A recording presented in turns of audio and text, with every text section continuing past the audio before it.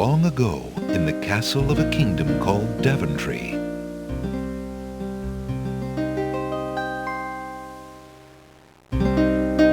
Alexander, here you are. Oh, you're still not thinking about Casima, are you? I suppose I am. Son, it's been months. You've got to pull yourself together.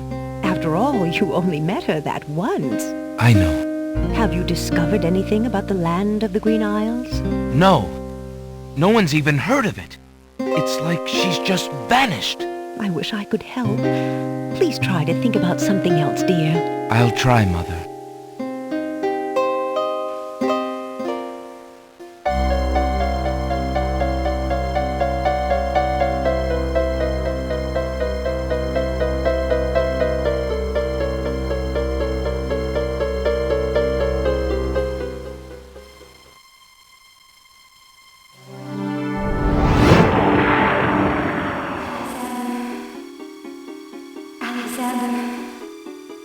Alexander, I feel so alone. I don't know what to do. Alexander, I wish you were here. Alexander. Casima! Wait!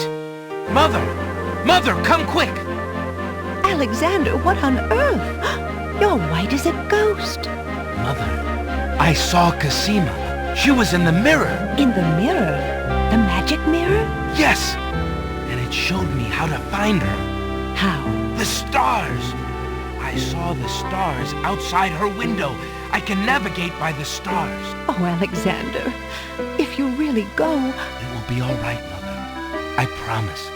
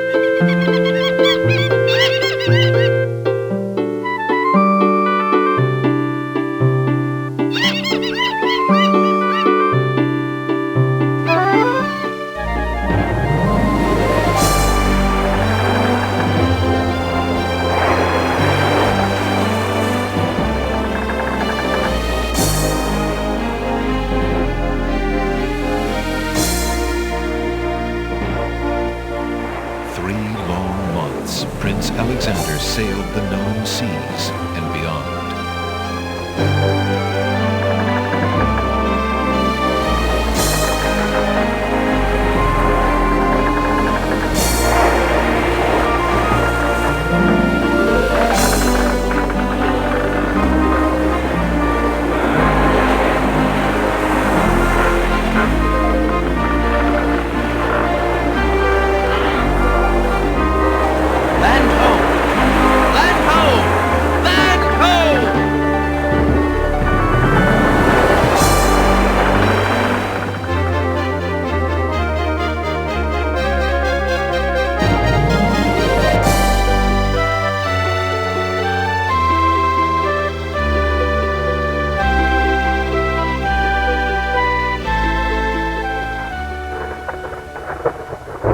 As the ship nears the shore, day turns to night and the sea turns violent.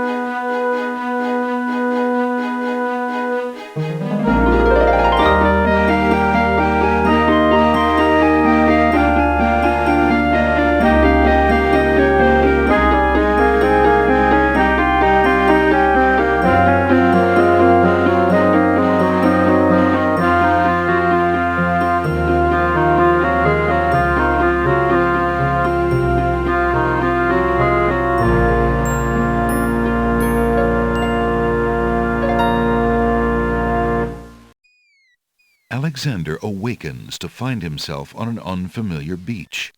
For a moment, he is too dazed to remember how he got here. Then, he does remember. The shipwreck, the sea. Just as he had seen his men safely into the lifeboats, a gigantic wave picked him up and tossed him overboard into the churning sea. That was the last he'd seen of his crew. Debris from the shipwreck is scattered along the shore, but of the lifeboats and his men, there is thankfully no trace. He can only hope and pray that the lifeboats survived the currents, and that his men made their way safely back to Daventry.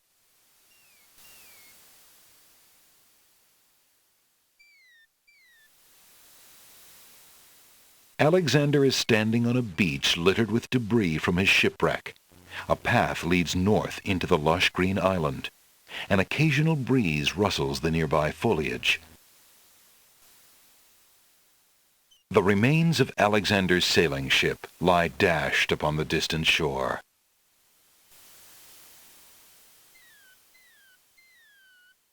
Alexander's royal insignia ring lies abandoned on the sand. It must have slipped from his finger during the shipwreck. Fortunately, it was not lost in the sea.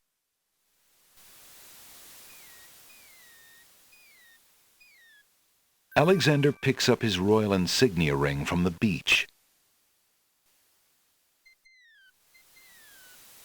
A long plank lies on the beach. No doubt it once belonged to Alexander's ship.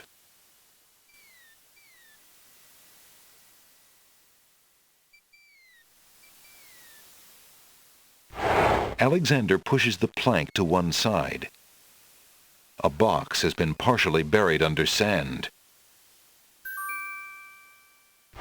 Alexander moves the plank. Alexander pushes a box has been partially buried under sand.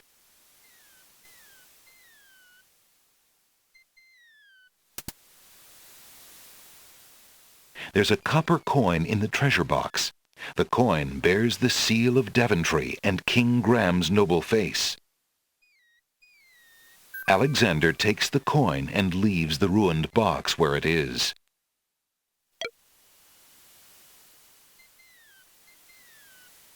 Alexander is standing.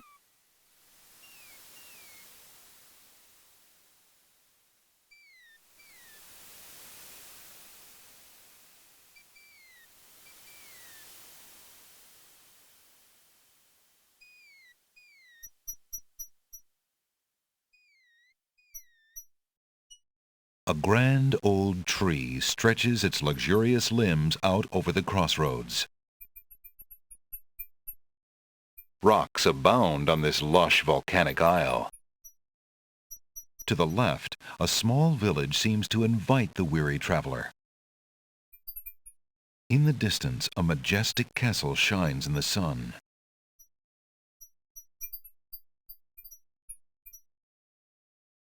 The old tree must have witnessed many intrigues and many tragedies, but it keeps its stories to itself. The rocks are silent, as they have been for ages untold. The villagers might be more responsive if Alexander moved closer.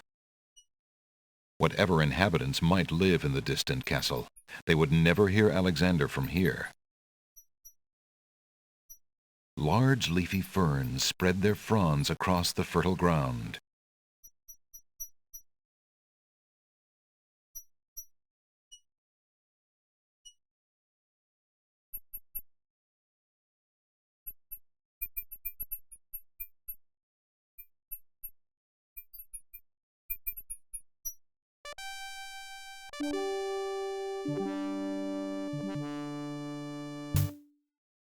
The castle appears to be of Moorish architecture.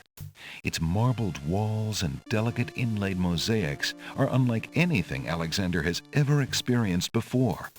His own home, though lovely and dear to his heart, seems rough-hewn compared to this delicate beauty. There's a little hut just off the path. Perhaps the guard dogs have an occasional use for it, but it looks empty now. Two guards take their stance in front of the castle doors. They look quite fierce and have the stiff, blank expression of soldiers on formal duty.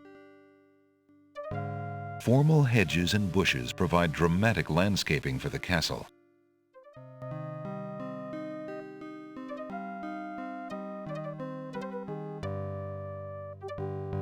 Alexander politely addresses the odd-looking guards at the castle doors, hoping to learn more about his predicament.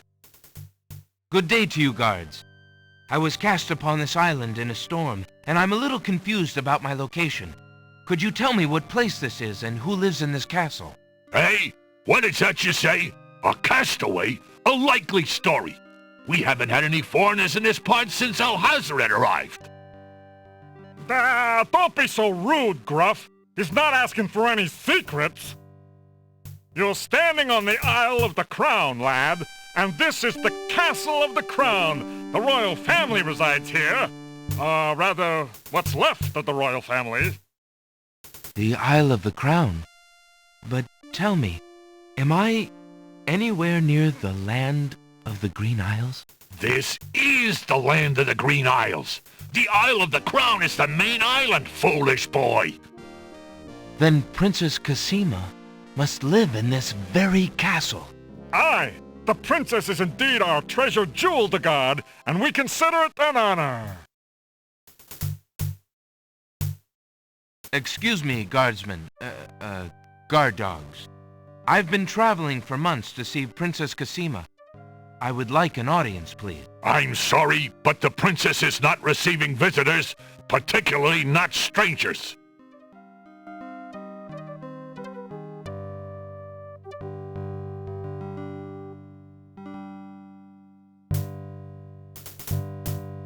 I really must see the princess. Could I speak with someone in charge? Who are you that I should bother Captain Saladin, huh?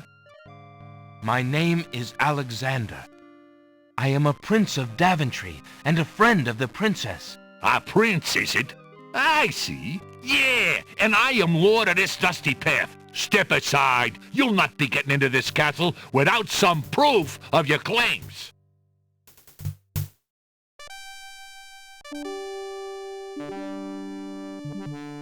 Alexander decides to try his royal insignia ring on the guards. With all of his papers lost in the shipwreck, it is the only possible proof of his identity that he can think of. Perhaps this ring will convince you of my identity. It is the royal insignia ring of Daventry. Ha! I'm sure. Just let me take a look at that ring. Well, I'm sorry, Your Highness. It's just that princes are so uncommon in these parts. Let me get Captain Saladin.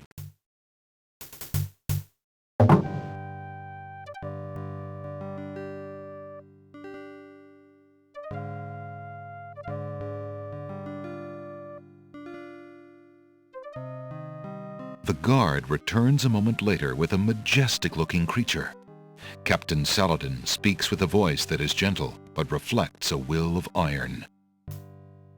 Prince Alexander of Daventry, I presume. I'm afraid I'm unfamiliar with your country, but I'm sure Wazir Alhazred will want to meet you, if indeed you are a friend of the princess. Please follow me.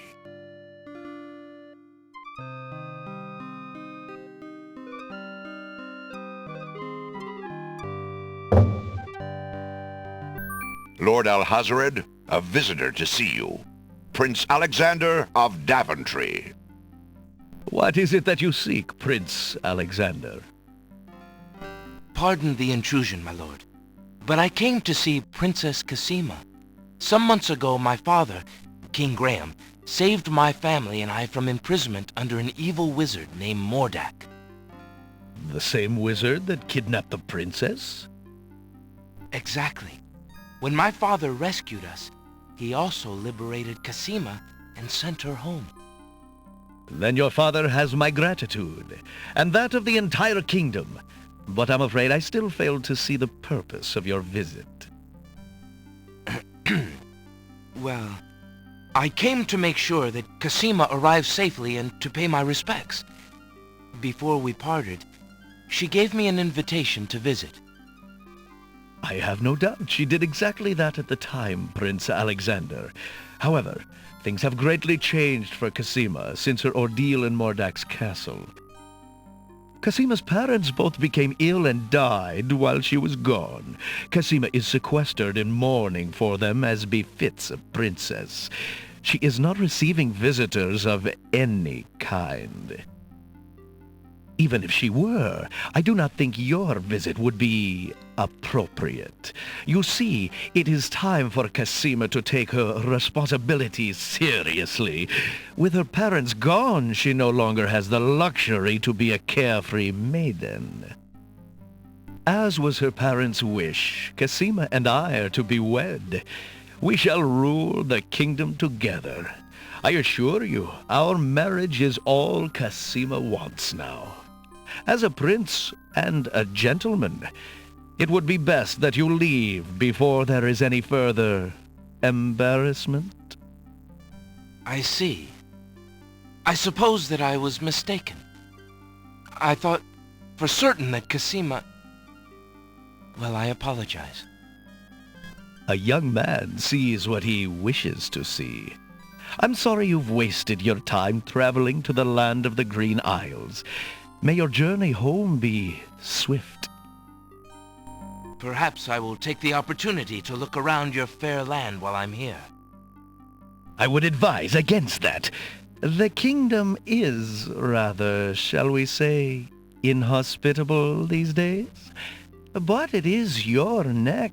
You may risk it if you please. Captain Saladin will escort you from the castle. Good day.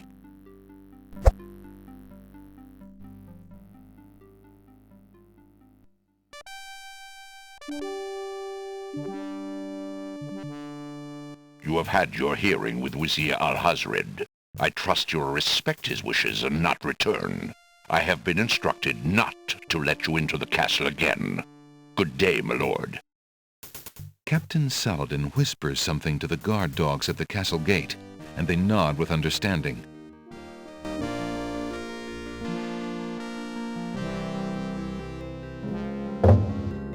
Alexander has a feeling they won't be letting him into the castle again.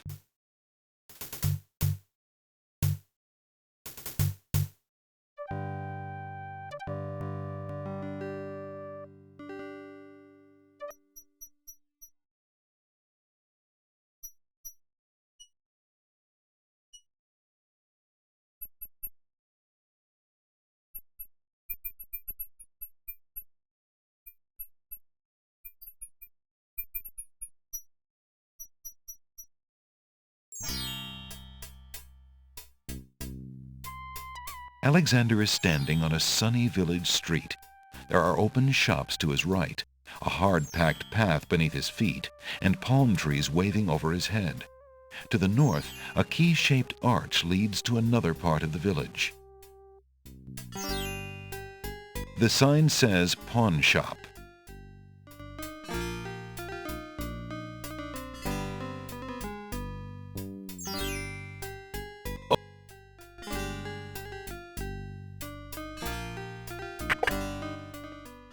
Good day! Towering mightily over the other pawn shop curiosities, the stuffed bear makes an ostentatious display. The back wall of the shop holds various odds and ends. For example, a hull hole detector for finding those hard-to-spot holes in small sailboats.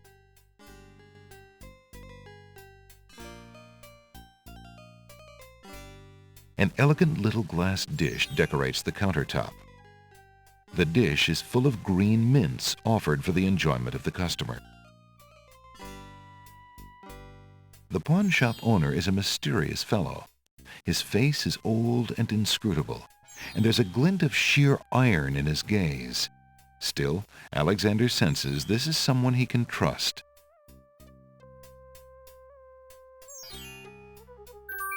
Alexander takes a mint. The pawn shop's counter is made of a sturdy teak. The wood is well worn by eager hands and well oiled by the shop's faithful keeper.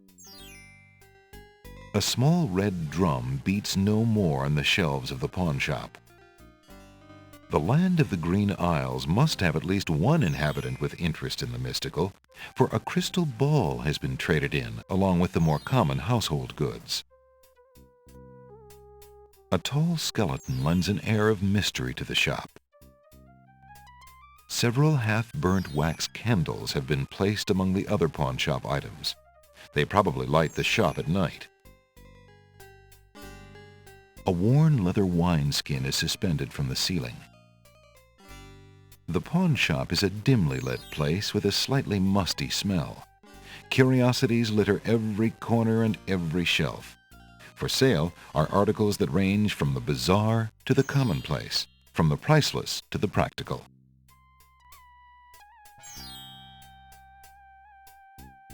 Good day, merchant.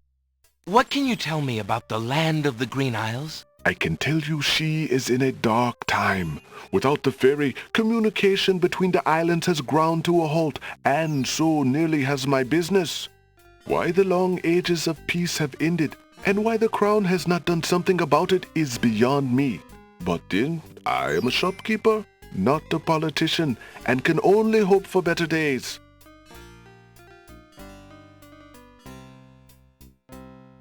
How bide you, good merchant? Quite well, though a purchase would not hurt me any.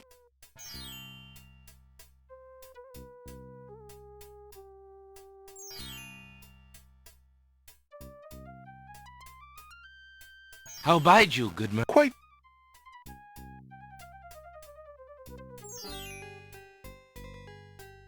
Alexander is carrying a copper coin of Daventry.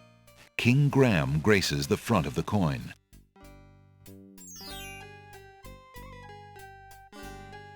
Alexander rubs his fingers over the indentation of King Graham's face on the copper coin and thinks fondly of home.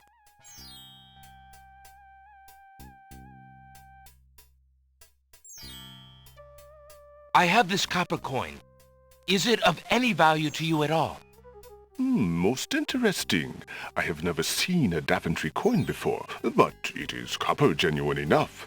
I might even find a buyer who is interested in foreign currency. The items on the front counter are the only things in the store that I can let go for the price of 1 copper.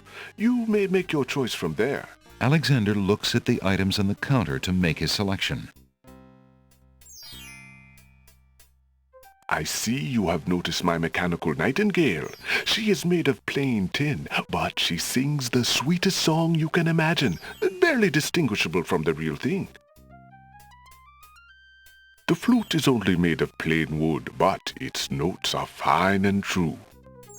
Ah, yes, the painter's brush. It was well used by one of the island's best painters. There's a lot of creativity in that brush, and its bristles are still in good condition. Have you an interest in tinder boxes? This one is only slightly battered. It holds a good supply of flint, a sturdy striking pad, and even a candle in case you find yourself with naught else to hold the flame. That mechanical nightingale looks intriguing. I believe I'll take it. Very well. Your coin is well spent. Remember, this is a pawn shop. I am always willing to take back my own goods in trade. I'll remember. Thank you.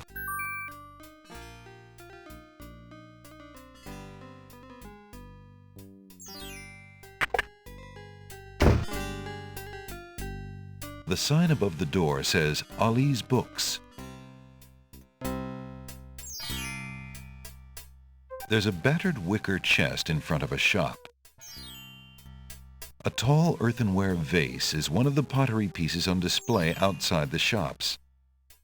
Old lamps for new. Old lamps for new!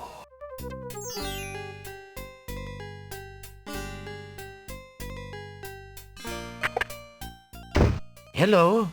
I will be right up. Now, what can I do for you?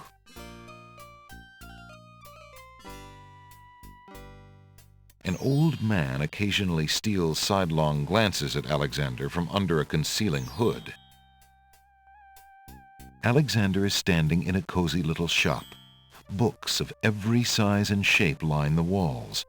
A crackling fire in the fireplace completes the tranquil scene. A collection of children's books fill those shelves.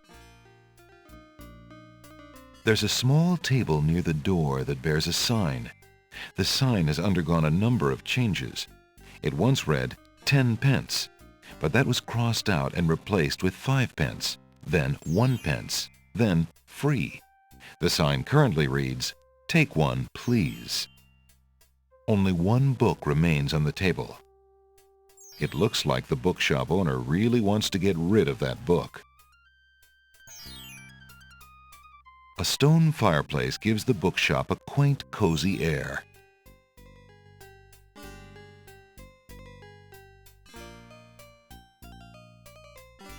Alexander picks up the book from the small table. Oh, yes, please, take that book. You have my most humble thanks for doing so, good sir. Really? Thanks.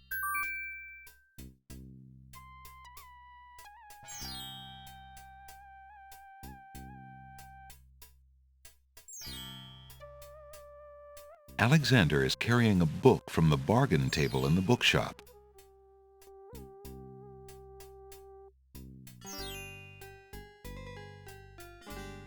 Alexander opens the bargain book and reads a paragraph at random.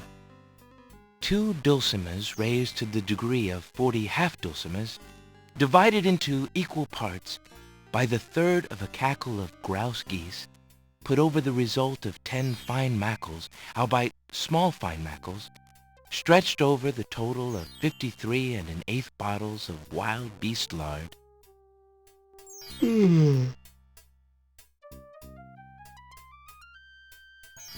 Phew, what an incredibly boring book. No wonder the bookshop owner wanted to get rid of it so badly.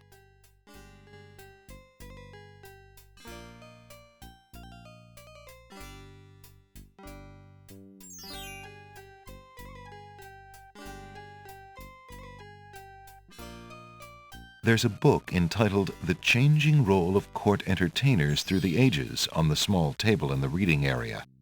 It appears that some regular customer likes that book.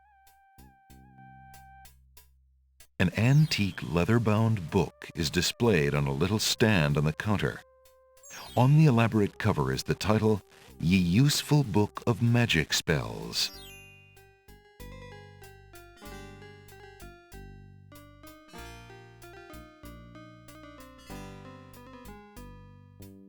Good day, sir. I'm a stranger in this land. What can you tell me about the land of the Green Isles? That is quite a question, young man. Who are you, and what would you have me tell you? My name is Alexander. I know I am on the Isle of the Crown, but I'd like to know whatever you can tell me about this island, and if there are other islands nearby. You are indeed a stranger. Anxious is the man who knows not the customs of the land beneath his feet. This island is called the Isle of the Crown, because the royal family's castle is here. Besides the castle, we also have this village, and the docks over to the west. There are at least 3 other islands: the Isle of the Sacred Mountain, the Isle of the Beast, and the Isle of Wonder. At least 3? Does no one know for certain? This is no ordinary land, Alexander. The land of the Green Isles has always been a place of vague boundaries, as if islands come and go. Legend speaks of a 4th island, an isle shrouded in mists. I myself have never seen it. Then, too, the land of the Green Isles is said to exist on the boundaries of this world and the next. Even darker places are reputed to be closer here than anywhere else in the world. That's quite a claim. Claim, yes, but probably just local superstition. We who live here on the Isle of the Crown, at least, sleep well enough at night. Those first 3 islands you mentioned, how might I learn more about them?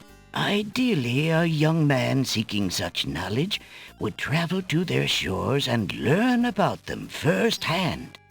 Meeting the leaders of each place would be helpful, naturally. Unfortunately, the ferry no longer runs between the islands. There has been much political unrest, and it has been too dangerous to travel for years. Perhaps the ferryman can tell you more. He has little enough to do these days. And if you haven't been there already, you might seek an audience at the castle. Thank you kindly, merchant, for all your good advice. Ah, but advice is free, Alexander. Making use of it costs much more.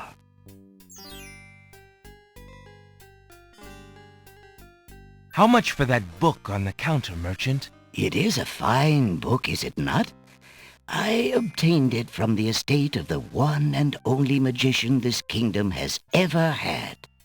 Poofed himself into an aardvark in the end, or so I heard. I never found the spells all that useful myself, but then I lead a boring life. I tell you what, if you can find another rare book, something a bit more marketable, I might be willing to exchange the spell book for it.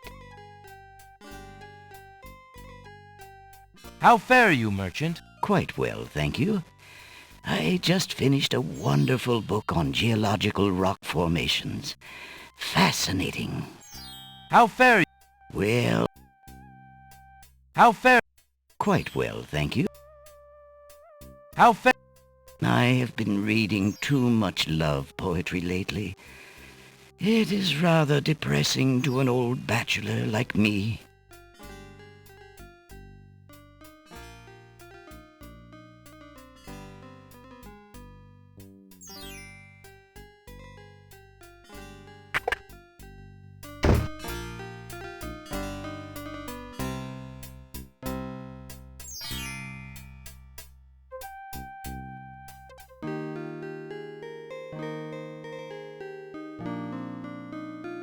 The house is made of stucco in an architectural style native to the island.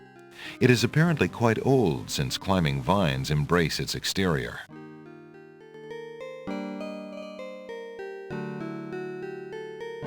There's a young girl in the yard. The girl is dressed in a long, plain orange robe with a thick headdress. From the appearance of her clothes and from a skittish, fearful look about her, Alexander gets the strong impression that she is a servant, or even worse, a slave. The serving girl appears to be stealing a quiet moment tending the rose bushes. The gate is closed. It appears that the house's owners like their privacy. You lazy thing! Get back to work and stay away from those roses! I've told you 1,000,000 times, those flowers are too sweet for the likes of you! You've still got to do the breakfast dishes, make lunch, and clean the stables yet this morning! And get your veil back on! No one wants to look at your face! Yes, stepmother.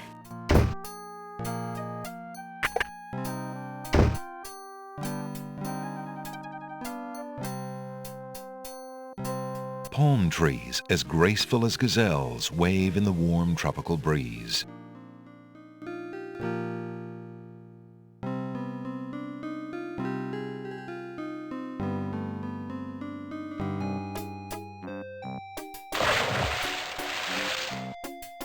Hey, stranger, come join me. The water is wonderful, and I can show you the way to the next island.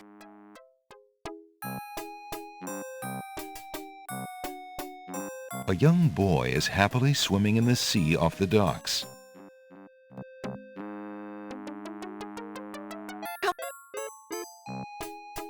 Good day. I'm Alexander. What are you doing in the sea? What does it look like I'm doing? I'm swimming. I mean, come join me. The water's wonderful. I can show you the way to the next island. What are you... A worn wooden vessel has been dry docked on a jetty. The boat is in sad shape. A hole in the hull and the condition of its boards make it obvious that the vessel is no longer seaworthy. Alexander can see the peaks of another island on the horizon. That's strange. The young boy in the water just disappeared. Oh well, perhaps he just dove under the water.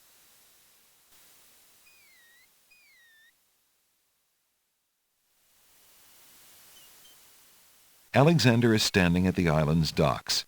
Both the pier and the only boat in sight are in sad repair.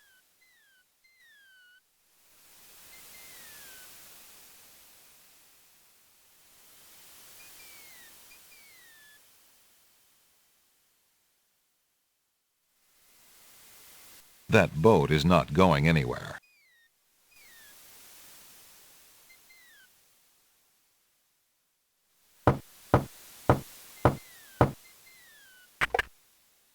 Yeah, what do you want?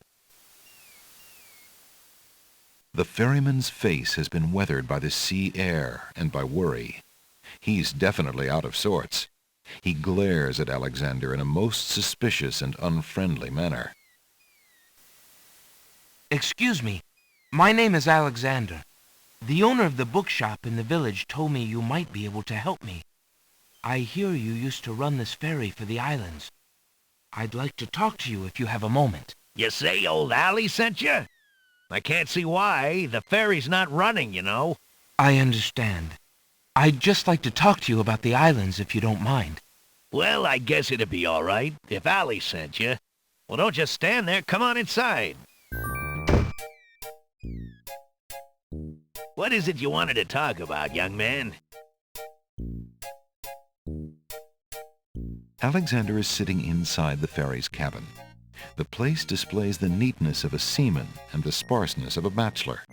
There are few frills and comforts in the rough wooden environment, but the sunlight shines cheerily on the oaken beams, and the portholes admit a pleasant breeze.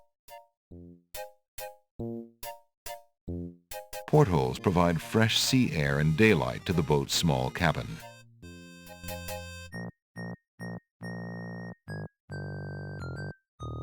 The ferryman is a disgruntled-looking man who is probably a lot younger than he appears. Despite his tired air, he watches Alexander patiently. I'm a visitor to these islands. I'd like to learn what I can about the area. So you said outside. What is it you want to know? Well, for one thing, why has the island's only ferry been dry docked? Huh. It just ain't safe to sail these days. What with the islands feuding and all. Wazir Al-Hazred ordered the ferry closed till things settled down. Me, I don't think she'll ever see water again. But why are the islands feuding? You got me. Something about stolen property or some such thing. 'Tis a real shame. Things used to be so friendly. Then this unrest is recent. A few years is all, but it's been long enough. Perhaps if the ferry were repaired. This old thing? This ferry's been out of water so long she's no longer even seaworthy. Her boards have dry rot. She'd fall apart at the first taste of seawater. But there must be some way to get off this island. There's only one other way to travel that I know of. A magic map. The owner of the pawn shop can tell you more about that than I can, Alexander.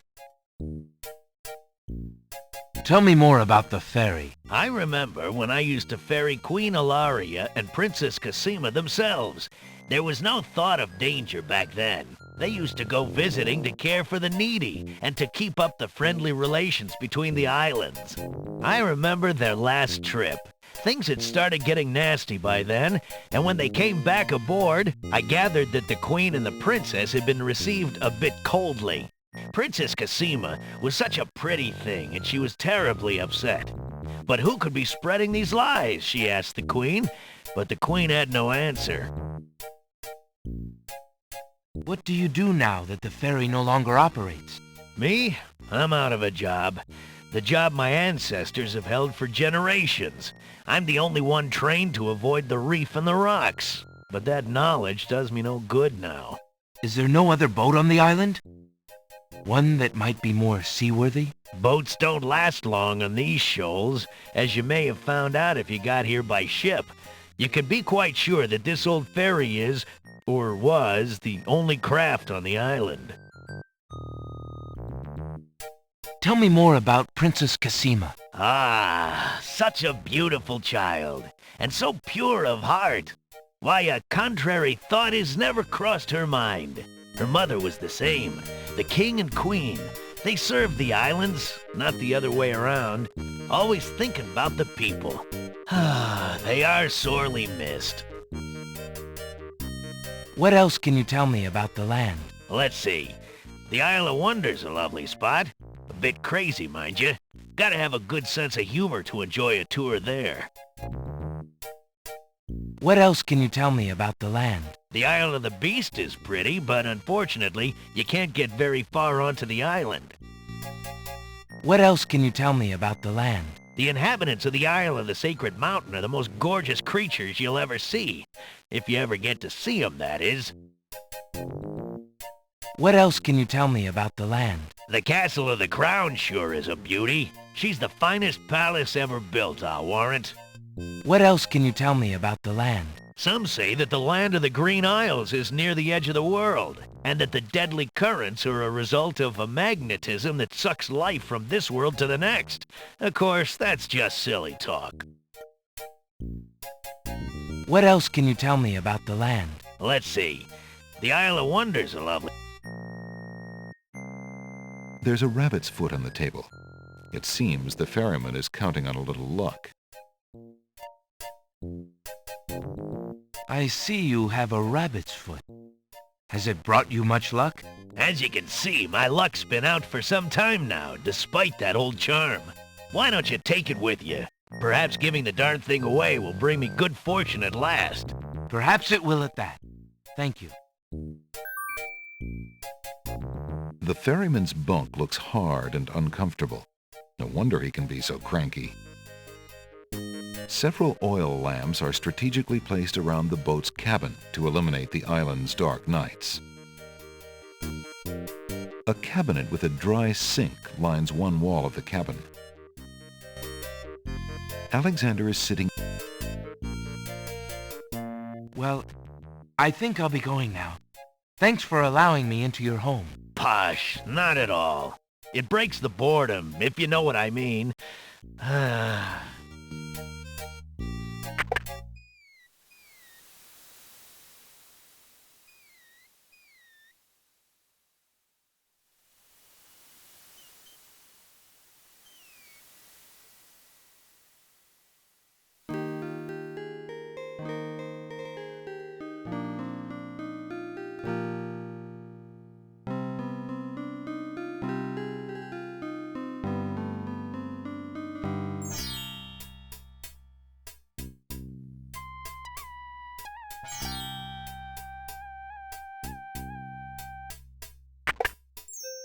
Good day again.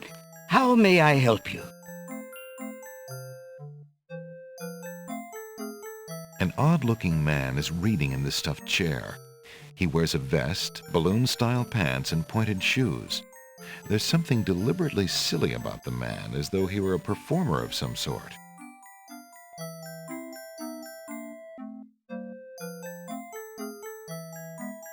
Good day, sir. Is there anything you can tell me about the land of the Green Isles? I'm sorry, but I have no time for idle conversation. I'm too worried about the princess.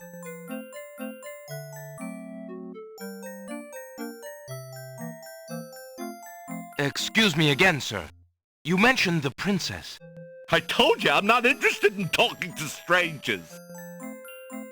Excuse me again, sir. I told...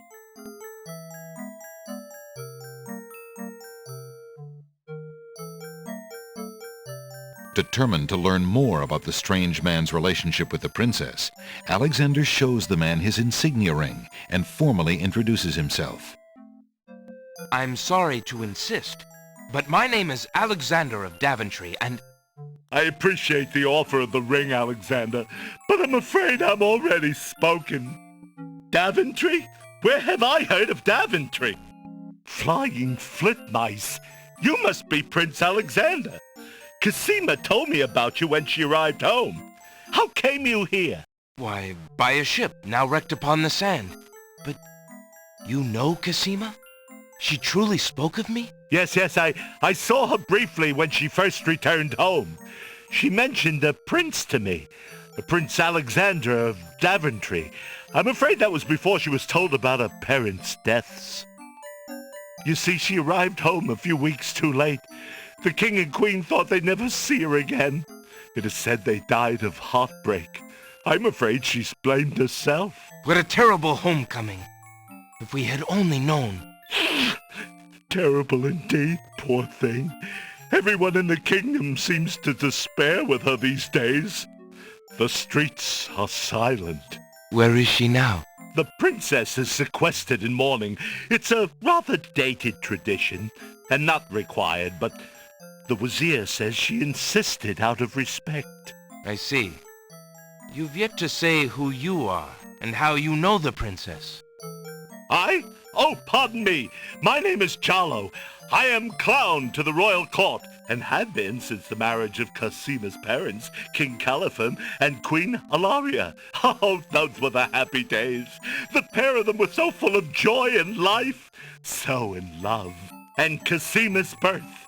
It would be hard to explain how long they had waited, how they had hoped for a child. I mean, she was such a charming little thing, smart as a whip, kind and sweet. Oh, she means everything to this kingdom, Alexander, and to me. I'm so terribly worried about her. About her grief over her parents, you mean? Well, the truth is, I do not trust the wazir or his plans for Casima. I'm still living at the castle of the crown as court clown, his clown. But it is more to keep my ear to the ground than out of loyalty. I wish I knew what the princess thinks these days. If only I could find Sing Sing, Casima's pet nightingale. I might be able to send the princess a message. As it is, I must wait for the end of her seclusion. Now I'm afraid I must hurry back to the castle. I'll try to return to the bookshop again later. Thank you for speaking with me, Jalo. I hope we meet again soon.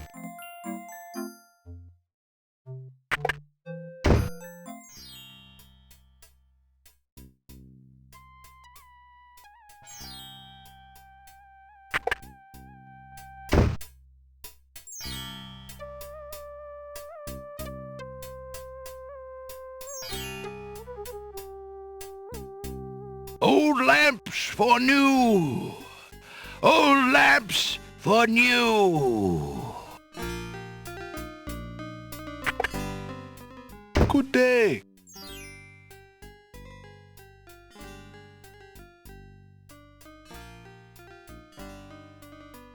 Excuse me, merchant, but the ferryman mentioned that you might have a magic map of the land of the Green Isles. Why, as a matter of fact, I do. I keep it under the counter.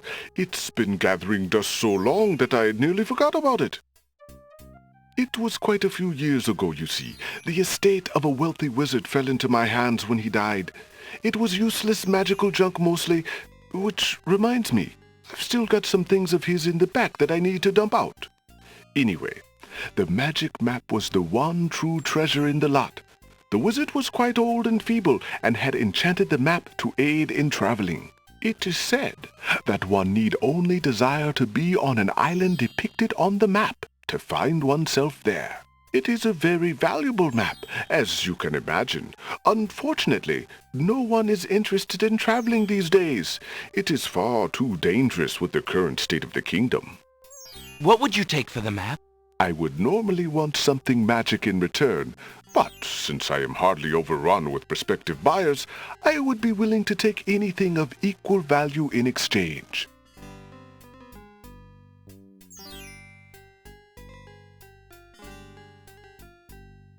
Would you be willing to take my family ring in exchange for the magic map? Daventry, are you a king then? No, That's my father, King Graham. I'm just Alexander. Well, Prince Alex, she is a beautiful ring. Are you sure you can part with such a unique family heirloom? The ring does mean a lot to me. I didn't always have a family, you know. Still, it is only gold. There are more important things at stake now. Then you now own a magic map, Prince Alex. I will keep your ring out of sight for a few days. If you find anything else of great value in your travels, you can come back for your ring. I would hate to see it melted down for gold. Ah, and a warning about the map. It will only operate when you are out in the open and within sight of the sea. The limitation has something to do with the teleport spell ingredients. You might try the beach. Thank you. You are very kind, and I'll remember about the map.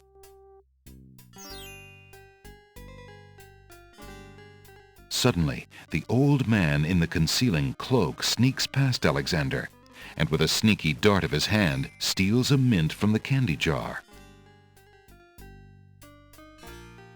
The old man stuffs the mint into his mouth and wobbles unsteadily out of the pawn shop.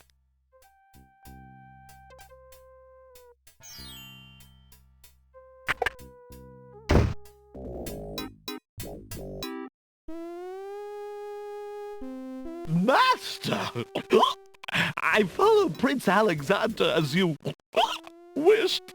From the pawn shop owner, he just abstained, just reprieved. He just got a magic map. You fool! You've been eating those mints again. I ordered you to stop that. Yes, Master. Now, what is this about a magic map? With the map, Prince Alexander could travel anywhere as quickly as I can. I thought I took care of the only means of travel. By my scimitar, I can't have him stirring things up now. Get a hold of yourself and listen carefully, Shamir. Go to the other islands and tell them...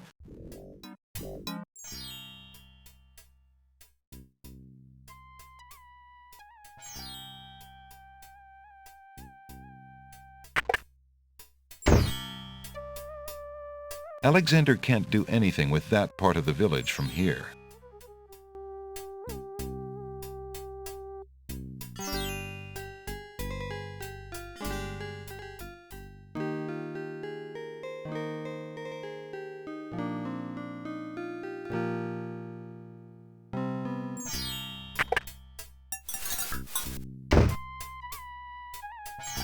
A large round pot is one of the pottery pieces on display outside the shops.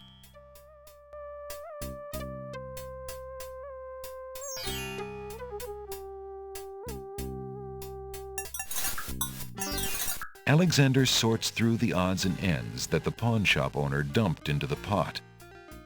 Magic exploding gum wrappers, a shattered crystal ball, a cracked wand, a fake thumb. Near the bottom, Alexander finds a little glass bottle labeled ink. It appears to be empty, but Alexander decides to take it anyway. You never know when a small bottle will come in handy.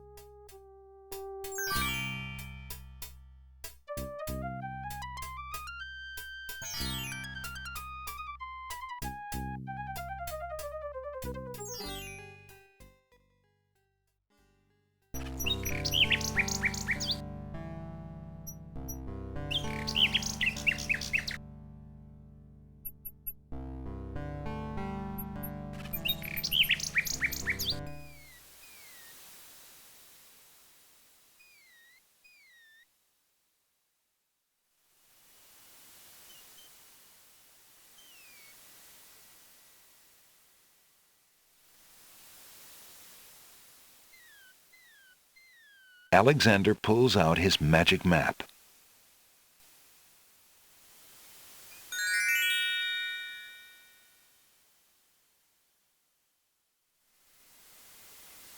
Alexander feels a strange pulling sensation.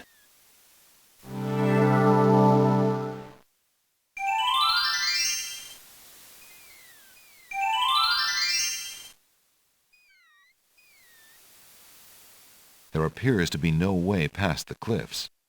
Though roughly hewn, the cliffs do not provide regular handholds for climbing, and they seem otherwise impenetrable. There appears to be something etched into the face of the cliff. Alexander decides to get closer.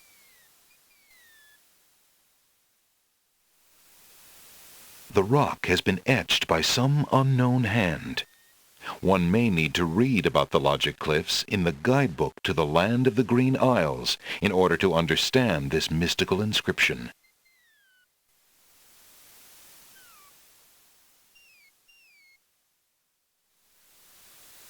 There's an ugly flower growing near the base of the cliff.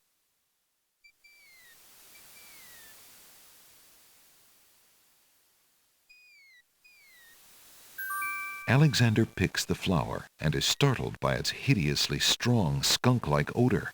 For a moment he can smell nothing else.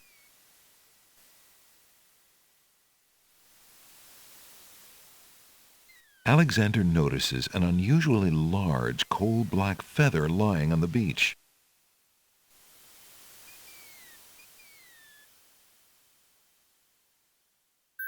Alexander takes the feather.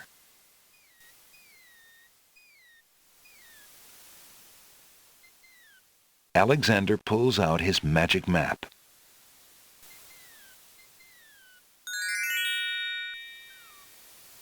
Alexander feels a strange pulling sensation.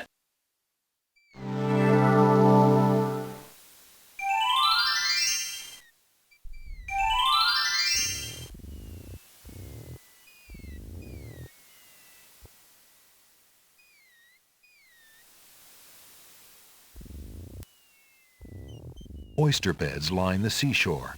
Most of the oysters are sound asleep. To the north, the island is dense with vegetation.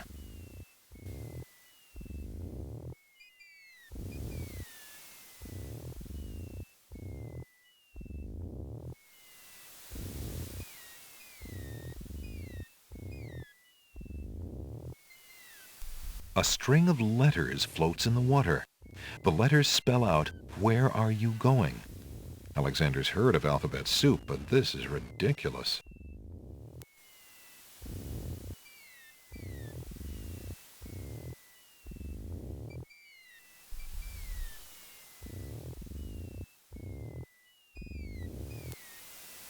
One of the oysters is sitting up in bed and doesn't look very happy.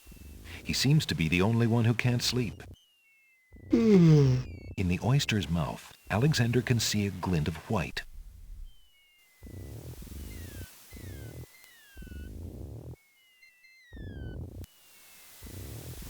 Alexander picks up the object floating in the water.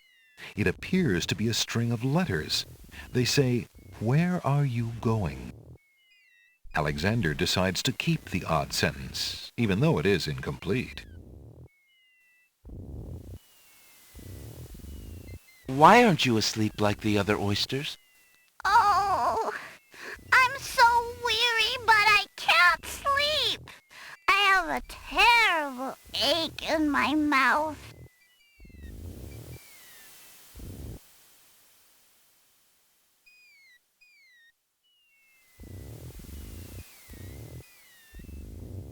Alexander opens the bargain book and reads a paragraph at random.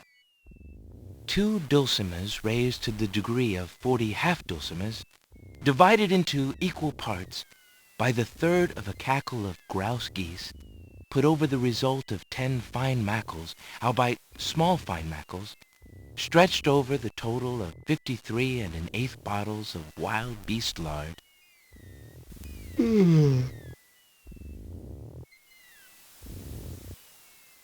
Phew, what an incredibly boring book. No wonder the bookshop owner wanted to get rid of it so badly.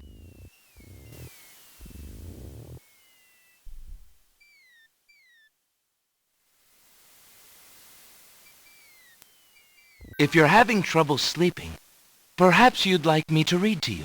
Hey, that would be great.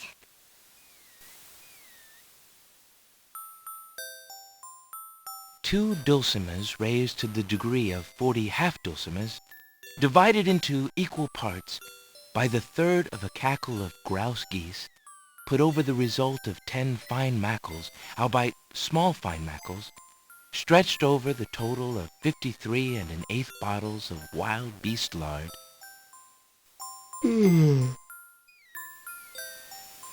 yields a gilded minnow of precise measurements, 2,069 centidrills by 3,023 and 6/7 puns, not punts, as might be expected. This is not to say, however, in any sense whatsoever, that deviations in mean temperature of 5 or 6 dregs or so. Alexander makes a grab for the pearl. Hey! You fixed my mouth! It feels great! Ah, the little oyster drifts into peaceful slumber with the rest of his oyster friends.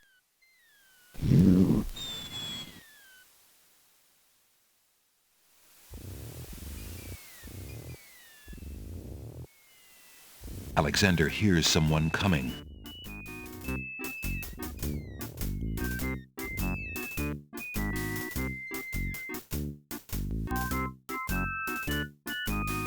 "5 fierce guards of the isle we be. Watch for a foreign man," said he, "with ears and nose, tongue, hands, and eyes. Its nature cannot be disguised. If mad it be, then mad it dies. Old Tom Troll, smell your smell.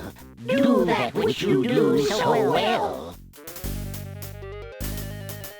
A gnome with a huge nose stands before Alexander.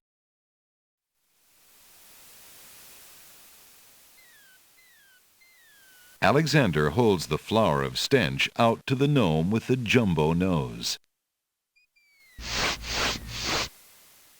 Tom Troll I am, that's all I'll be. My nose knows all on land and sea. A flower of stench has washed ashore. A flower 'tis all, and nothing more. Listen, hark you, Grovenor, do your duty as you swore. With your ears, please tell us more.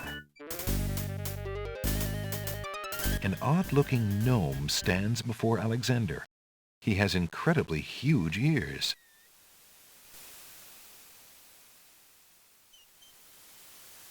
Alexander winds the tin nightingale and plays it for the gnome with the monumental ears.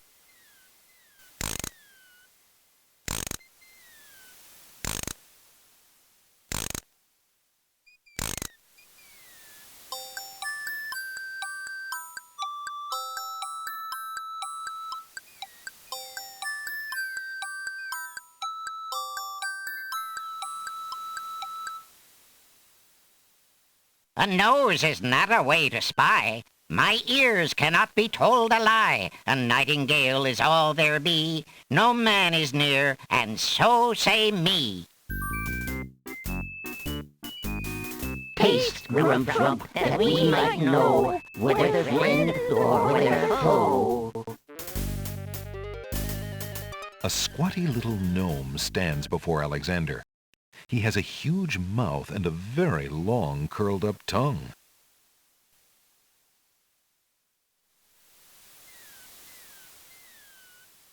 The small green mint looks very tasty.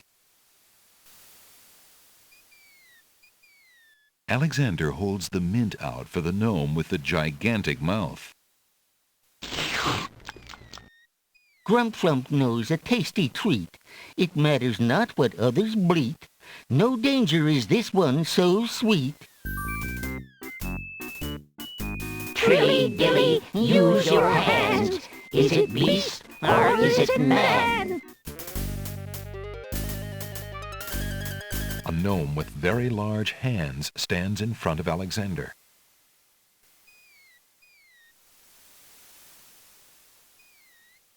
The rabbit's foot has long, soft fur.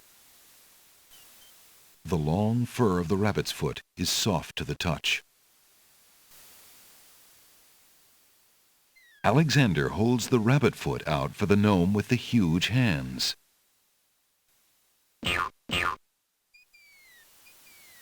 Be all you mad? What aileth thee? A bunny can't trill merrily. A hare does not at all taste sweet. A rabbit here is all we greet. Old Bill Batter, never fatter, vision can resolve this matter. Look you now and end this chatter. A gnome with gigantic eyes is standing before Alexander.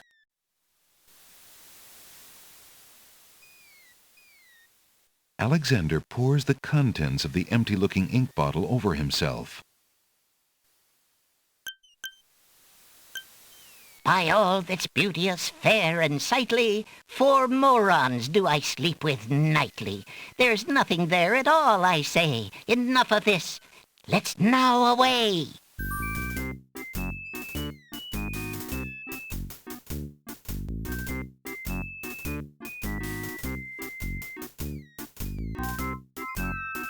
Alexander did it! He's fooled the guards!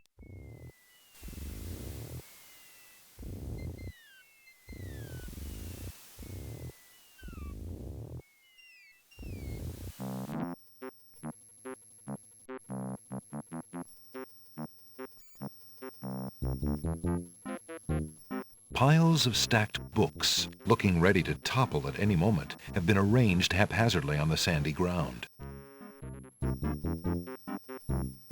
Little bees buzz around the books as though the pages were laden with the sweetest pollen.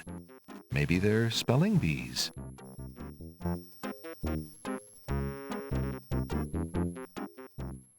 Wow. Hiya, gorgeous. Oh, what a luscious-looking hunk of flesh you are. Thank you, I guess. Who are you? How charming of you to pretend not to know. I'm Black Widow, of course. The femme fatale of all femme fatales. Know what I mean? You know, I was just thinking it was time I found my 50th, another husband. It would be quite a horror, an honor to have me as a bride. Just look at my beautiful weaving. It's so light, so delicate. You'll never want to leave my little nest. It is a lovely web, but my heart is elsewhere, I'm afraid. Oh, drat! The loss is yours. I'm sure you'll change your mind once you consider the advantages. A black widow is sitting in her web. She has long legs and an hourglass on her belly. She gives Alexander a knowing look. An intricately detailed spider's web has been spun between a pile of books and a small tree.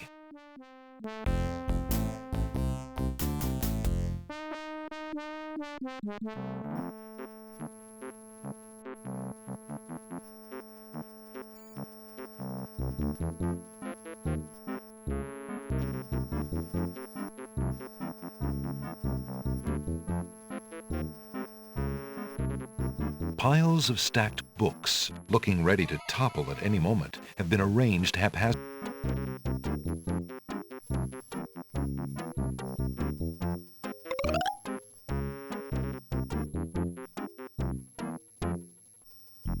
What do you think you're doing?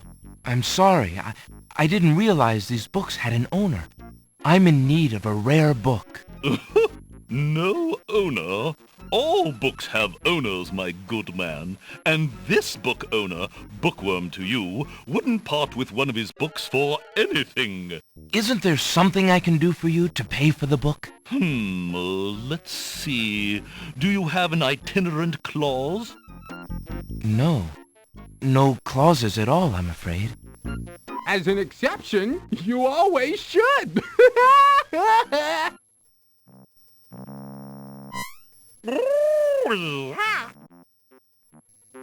Don't mind oxymoron and diphthong. They're fairly limited grammatical principles, you know. Let's see. A marsh pig that does Texas? No. I'm afraid not. A dangling participle? I'm fresh out. A purple fiddle whacker? No, I don't think so. Sorry. An idiosyncrasy, perhaps? Afraid not. Ha! Then what good are you?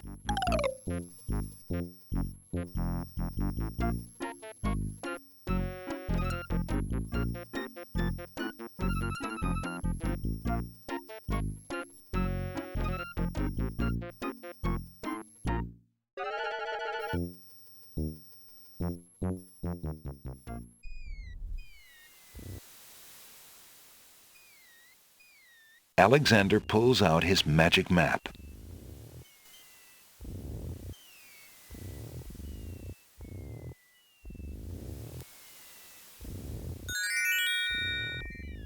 Alexander feels a strange pulling sensation.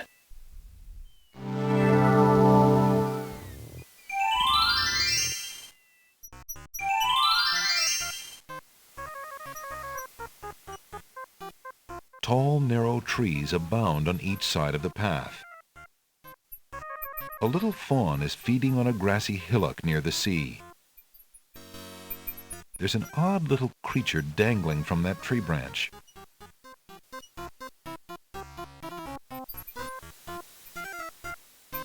Hello, friend. Aren't you an odd-looking little fellow? I'm not odd-looking, you are. Oh, I'm sorry.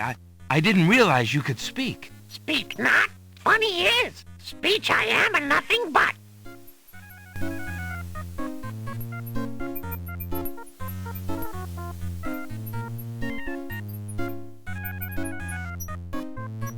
You speak strangely, friend.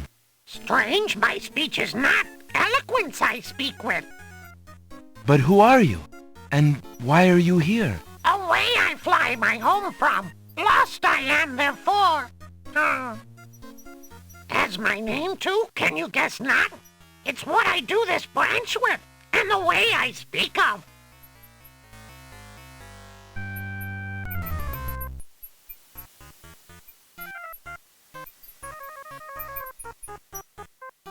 Alexander doesn't want to do anything to alter the tree.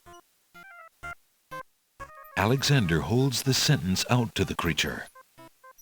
This sentence seems in need of an ending. Perhaps you could finish it? Where are you going? Where are you going? Know what I do?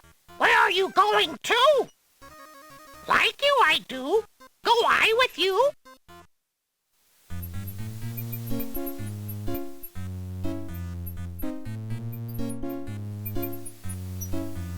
Well, that was certainly interesting. It looks like Alexander now has a passenger. The fawn is too busy eating to pay attention to Alexander.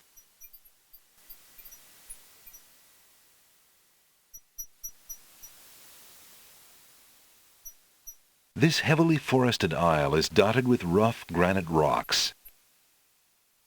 Tall, narrow trees. Alexander pulls out his magic map.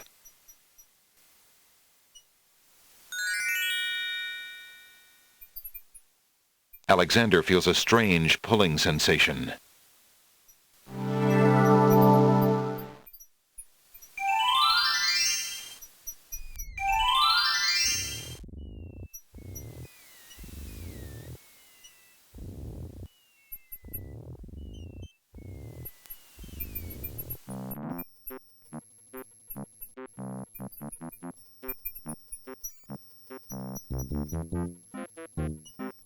One end of the creature resembles a miniature dragon, while the other looks like a possum.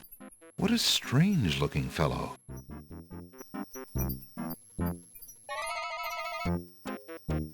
Hello, bookworm. I have something you might be interested in. Well, what is it this time? I found this little fellow lost on another island.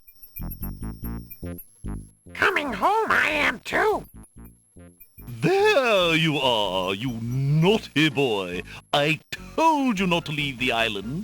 Glad I am seeing you too. a most solemn celebration.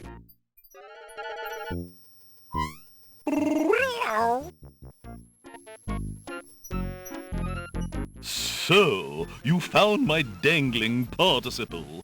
I suppose I'll have to give you something.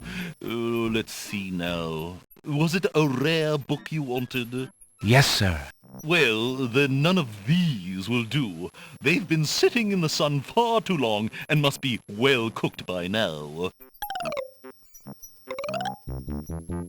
This one is far more rare. A delicious little tidbit. Thanks.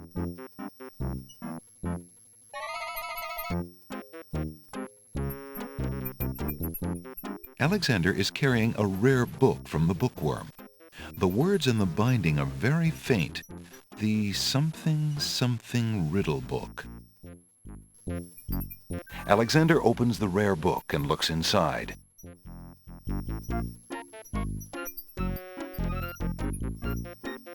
The book contains riddles and has a page missing.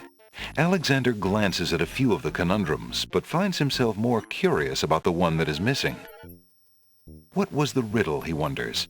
More importantly, what was the answer? There's no reason to touch that.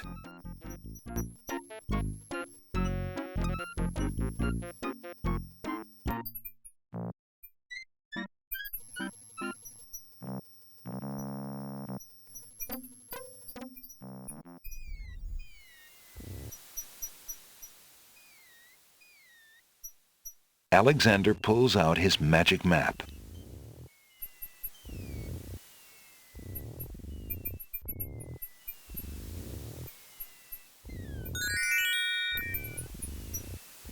Alexander feels a strange pulling sensation.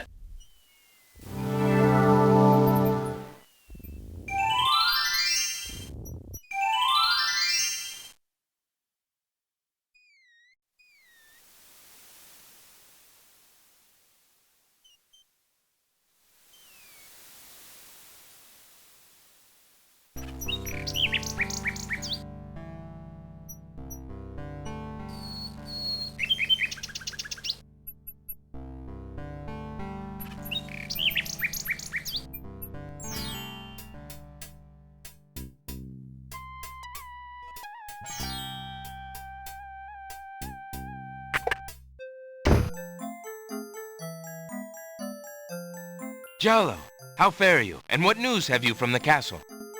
Prince Alex, how I fare is close to boiling. Have you seen the wedding proclamations around the village? I've heard rumors of the wedding, of course, but I didn't want to believe it, and I never thought it would be so soon. Casima. Married. Oh, it is an unpleasant thing to swallow, friend. If only I knew Casima wished it. Tell me about the wazir, Jalo. The wazir? Now there's a dangerous subject. His name is Abdul al-Hazred. He came to the kingdom 15 years ago. The king was fascinated by his knowledge and his fine-sounding ideas. It didn't take long for al-Hazred to convince the king to trust him with the minor problems of daily government. You see, Caliph had a wife and a new daughter he wanted to spend time with. Al-Hazred became wazir. And now?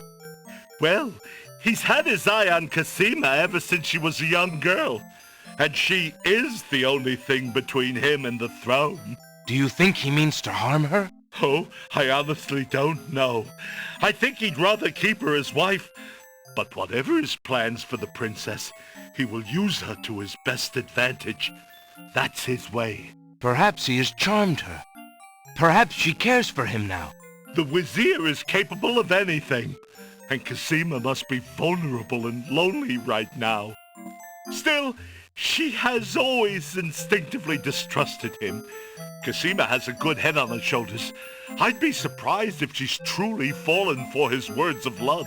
I must return to the castle, Prince Alex, and you to your wanderings. May we both fare well.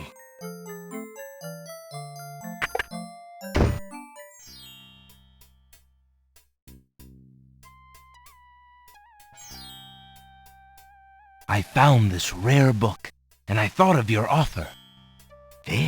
interesting. Oh, it is a wonderful riddle book. Riddles are much more marketable than spells these days. I guess people believe more in mirth than in magic. Here is the spell book you wanted, and a fair trade it is, I must say. Enjoy it. I certainly hope so. We shall see how rusty my spellcasting truly is.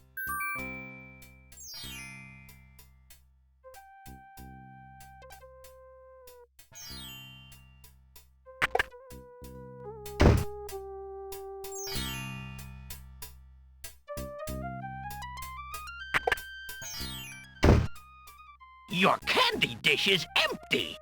I am sorry, sir, but I have no more mints. Somebody has eaten them all. Well, get some more then. I fear that is impossible. Without the ferry, I can no longer get imports from the other islands, and we do not grow mint extract on the Isle of the Crown.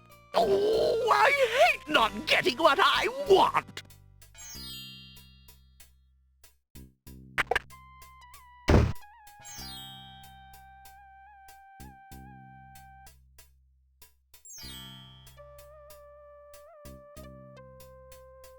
I found this large pearl. Might it be valuable enough to ransom back my family ring? I have never seen such a perfect pearl. Certainly you can have your ring back. Oh, I'm glad you didn't sell it. I'm a bit attached to it, I'm afraid. Of course you are. You would be cold-hearted if you felt any differently. I am happy to see a family heirloom back with its rightful owner.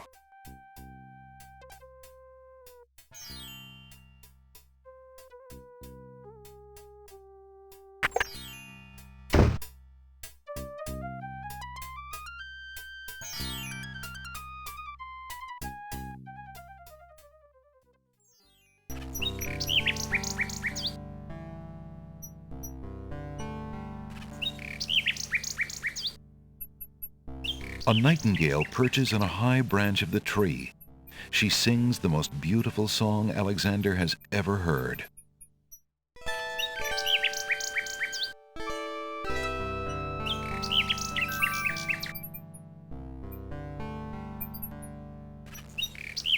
Alexander winds the mechanical nightingale and places it on the ground.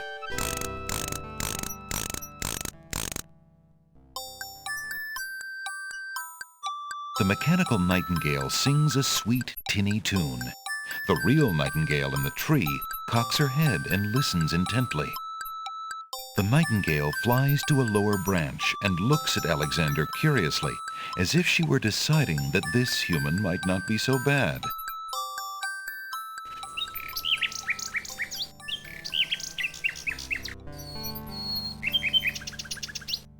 Hello, little nightingale. Of what do you sing? The nightingale only looks at Alexander curiously and continues to sing.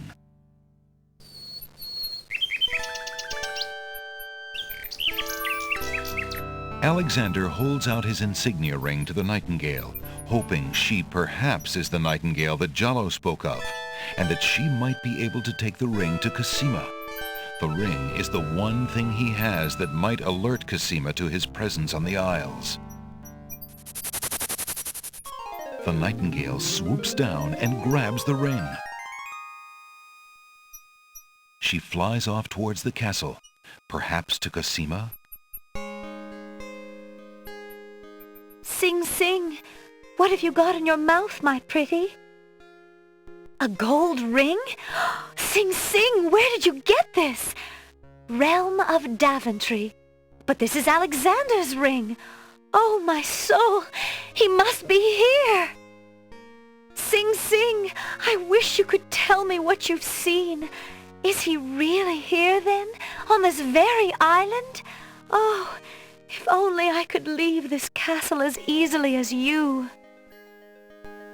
Take this ribbon, Sing Sing. If you know where he is, return it to him. Please be careful, Alexander. It is so dangerous, and yet I could not wish you away.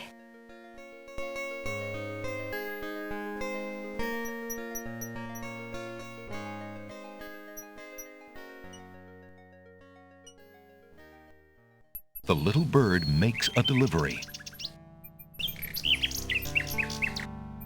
The nightingale has dropped a bit of red velvet on the ground.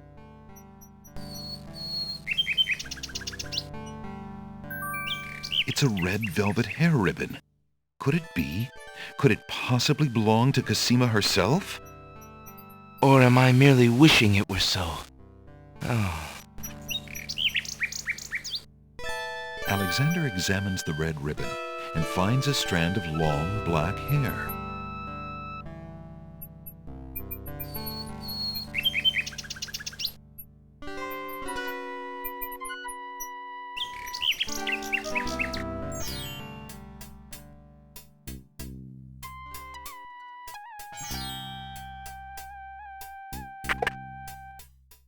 Good day, Prince Alexander.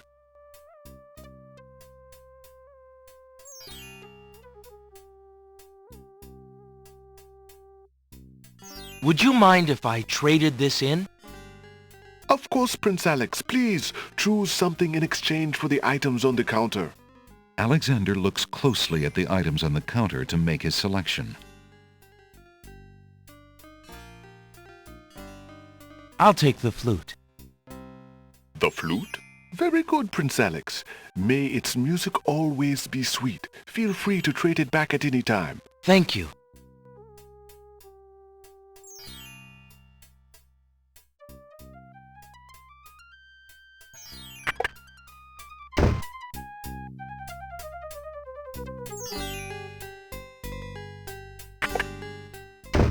Hello. I will be right up. Now, what can I do for you?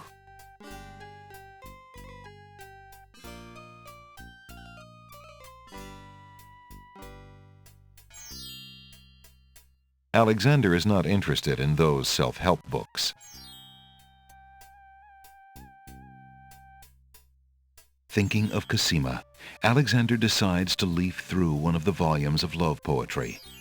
He reads, "Thy hair, thy lips, thy beauteous face, and all thy studied female grace have won for thee anon a place within this broken breast." Not bad. And another. "Upon the shore the lilies bend, untouched by worldly care, where shadow they her earthly bed, oh, that she were not there." Yikes. And another. "What was it when I looked at you? What power has chained me through and through, and binds my heart with links so tight I cannot live without the sight of you? What nameless thing has captured me, and made me powerless to flee? What thing is it without a name, that brings my mind e'er back the same to thee? The name of love cannot apply, its commonness does not decry the haunted, hunted, painful cry that my heart makes for you, that e'er my soul eternal makes for you." A little close to home, that one. Alexander returns the love poem book to the shelf.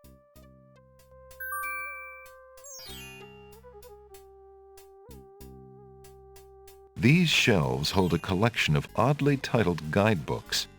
Alexander notices such books as How to Become King with Little or No Rupees Down, Finding the Right Girl with the Right Dowry, and Why Good Princesses Like Bad Wizards.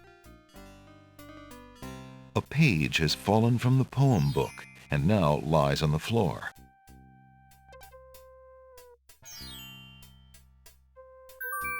Alexander picks up the fallen page. It's the love poem he particularly liked. It must have fallen out of the poetry book. I see that old volume has lost another page. You may keep it if you like, sir. I have glued the stubborn thing back in place 2 times already. I do rather like it. Thank you, merchant. Alexander has a love poem from a book in the bookshop.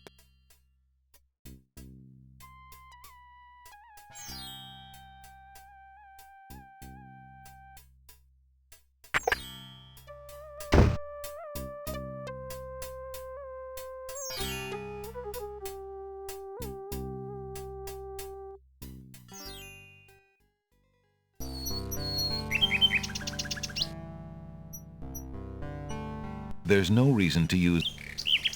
Alexander doesn't want to disturb the old tree.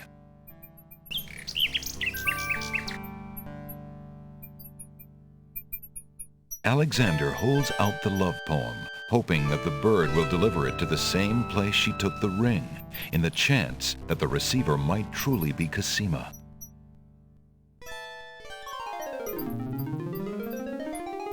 The nightingale swoops down, grabs the love poem, and takes it towards the castle.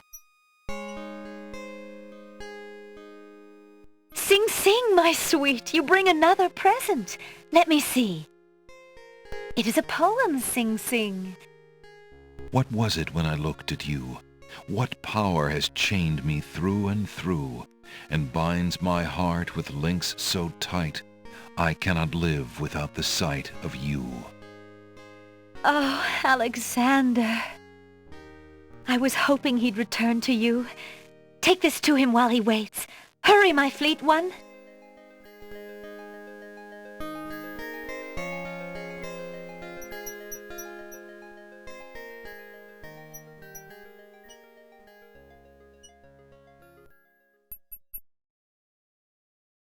The little bird makes a delivery.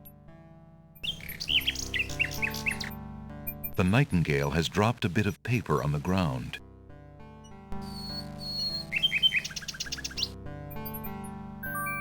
It's a note.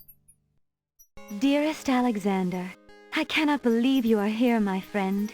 Please, please be careful. Abdul isn't about to let anyone interfere with his plans. Watch out for Abdul's genie, Alexander, and do not do anything rash. I am not without resources, and I will prevail if I can only find some small means of defense. Do nothing to try to get to me. You must not be endangered again for my sake.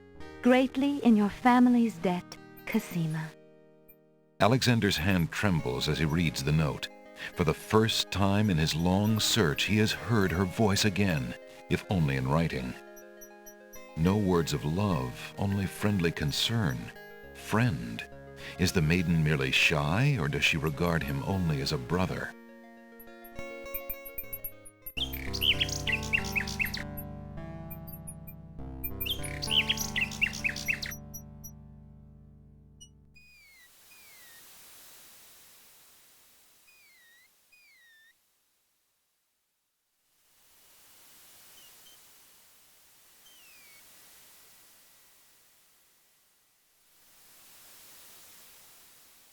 Alexander pulls out his magic map.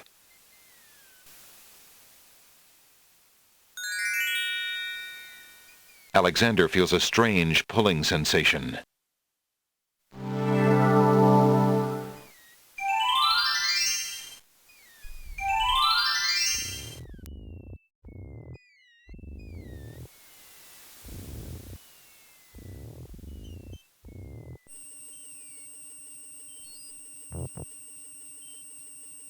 A mushy swamp lies just off the path. It doesn't look like very good swimming. A large tree stretches knotted limbs out over the swamp. Part of the tree's trunk is shaped like the face of a dog. Why, it must be a dogwood tree. The fallen log has a good-sized knot or bump. Milkweed thrives near the mucky swamp. Small bottles filled with milk grow on it like fruit.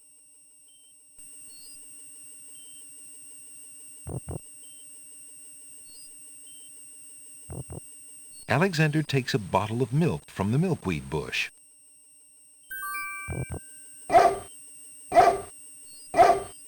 Apparently, the dogwood tree doesn't like Alexander standing that close.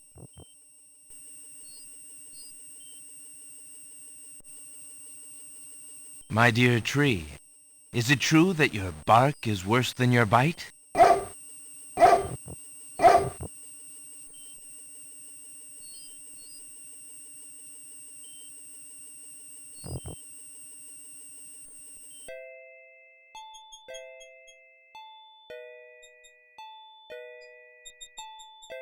Alexander is standing in a delectable garden.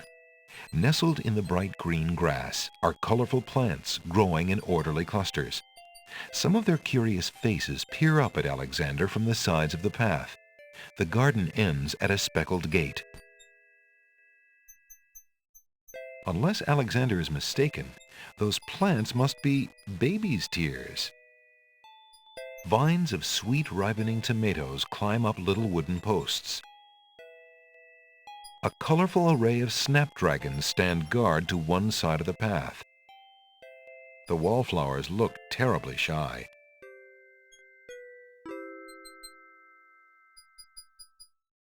Hello.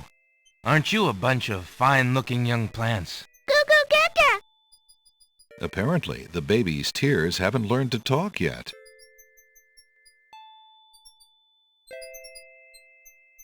Good day, tomato vines. Good morning. Alexander takes a close look at the tomato in the ground. It appears to be darker than those on the vines. What are you staring at there, boy? Go away, you rootless thing, you! Yeah! Yep, that tomato is definitely rotten.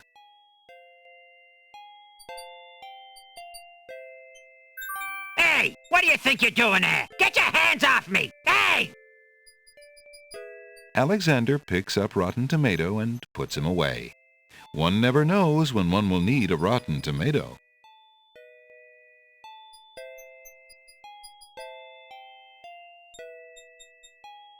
Good day, snapdragons. The snapdragons don't seem inclined to communicate with anyone. Greetings, ladies. How charming you look today. The wallflowers are too shy to talk to Alexander.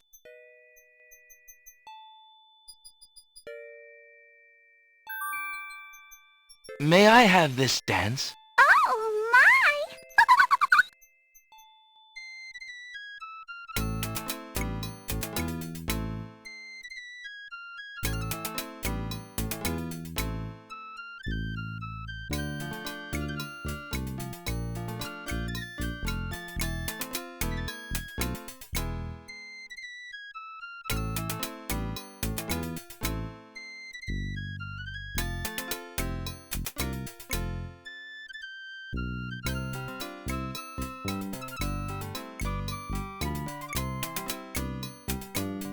Alexander stops playing the flute, but the wallflowers and snapdragons continue to dance, caught up in the music and oblivious to everything around them.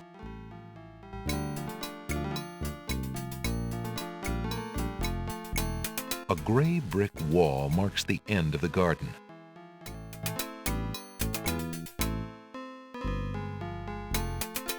A gray brick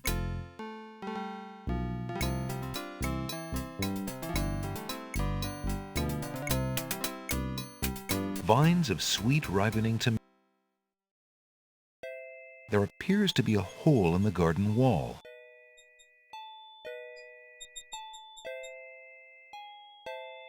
Through the hole in the wall, Alexander sees a land that resembles a giant chessboard. Wow, it really is a hole in the wall. Zounds, those wallflowers sure are shy, and the snapdragons are awfully protective of them. Alexander can't even get close to the wallflowers without causing quite a stir.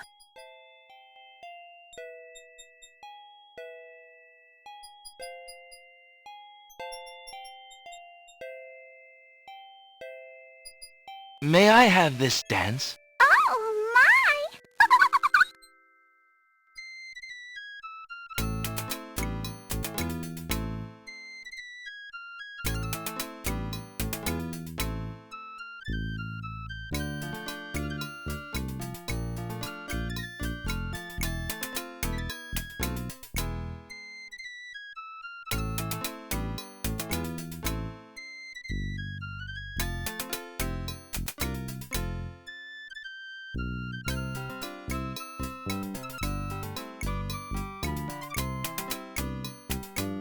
Alexander stops playing.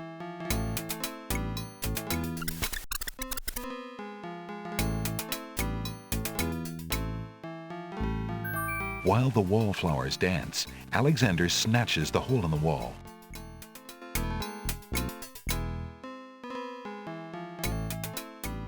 An elegant padded chair provides a cushy seat from which to enjoy the lively garden. A delicate china teacup is occupying the chair at the moment.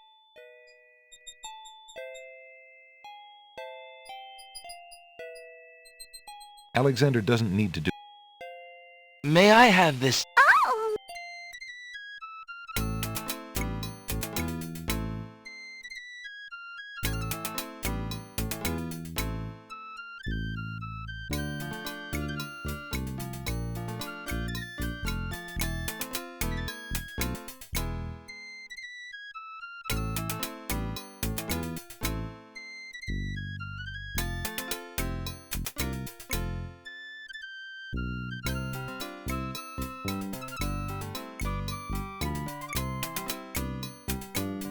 Alexander stops playing the flute, but the wallflowers and snapdragons continue to dance, caught up in the music and oblivious to everything around them.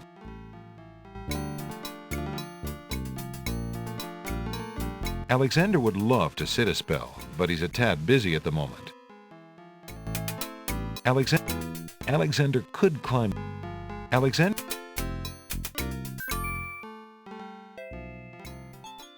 Alexander takes the teacup.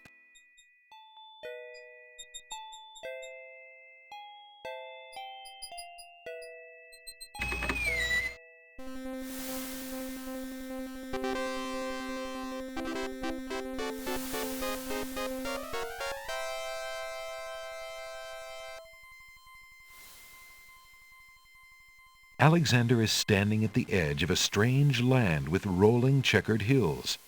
Two chessboard knights stand before the marble entrance, guarding a path which wanders like a ribbon into the velvety hills.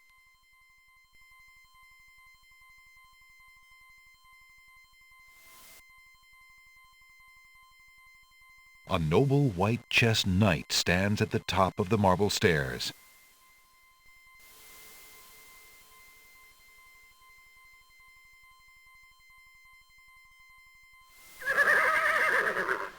Checkmate! Only chess pieces allowed in chessboard land? That's right. Humans aren't allowed in and never will be. Stay out!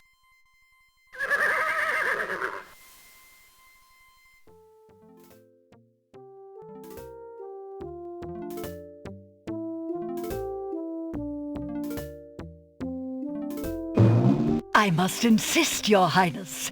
I shall send a lump of coal to the wazir and the princess as a present for their wedding, and that's the end of it. And I suppose you'll leave me with only this stupid spoiled egg to send, Your Highness. I want to impress the new king and queen of the realm as much as you do. As queen of this island, I have every right to that lump of coal. Who isn't queen of this isle? The lump of coal is in my possession. Therefore, I shall do as I please with it. Besides, there's nothing wrong with that spoiled egg. The egg, though delightfully spoiled, is not nearly so valuable as the lump of coal, and you know it. Your Highness always got to carry the singing stone. It's not fair that you get the coal, too. That doesn't count. The singing stone was stolen by that horrid beast. I should get to keep the coal just because my stone was stolen. It wasn't your stone. It belonged to the Isle of Wonder treasury. Your Highness always thinks that everything is hers. Excuse me, my good man, but could you settle an argument for us? Which of us should get to carry the coal and which the egg? Remember, white is the color of deserving truth and virtue. Quiet, Your Highness, and let him make up his own mind. I, for one, shall be more proper, and not even mention the fact that red is the color of love. I'm sorry, Your Majesties. I'm partial to both red and white, but I'm afraid that I don't know how to solve your problem.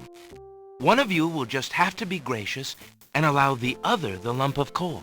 What a ridiculously stupid idea. Quite ludicrous. He was a lot of help, wasn't he? Oh, yes. Obviously a man of high intelligence.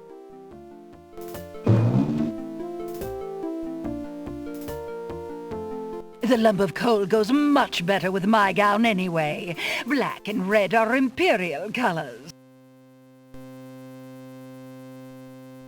That's the silliest thing I ever heard. Red does not go with anything, being much too self-conscious. White is the perfect accompaniment to any color.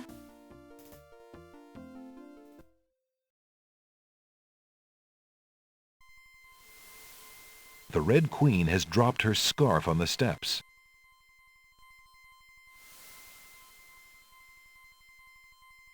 Alexander picks up the Red Queen's scarf.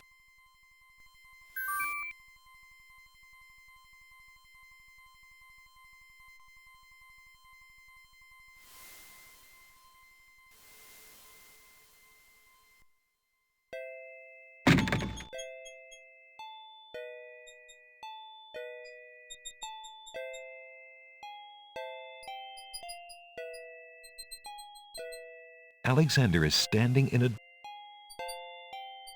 Clinging vines climb the garden wall.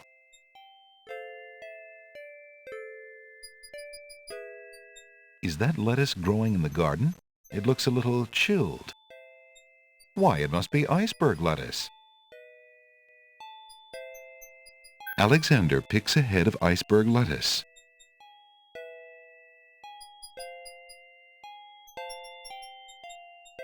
Ye gads! Is that cold?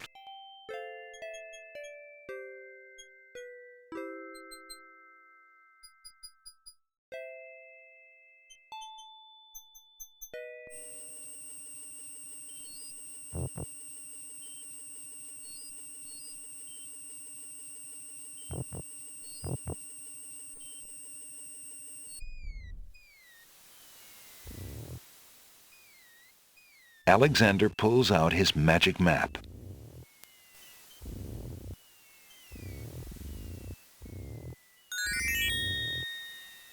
Alexander feels a strange pulling sensation.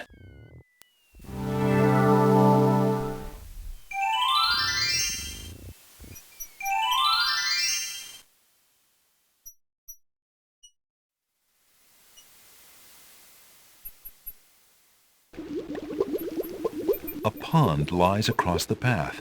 The water boils as if over some magical flame.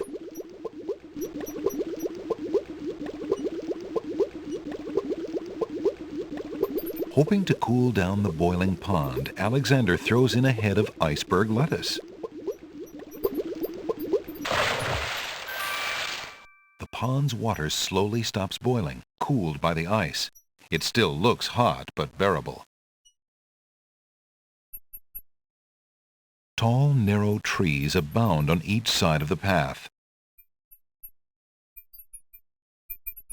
Alexander decides to brave the steaming pond. Ouch! Ow! Ooh, ooh, ooh, ouch! The pond is no longer boiling, but it's hardly bathwater. An old abandoned hunter's lamp is hanging on one of the trees. Alexander wonders who might have hunted in these dense woods.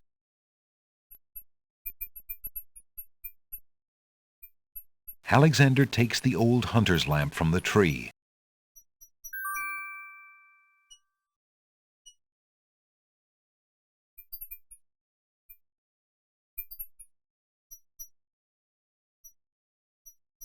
As Alexander continues down the path, he gets the strange feeling that he's being watched. Come on over here and see what I'm doing with these flowers. Never mind that stone fella on top of the gate. He won't hurt you any. He's just there to scare you. A pleasant-looking middle-aged man is busy tending a small garden just past the wall.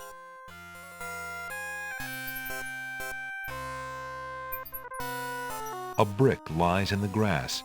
It must have come from the old brick wall.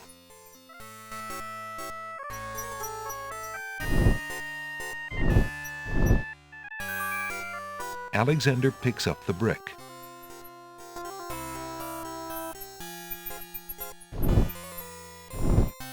You aren't going to listen to me, are you? Well, we'll just see about that. That's odd. The gardener just disappeared.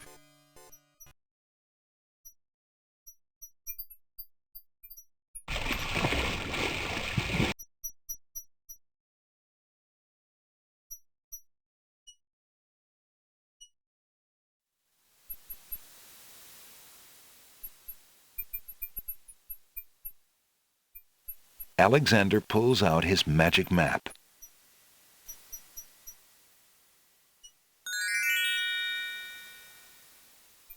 Alexander feels a strange pulling sensation.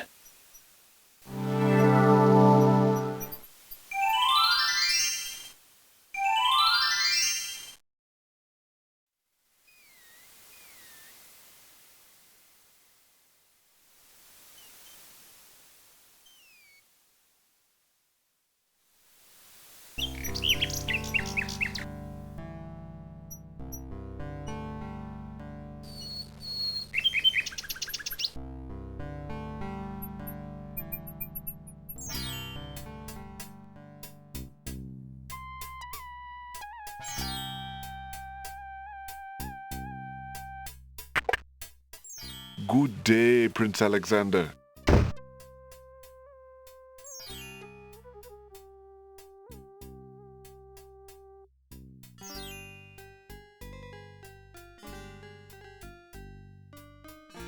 Would you mind if I traded this in?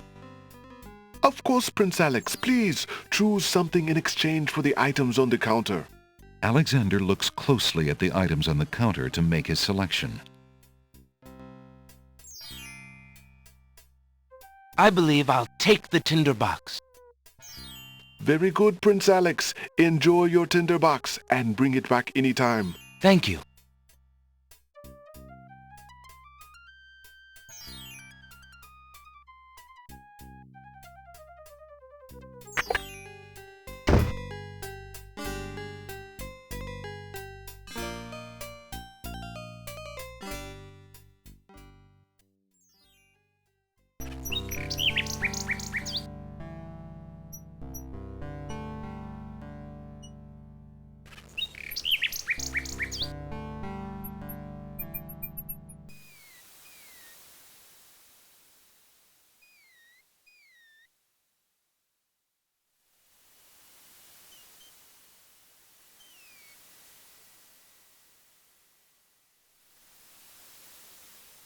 Alexander pulls out his magic map.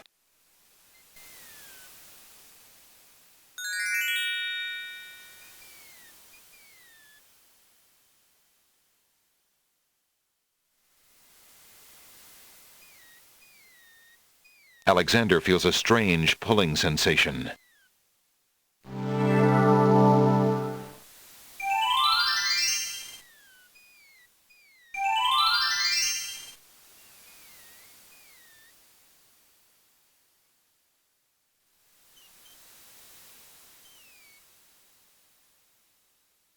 There appears to be something etched into the face of the cliff.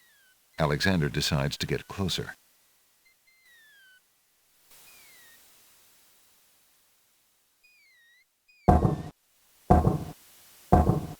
Huge blocks of stone erupt from the granite cliffs.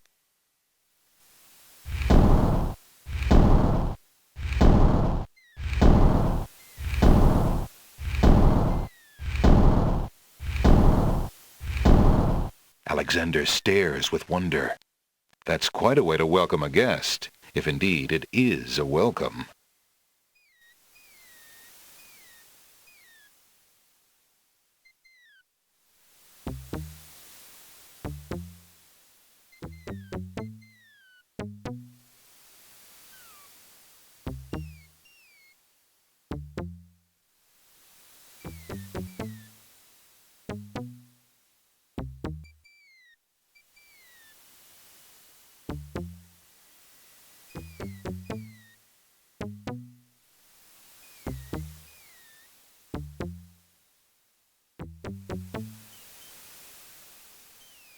Alexander examines the strange etchings in the face of the cliff.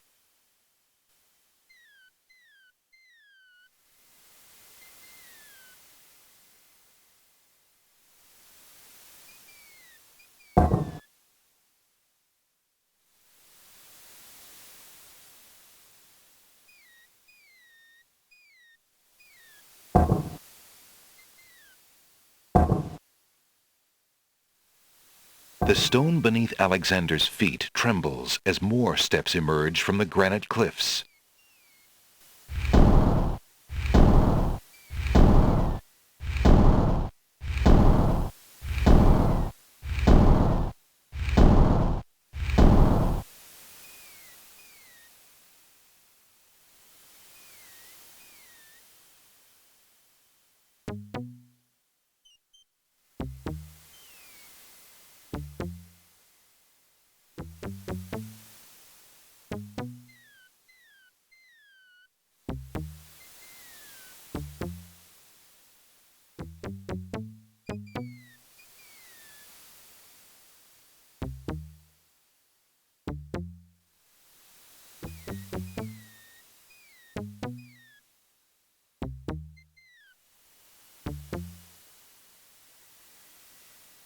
Alexander examines the strange etchings in the face of the cliff. 4 plain stone buttons have been carved into the cliffs. One may need to read about the logic cliffs in the guidebook to the land of the Green Isles in order to understand these stones.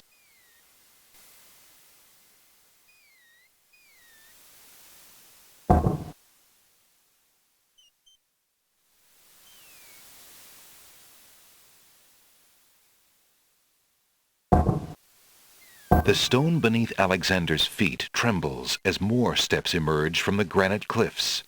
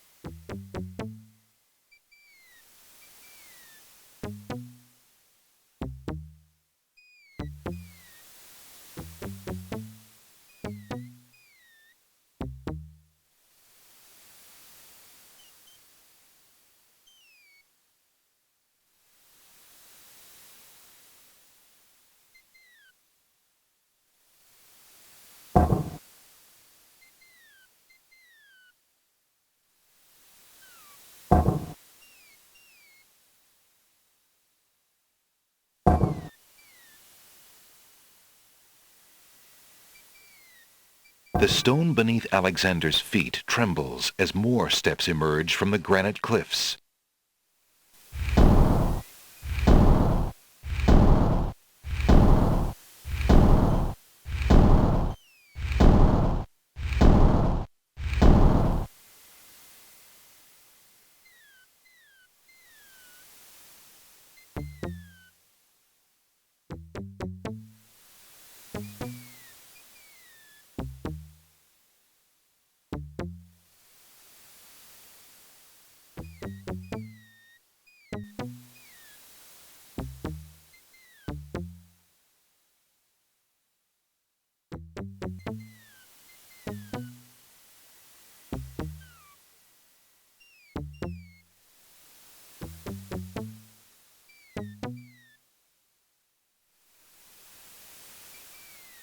Alexander examines the strange etchings in the face of the cliff.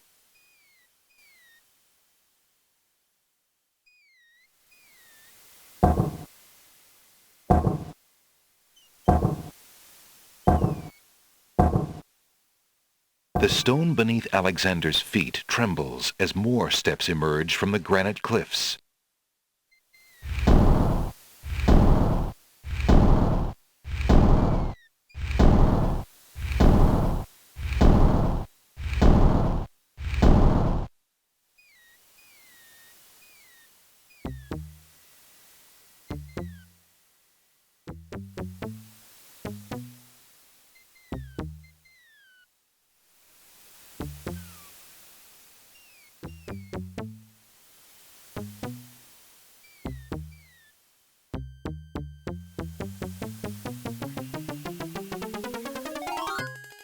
Alexander finds himself finally at the top of the cliffs.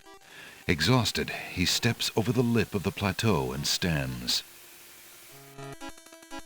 Why do you make such an effort to climb the cliffs, young man? The winged ones who live on this island have the power of flight. You could have it too, if you'd only eat a berry from this magical flying nightshade bush.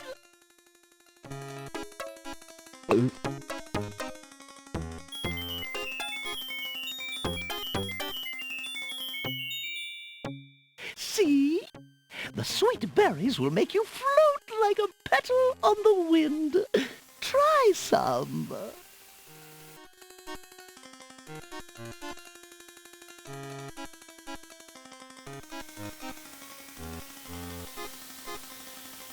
Come, stranger, trust me. Think of what I'm offering you. The old woman has a pleasant, grandmotherly face, but something about her makes Alexander uneasy.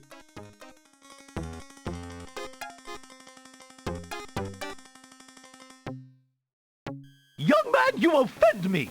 I try to help you and you insist on being rude.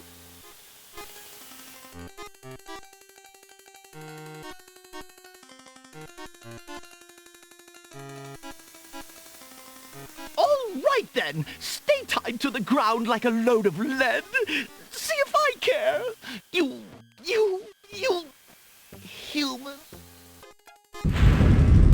How odd. The old woman just disappeared in a cloud of smoke. Perhaps those berries are even more powerful than she led Alexander to believe.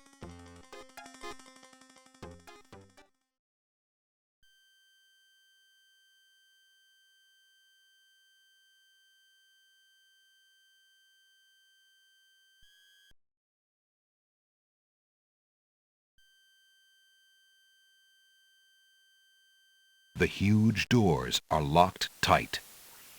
Somebody obviously wants to keep something out or something in.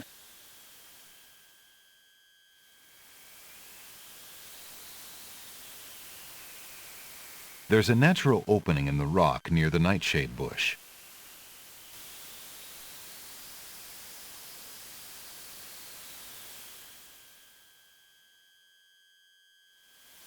Alexander crawls through the small opening in the rock.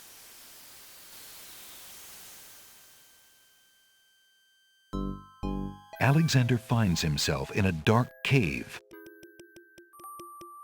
Alexander can't see much of anything in the dark cave.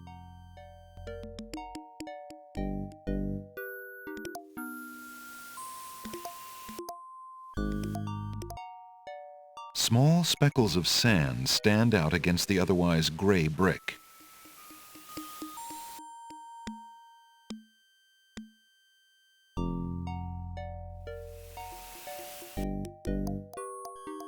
The pawn shop's tinderbox is slightly battered, but in reasonably good shape. The tinderbox contains a candle, as well as some flint and tinder. Alexander takes the candle from his tinderbox and uses the flint in the box to light it.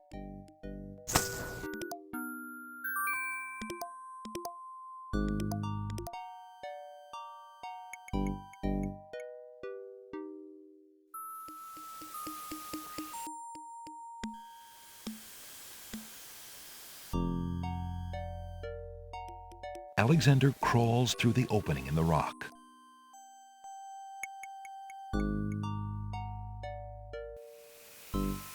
The lighting in this part of the cave is better. Alexander extinguishes the candle's flame and places it back in his pack. Alexander is standing in a second room of the cave. A natural window to the outside world provides a little more light here, and even helps clear the musty smell.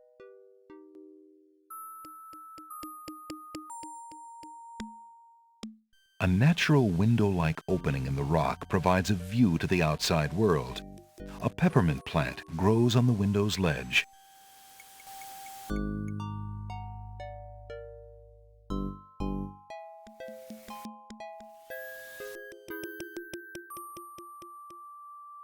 A plant grows on the grassy ledge. Smells like peppermint.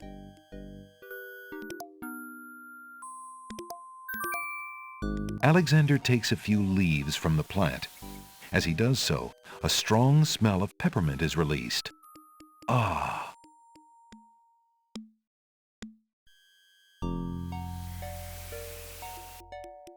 There's no going that direction.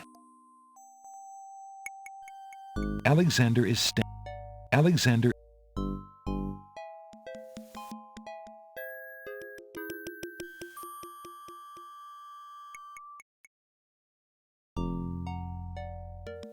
Alexander crawls back into the first room of the cave. Alexander can't see a thing.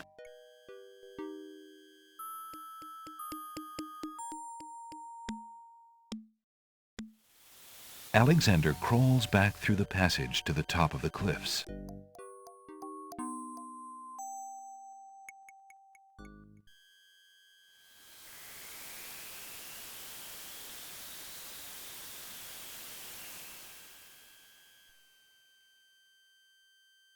In the distance, Alexander can see the peak of a majestic mountain rising into the clouds.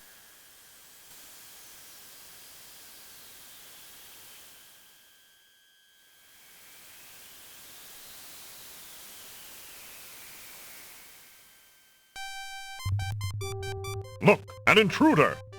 Hold! How did you get up here, human? I climbed the cliffs.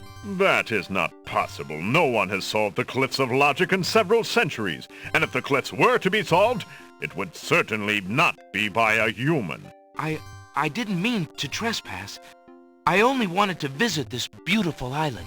No visitors have been welcome on the Isle of the Sacred Mountain in years. Not since the Red and White Queens had spies in the guise of friendly visitors steal our island's sacred golden fleece. But we will not display such foolish trust again. You will have to answer to Lord Azure and Lady Ariel. They will determine what will be done with you. I can assure you, it will not be pleasant.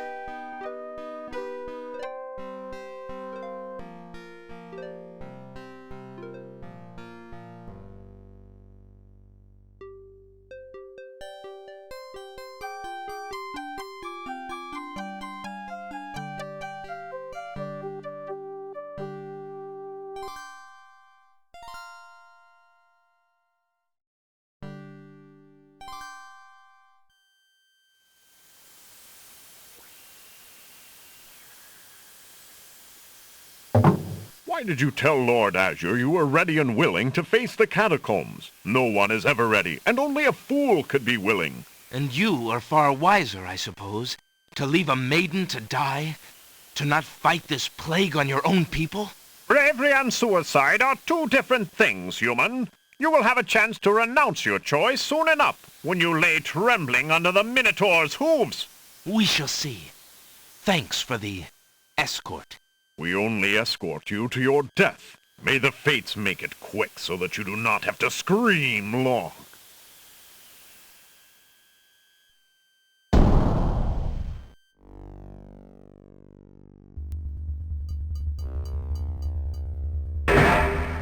The catacomb's entrance door is locked from the outside by the Winged One's guards.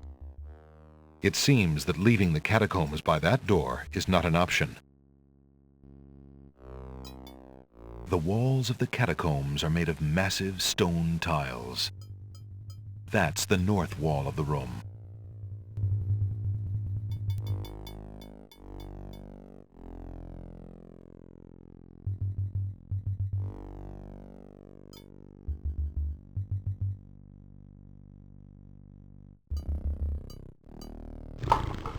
Niches in the wall form stone burial beds. Ancient bones lie crumbling on the unyielding rock. Alexander hears the distant sounds of a wild animal somewhere in the maze of rooms.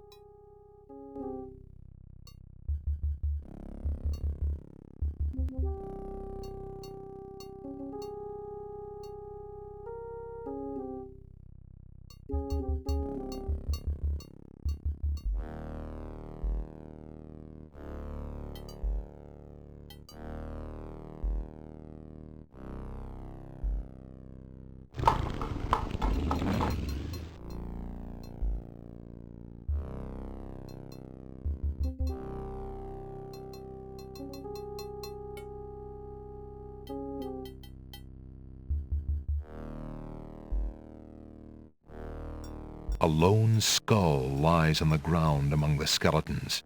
Where the skull came from is a mystery, since the other remains seem to have their skulls intact. The remains of several unfortunate souls haunt the room. These bones seem more recent than the ancient catacomb bones that Alexander has seen so far. Perhaps they were victims of the Minotaur, or perhaps they died while wandering lost in the maze. 3 of the skeletons are completely intact.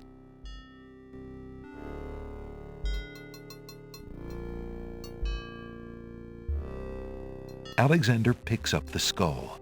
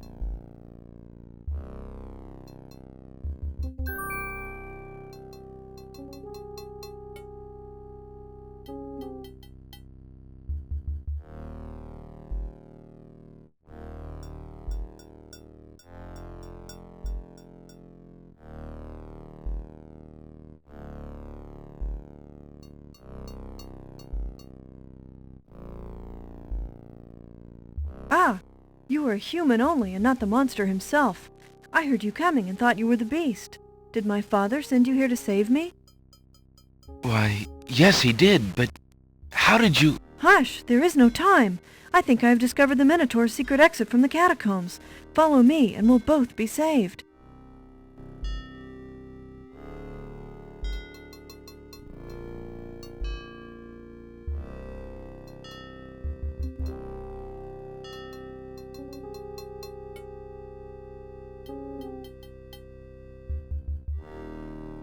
An old wooden shield hangs on the wall.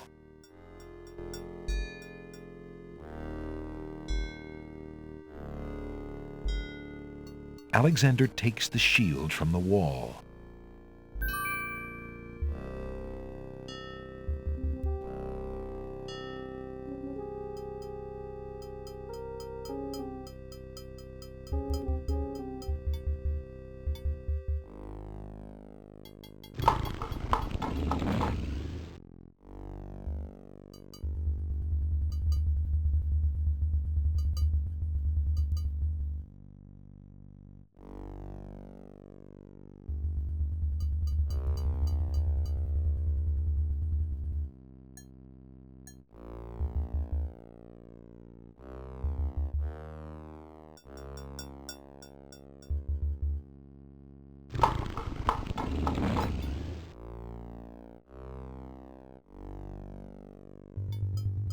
Niches in the wall form stone. Alexander notices that this skeleton has old coins over its eyes.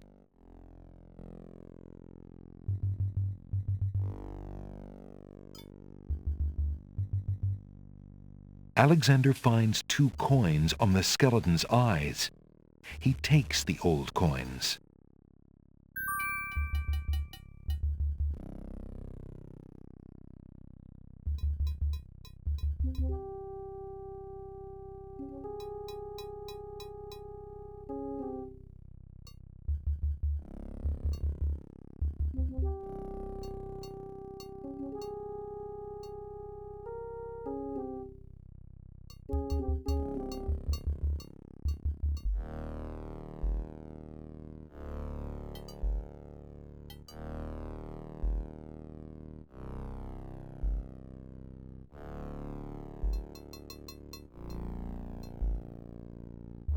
It's a trap. The doors have sealed Alexander inside. And the ceiling is coming down. The gears are working furiously to lower the ceiling. Their great cogs interlock perfectly. In a desperate move, Alexander throws a brick into the grinding gears. The brick is caught between 2 cogs. The gears shriek and shudder. The mechanism grinds to a halt. The ceiling is stuck. The trap is sprung.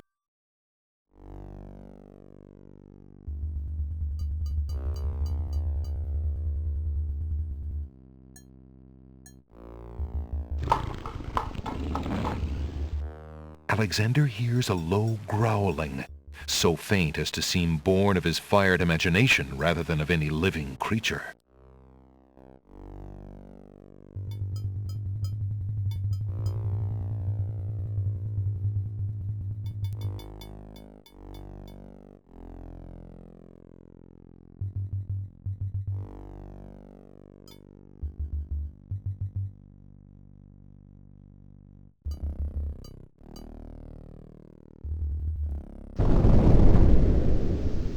Sounds! A trap floor!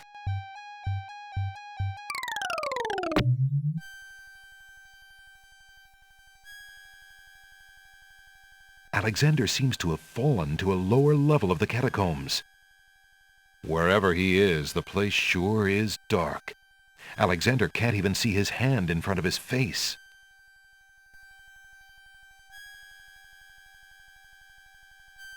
Alexander can see nothing in the darkness.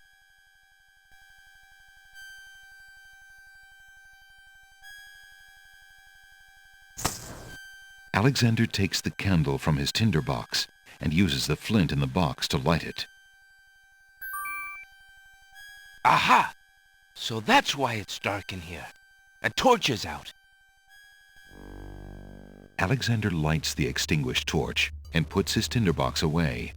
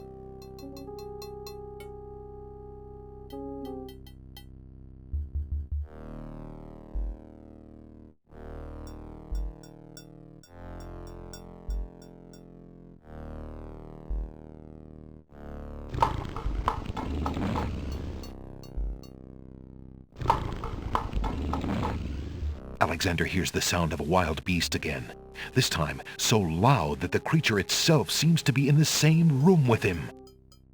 The noises are coming from the other side of the east wall.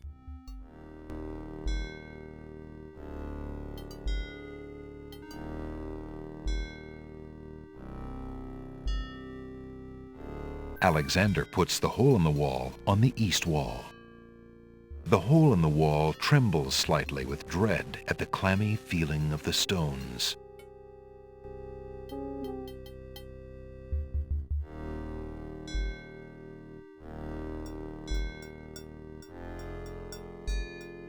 Alexander puts the hole.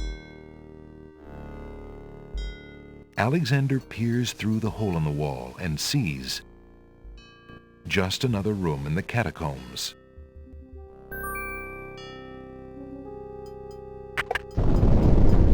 Aha! Not just another room at all. So that's why Alexander couldn't find the Minotaur's lair. At least Alexander now knows the lair exists, somewhere in the maze on the other side of this wall. While Alexander contemplates what he's just seen, the hole in the wall, frightened by the Minotaur, makes a run for it. Alexander hopes the little creature finds its way home to the Isle of Wonder.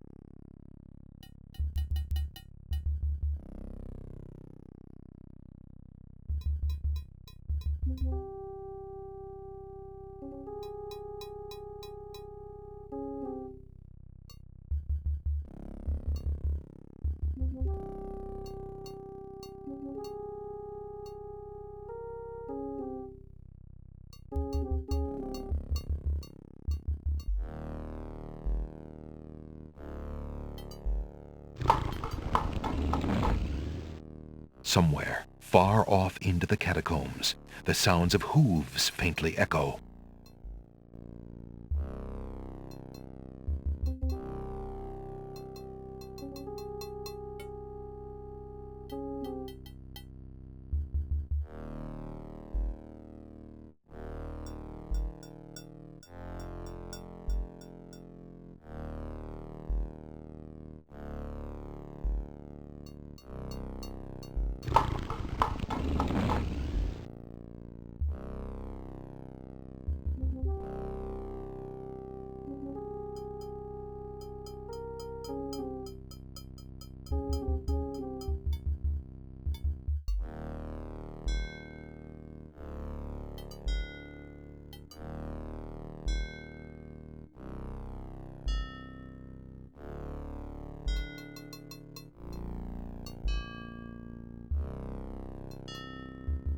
A very beautiful, very dusty tapestry hangs on the wall.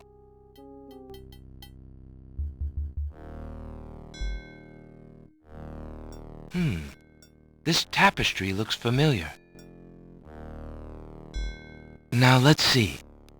I don't feel anything. Aha! A hidden latch. Alexander triggers the little latch. A secret door rolls open.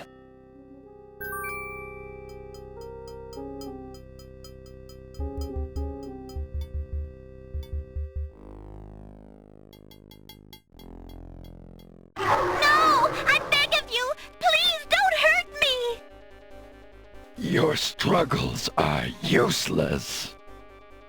It's the Minotaur, and he's struggling with a Winged One's girl. She must be Lady Celeste. The Minotaur is a huge, monstrous beast with cloven hooves and the head of a bull. A pit has caved in the floor in one corner of the Minotaur's lair.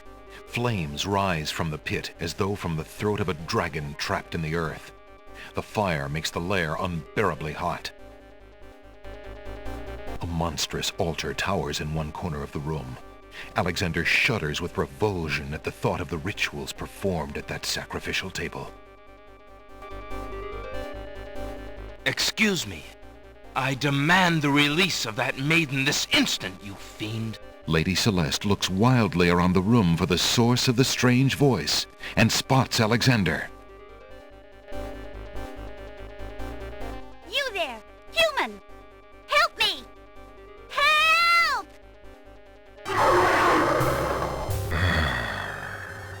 Who dares enter my lair? I ask you to release your captive or suffer the consequences. Never. You die, human. As the Minotaur advances in attack, Alexander slowly backs away.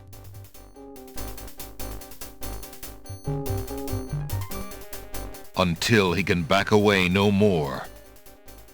Now where to, little man?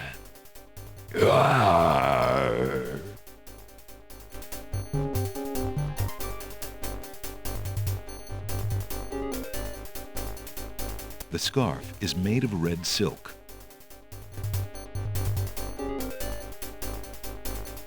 Alexander, his back inches from the fiery pit, tempts the Minotaur with the Red Queen's scarf. Look here, you bully! Nice, bright red. Red. Now you die!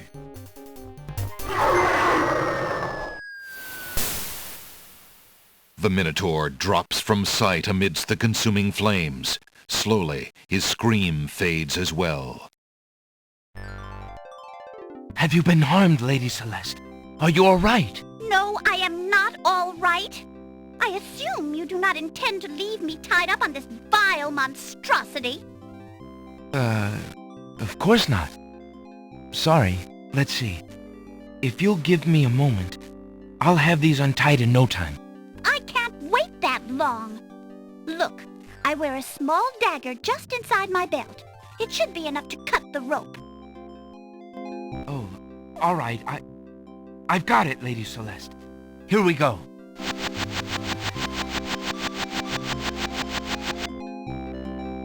Thank you. You may keep the dagger as a gift for saving my life. That's very generous. Forget it. Do you mind if we just get out of here now?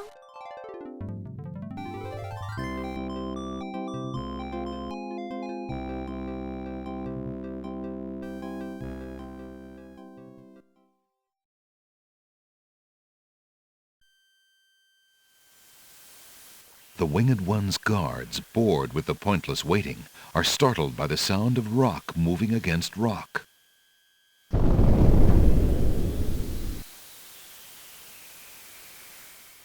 Lady Celeste, quite thee well?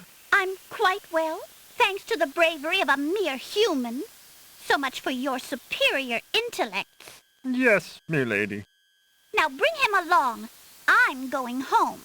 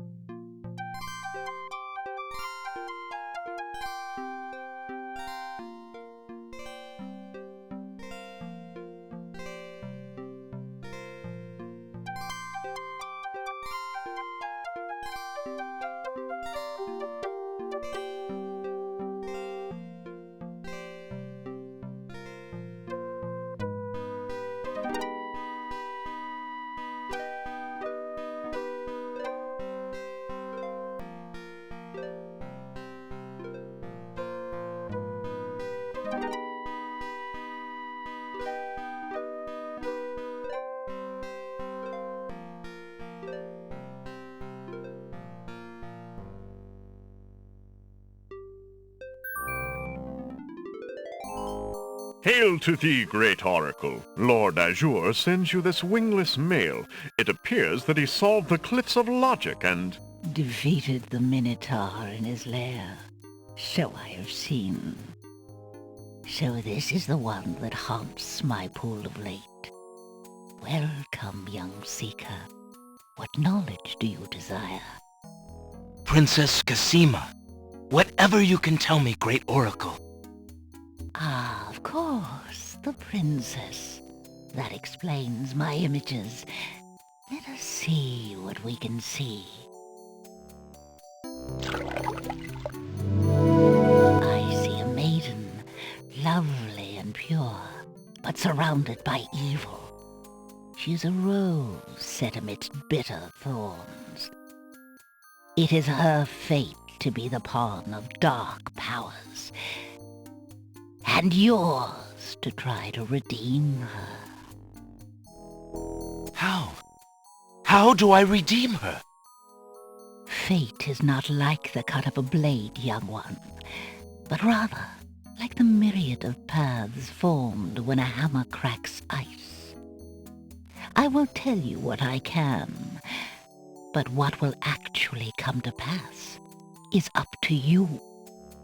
I see that any attempt to reach the girl will force you into battle, a struggle against a dark force.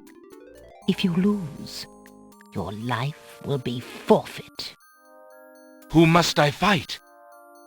A great darkness surrounds your adversary, preventing me from seeing clearly. I can only make out the shape of a black cloak. But before this final struggle, I see an infiltration, a dangerous game of hide-and-seek in corridors filled with enemies. The risks are high, but it is the only way to reach the one you seek. There is more than one way into this place. Your choice will dictate much. What else do you see, mighty oracle?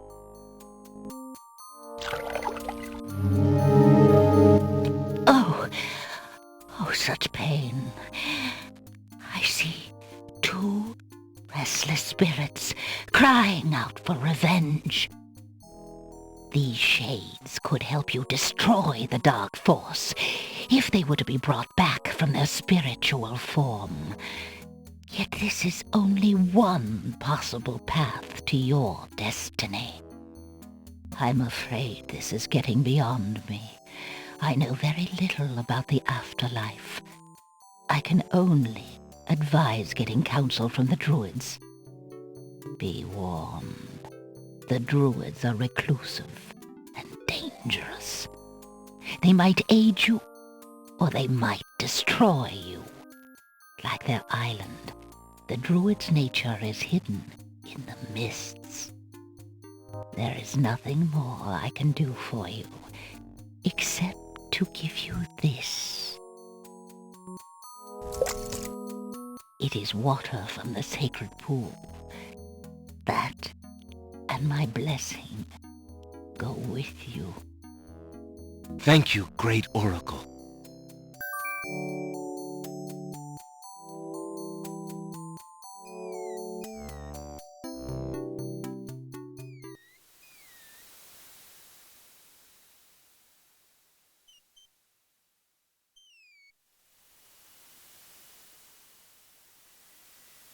Alexander pulls out his magic map.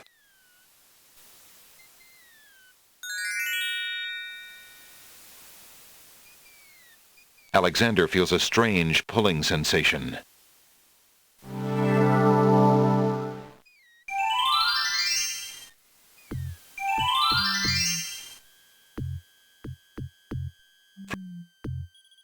The island's trees are gnarled and eerie-looking. Grayish moss growing fervently in the damp, sun-blocking mist coats the trees' knobby branches. The island's trees are gnarled and eerie-looking. Grayish moss growing fervently in the damp...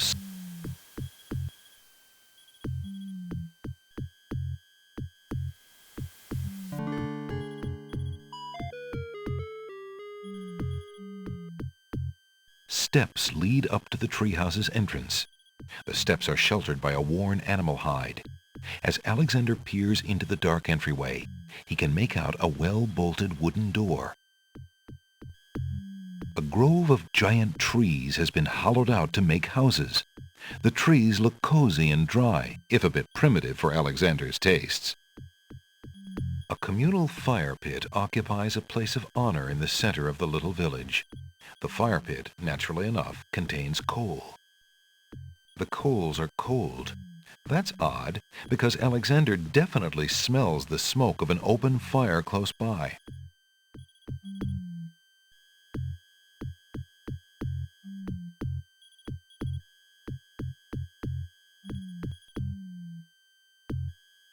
A wooden-handled scythe hangs against a bearskin on one of the treehouses.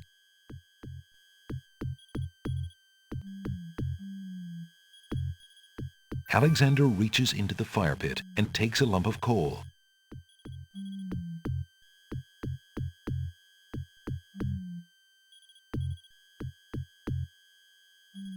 Alexander takes the scythe. From the east come the sounds of mysterious drums and chanting.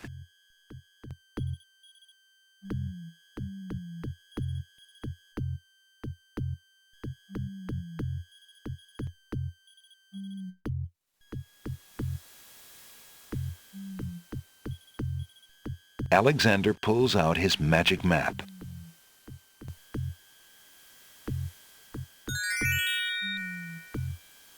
Alexander feels a strange pulling sensation.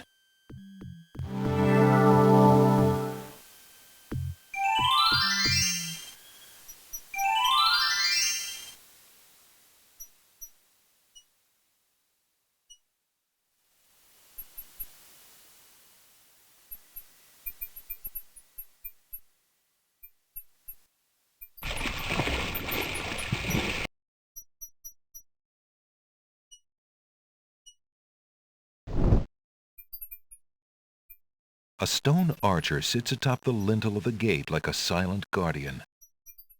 His stone bow is tightly drawn and fitted with a single stone arrow.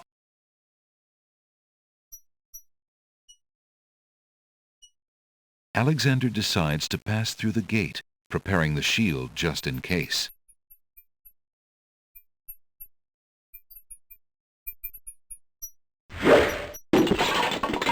The magic arrow completely shatters the shield.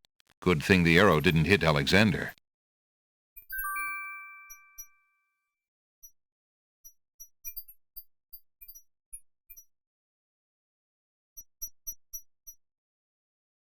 Flowering rose hedges grow on either side of the path winding north. Alexander takes a magnificent white rose from the rose hedges. Alexander can't do anything with the gazebo. A delicate gazebo made of white painted pine and overgrown with rose vines leads north into what appears from here to be a garden.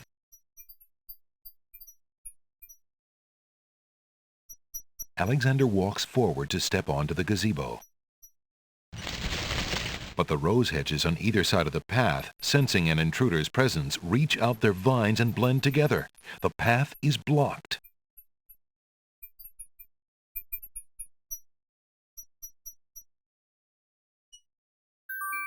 Alexander wields the scythe, determined to get past the magical rose hedges. The leaves fly as Alexander tries to cut the branches faster than they can grow back together. He sees light. He's through.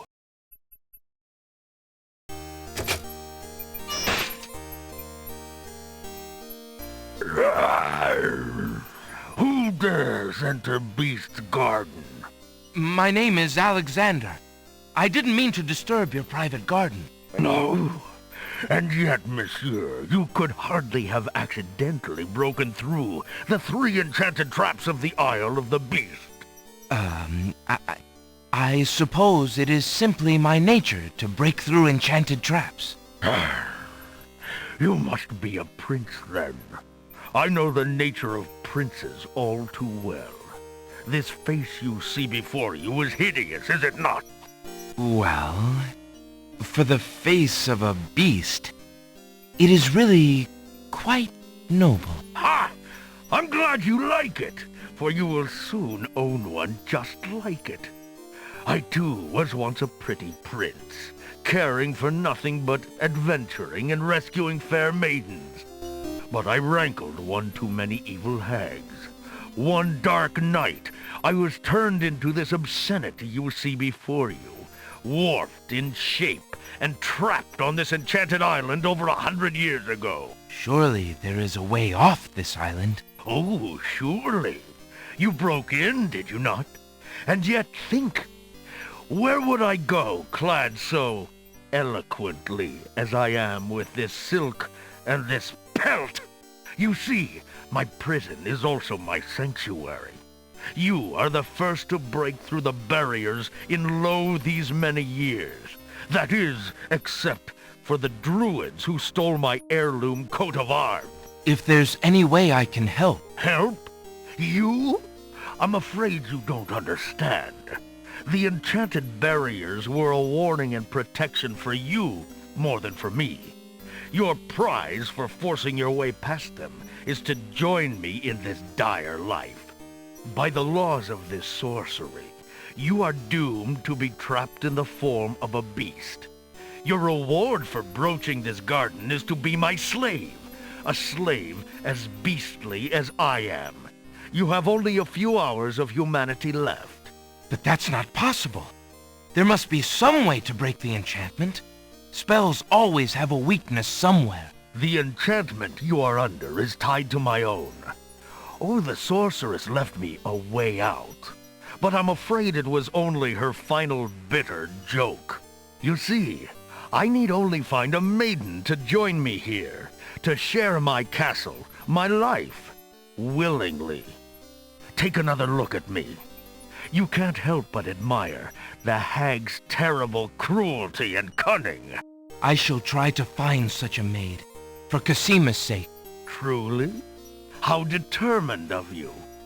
I personally would not waste my last few hours as a man on an impossible errand. However, you may do as you please. I give you this token. It's my family ring, and the only heirloom I have left. If perchance you should... if you think you have found a maid... I shall give her this ring. Yes, she must accept it of her own free will. By doing so, she accepts me. Not that you shall find anyone, mind you. Your time is short. Count the minutes on your fingers while your fingers you have, pretty prince. Your master will await you.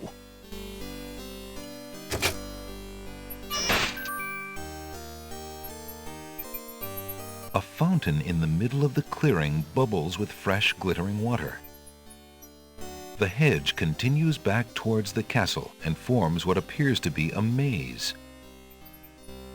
Beast's castle seems forlorn and far from any human warmth. An iron gate leads to a maze of hedges.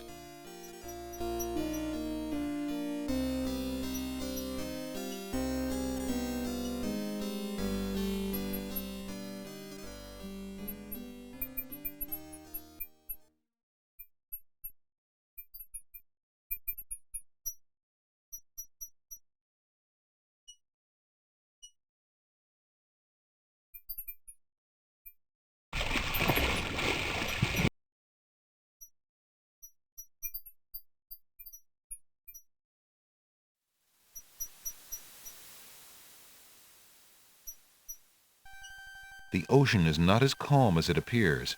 Underwater currents tug at Alexander's legs.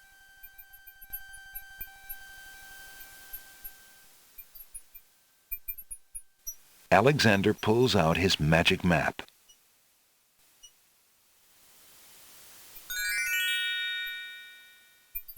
Alexander feels a strange pulling sensation.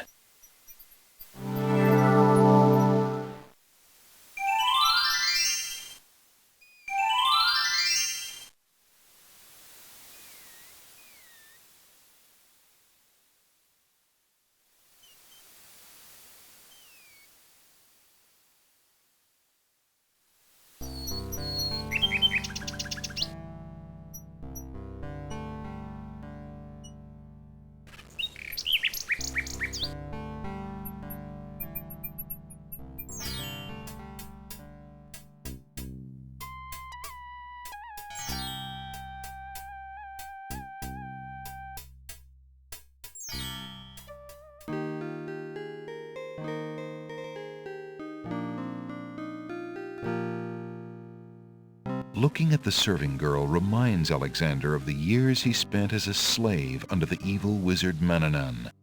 He wishes there were some way he could help her. She looks very shy and nervous as she tends her roses.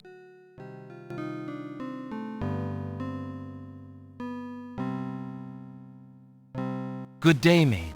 My name is Alexander. How do you do? I'm sorry, sir, but I'm not allowed to talk to strangers.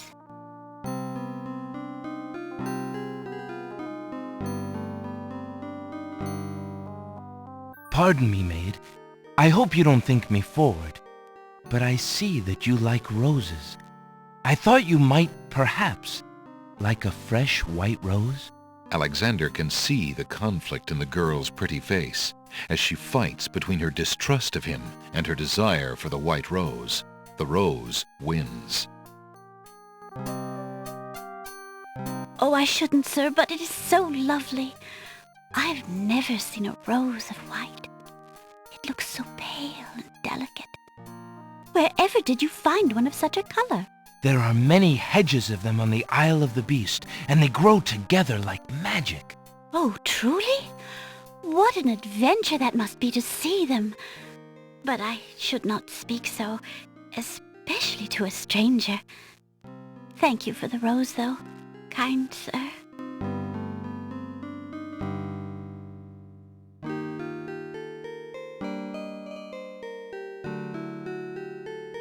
Beast's ring is made of pure, heavy gold and bears an insignia possibly related to Beast's princely past. Alexander has a thought about the serving girl. He decides to bring up the subject of Beast with her. Let me tell you about the place where the white roses grow. The Isle of the Beast is an enchanted place. There's a path running through a deep forest. The path crosses 3 magic blockades, set to keep all visitors away. At the center lives a tremendous beast. Really? Magic blockades? How exciting! What kind of a beast? Is it very terrifying and ferocious? It is a beast that walks on 2 legs and dresses like a prince. It speaks with the voice of a man. A beast that talks and wears clothes? How is that possible? Is the beast magic too? Not magical.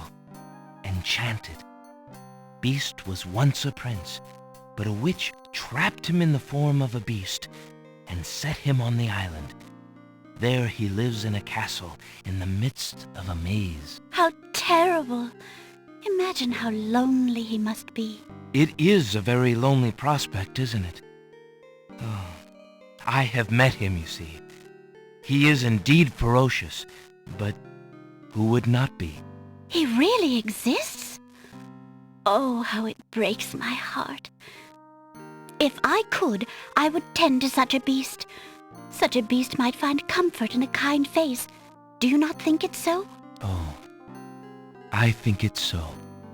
I very much think it so. You would not be afraid of him? Afraid? Maybe at first. But how silly of me to speak so. The roses in this little yard are the only magic I will ever see. I could take you there. In fact, I would owe you my life if you would go, if you truly wish to go. You are serious? I could leave here? Oh, I have always dreamt of leaving, but to actually go. This is the only home I have ever known. Home is a hard place to leave, even if you're unhappy there. But I will go. If I can help him, I must go.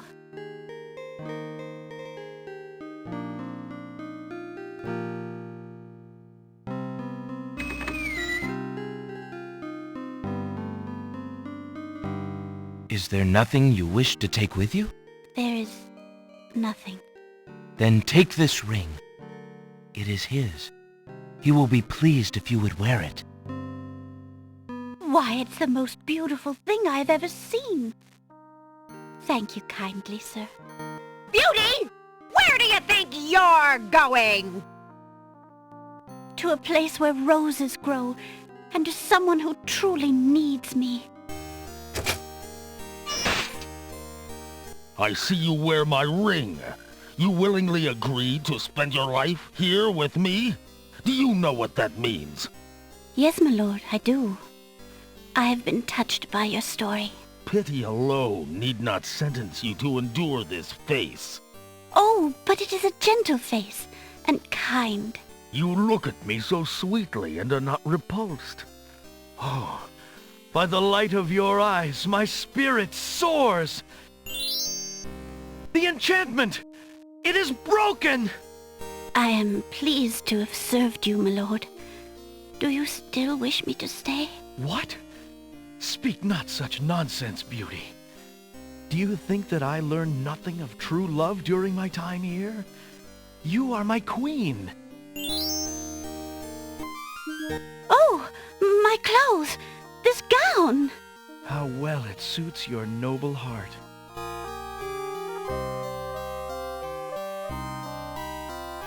Alexander, how can I ever repay you? I have nothing to offer except my gratitude. But please, take these old clothes. Perhaps you'll find someone in need during your travels. You have already repaid me by your example of courage, Beauty. And by your friendship, I hope. You will always have our friendship and loyalty, Prince Alexander. But from a fellow adventurer, take some advice. If you find your true love, protect her with your life. Fear all beasts without the redeeming humanity of love. And to aid you, accept my mirror. Now that my life is no longer hung in false shadows, I have no need for it. Give it to someone with nothing to fear from the truth it reveals. Thank you. I wish you both well. Come, Beauty. Let me take you home.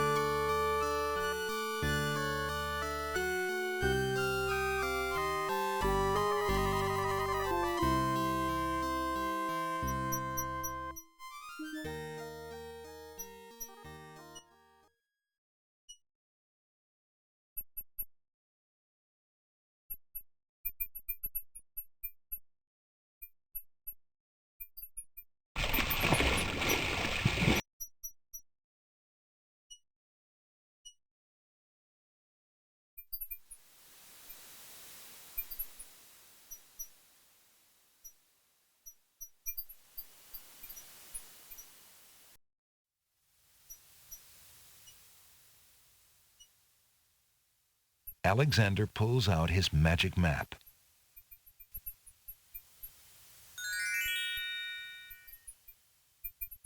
Nothing happens. Apparently, the map won't teleport its user anywhere except the other islands. It's a good thing, too. Alexander has had enough of ocean swimming lately. Alexander feels a strange pulling sensation.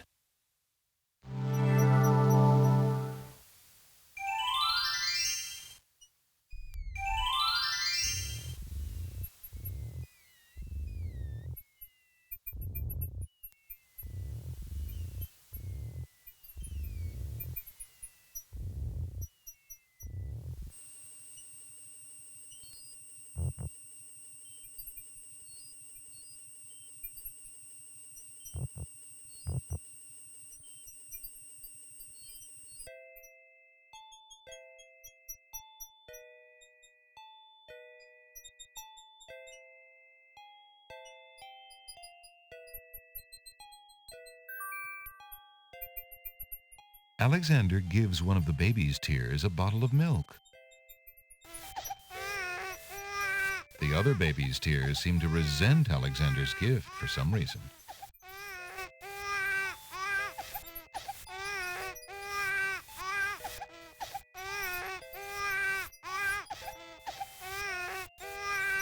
Alexander collects some of the baby's tears in the old hunter's lamp.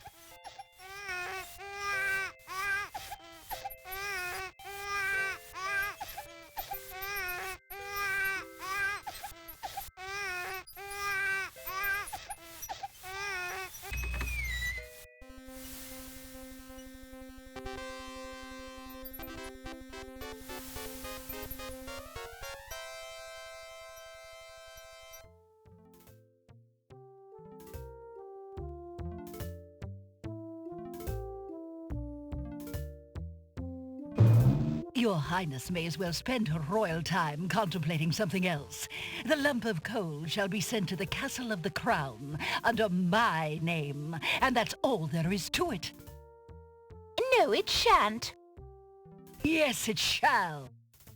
If the coal is sent in your name, I shall royally decree a ban on all red on this isle. You do, and I shall royally decree that white shall be henceforth used for all mopping up of cabbage stew. You wouldn't dare!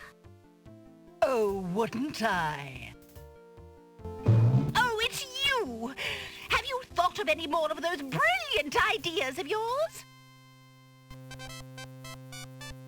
For a chess piece, the White Queen is quite large. With the exception of her pure pale color, she looks identical to her equally huge sister. A large red chessboard queen is standing huffily at the edge of the marble steps. Perhaps you should allow your sister queen the coal and be content with the spoiled egg. Oh, perhaps you should keep your opinions to yourself. It would be noble of you to give the coal to the White Queen, since she desires it so much. Don't be silly. She desires the moon as well. I suppose that should be given to her as well.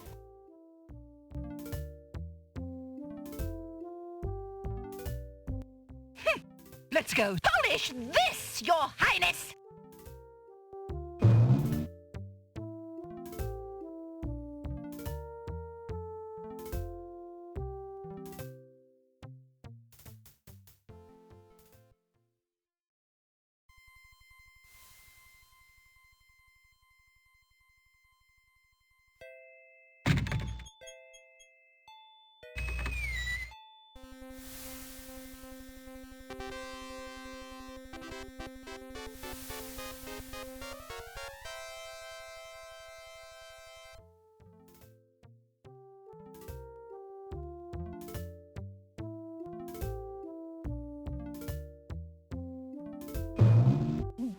Lump of coal, Your Highness. I won't, Your Highness. You shall give it to me. That's my decree. And I decree rather not. See there, my decree is more recent than yours. Then I decree again. Hand it over. And I decree further. Your Highness shall never have it. What is it that you want, as if we weren't busy enough?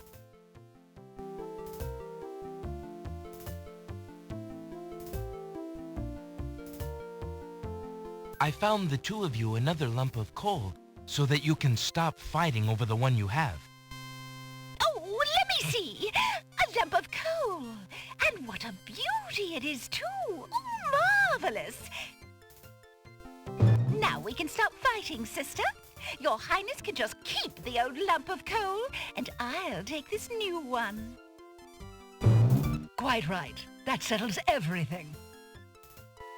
As a token of our endless esteem and royal favor, please accept this magnificent and truly incredible spoiled egg.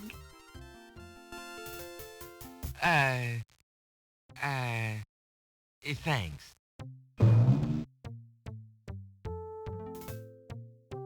Let me see that lump of coal, Your Highness. It is a beauty, isn't it? Why, it's bigger than my lump of coal. Let me have it immediately. Over my dead body, Your Highness. It's my lump of coal, and it is indeed larger and much grander. Just look at that sheen. I demand you exchange with me immediately.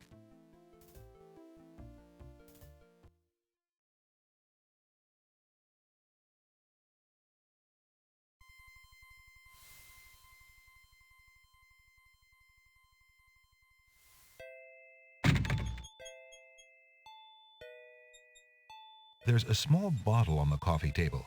It bears a label that reads, "Drink me."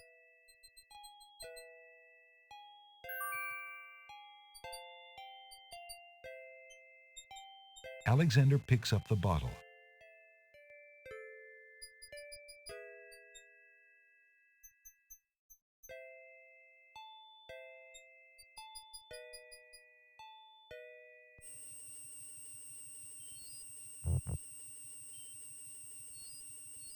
Alexander is carrying an old, battered hunter's lamp. The lamp contains baby's tears.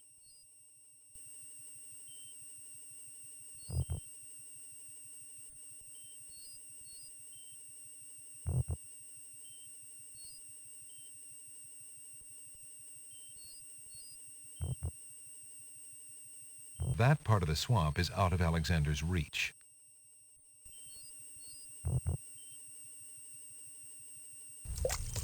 What do you think you're doing? You startled me. I was just getting some swamp ooze. Well, you certainly won't get it there! That's not swamp ooze! That's swamp sludge! He's right, you know. But he could be a little nicer about telling you. He's not a very pleasant stick in the mud. Nobody asked you! Be quiet! Oh, the trials of being a mere bump on a log.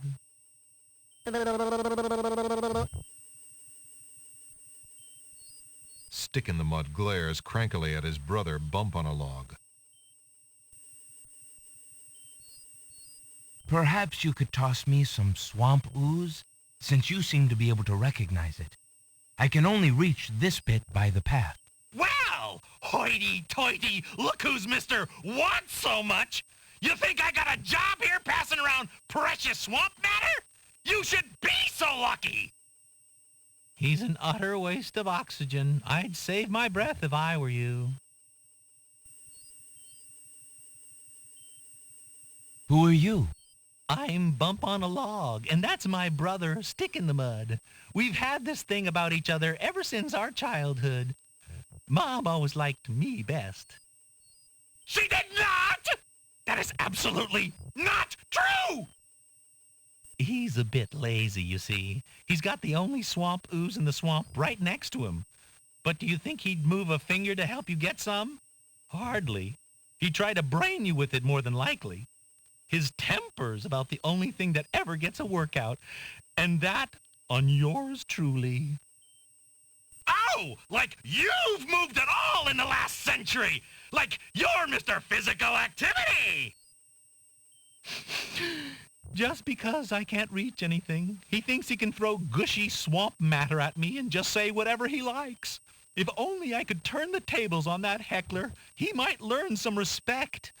But as you can see, I'm a mere bump on a log and must be content with my lot.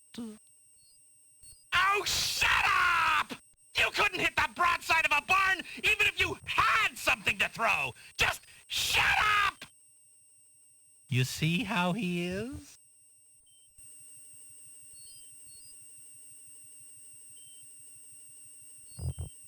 There's no reason to leave that lying about in a log.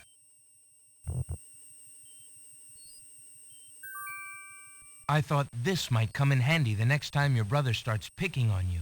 Aha! Finally, old Bump on the Log's not so defenseless, is he? Hey! Hey! What are you doing there? Watch the pulp, would you? Now, Bumpy, remember all I've given you! The only thing you've ever given me is mud. Take this! No! Not into the swamp!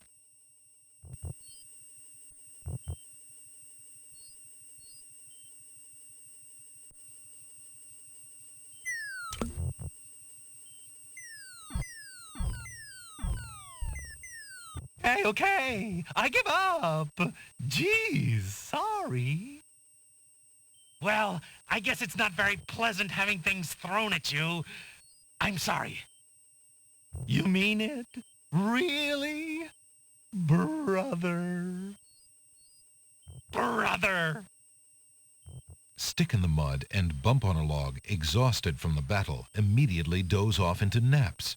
Rotten Tomato, being equally lazy, decides to join them.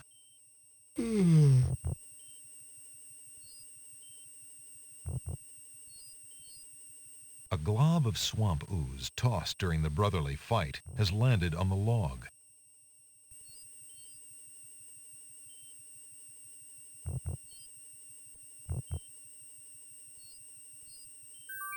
Alexander fills the teacup with the swamp ooze.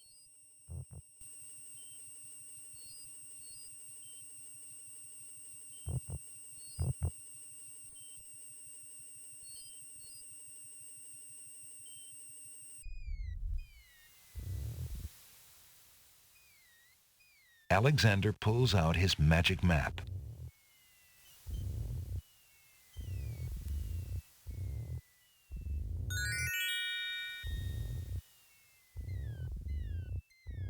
Alexander feels a strange pulling sensation.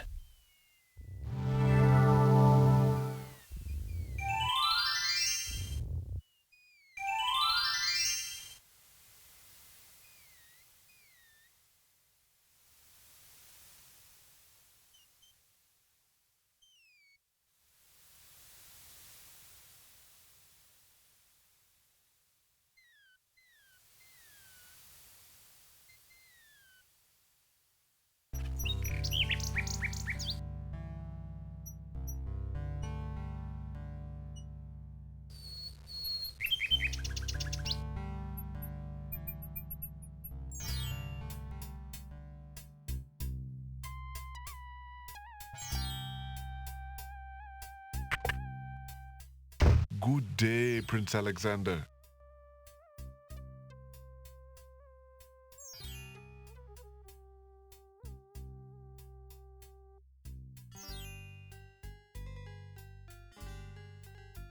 Alexander suddenly gets a very sneaky idea. I can't go on anymore. Without Casima, I'd just rather not live. Prince Alex, no! It's true.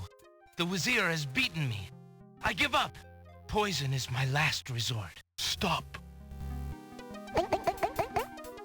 I am no more.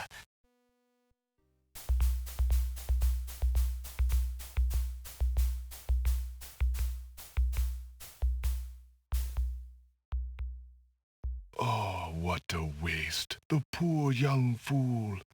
He's dead. He's dead. Wait until Abdul hears. He'll be so pleased.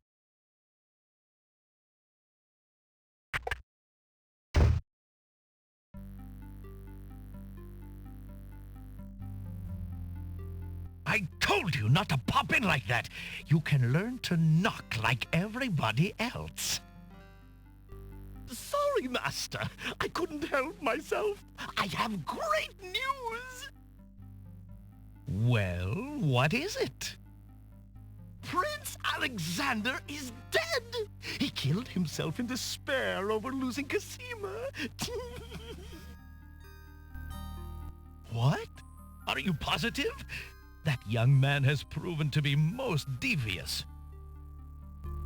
I saw the whole thing myself, Master. He was really and truly quite dead. If what you say is true, it shall be most convenient. You've spent enough time on that little irritant. We must start thinking about the wedding. Anything, Master. Oh, I do love weddings. Well, we do want you to look your prettiest, don't we? Now, Shamir Shamazel, to the lamp with you. Prepare yourself as we discussed.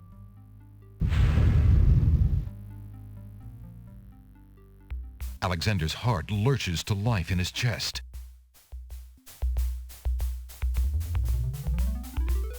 Prince Alex, but you were...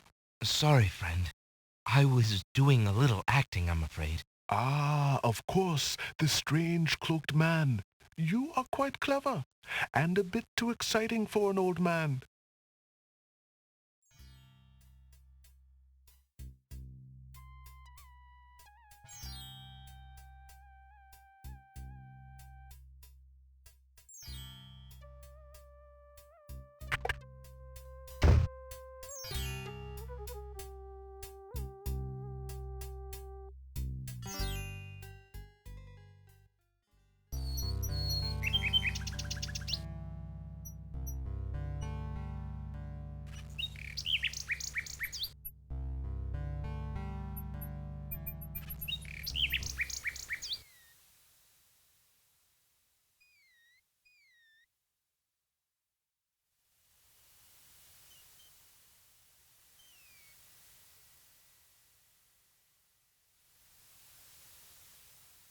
Alexander pulls out his magic map.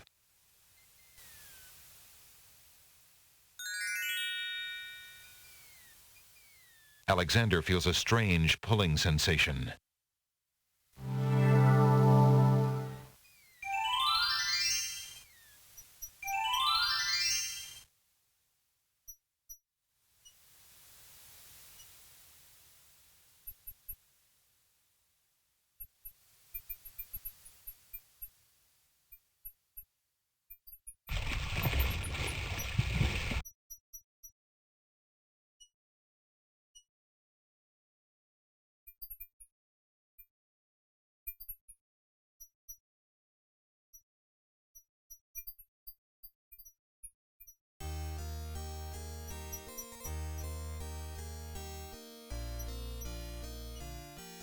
A fountain in the middle of the clearing bubbles with fresh, glittering water.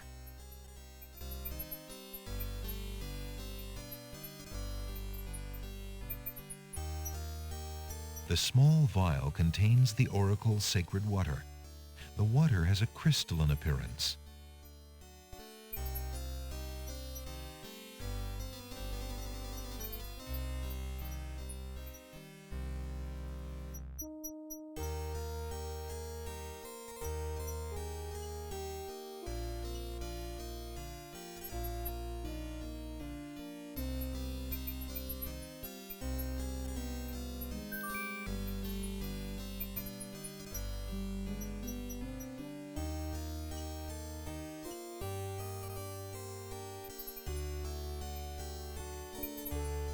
Alexander fills the hunter's lamp to the brim with the fountain water.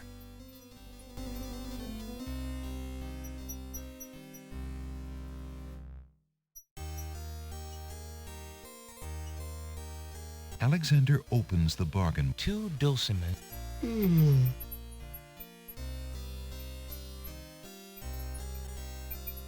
Phew, what?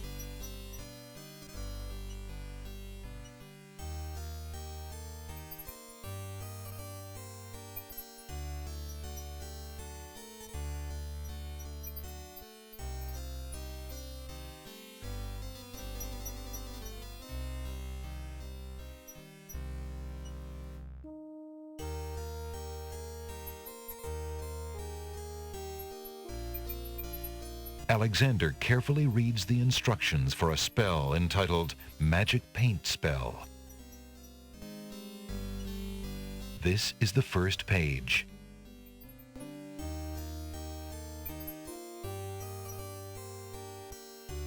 Alexander prepares to enchant the hunter's lamp with the Make Rain spell incantation. Clouds of thunder, shafts of light, come and sup with me tonight. Waters 3 have I for tea, brew a tempest now for me.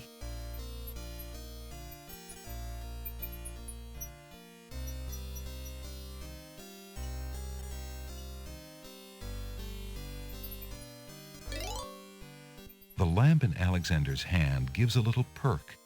He hopes the spell works despite his makeshift teapot.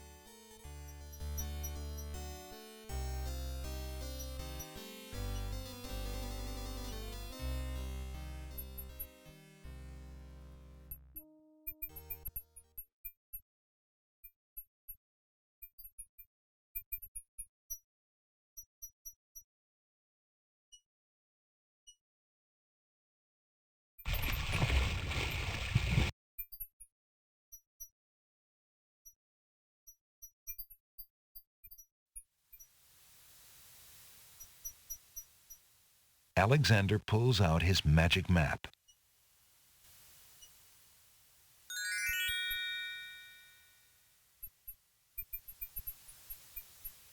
Alexander feels a strange pulling sensation.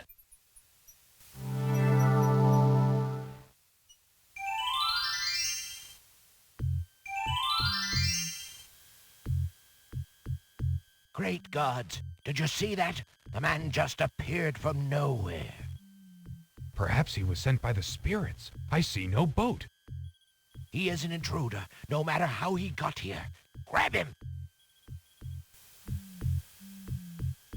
Not again. Look, I'll leave. It's no problem. I think not. Let's go.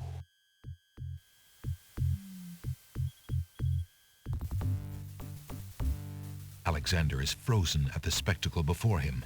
Robed figures are gathered around a bonfire. Some mystical ceremony is taking place, but as to its purpose, Alexander has no clue. We found a trespasser on the beach, Archdruid. Uh-oh. Archdruid. Now what has Alexander wandered into? This must be the foreigner we were warned about. How appropriate that he should come during our rain festival. Place him in the sacrificial cage. Wait! I must rescue the princess! There's an ancient Druid saying, a man who would save others must first save himself. Alexander is pushed into the confining wicker cage.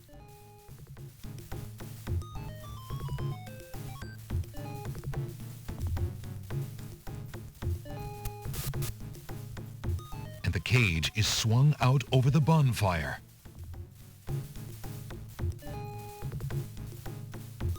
Alexander starts to feel a little warm. The bottom of the cage is getting uncomfortably hot. This cage is really hot. Fire in the cage.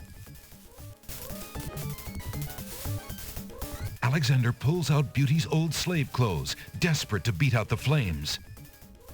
The flame is extinguished, but the clothes themselves burn to cinders. Alexander won't be able to keep the cage from igniting for long. The heat and movement must have jarred something.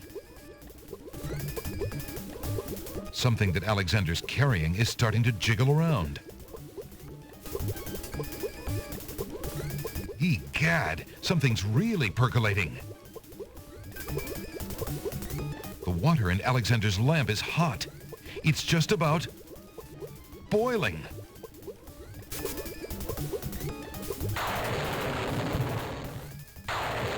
Alexander feels a drop. It starts to rain.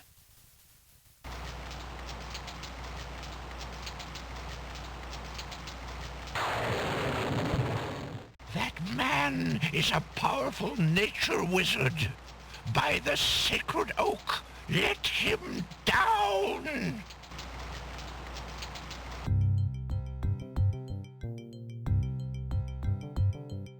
I must apologize for our rude welcoming committee. We've been feeling inhospitable ever since the winged ones stole our sacred miniature oak tree. Besides, Wazir Al-Hazred sent a message that we were to watch out for a highly dangerous foreign assassin. I assume you are the one he meant. I'm sure I'm precisely who he meant. I assure you, I mean to harm no one, unless that person threatens the princess. I'm sorry to have disrupted your ceremony, but I'm running out of time. What is it that you seek? The oracle on the Isle of the Sacred Mountain told me I should speak to you about the realm of the dead. She told me of 2 souls in unrest there that I might be able to free. Free souls in the realm of the dead? You're mad. The souls might be able to help me on my mission to save the princess. It's imperative that I do everything I can. The risks are not important. No. And yet getting yourself killed will hardly help the princess. But I will tell you what I know. Legend has it that it is the right of any human to challenge the Lord of the Dead in order to save his own life or the life of another already past. But the knowledge of how to do this was lost centuries ago. I have only heard of one who tried it, a young knight who came to the land of the Green Isles from a distant land long ago. According to the story, he was determined to challenge the Lord of the Dead for the soul of his dead lover. It is said that he tamed the Lord of the Dead's horse, a black-winged, demon-hearted beast named Nightmare.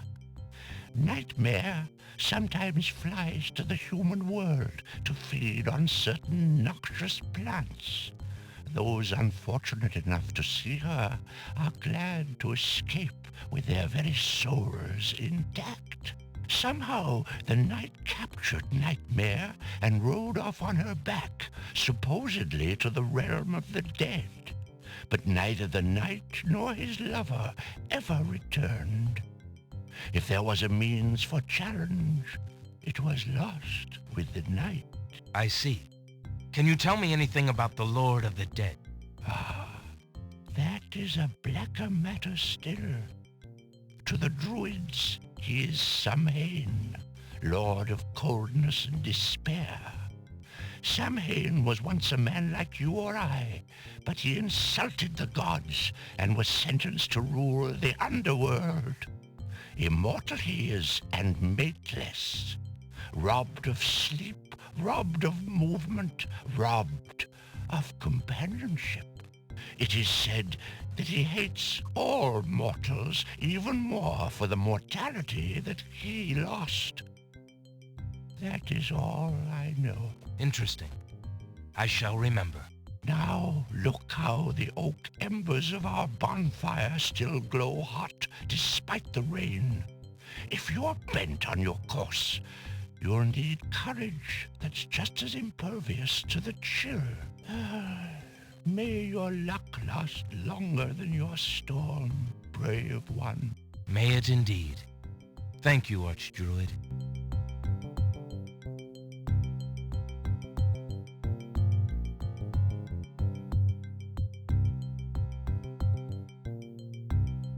The embers from the bonfire are still smoldering despite the rain. The wicker cage that was to be Alexander's fiery coffin is now lying on the ground. Alexander is glad to be out of that cage. Alexander is standing in a circle of giant stones. He marvels at the complex yet simple design of the standing monoliths. A gnarled old tree stretches a wide branch out over the smoldering bonfire.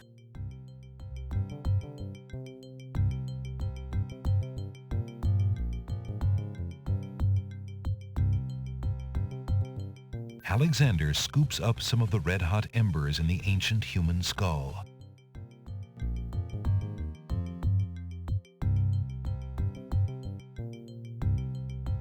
Alexander cracks the spoiled egg and dumps it into the skull containing the embers. The spoiled egg hisses as it makes contact with the hot embers.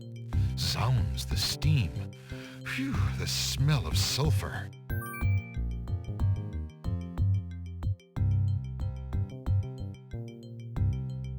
Alexander puts the strand of hair into the skull containing the embers and the spoiled egg.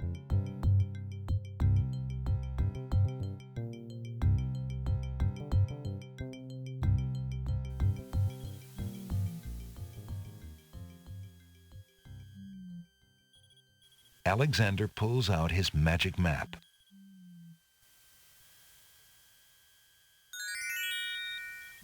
Alexander feels a strange pulling sensation.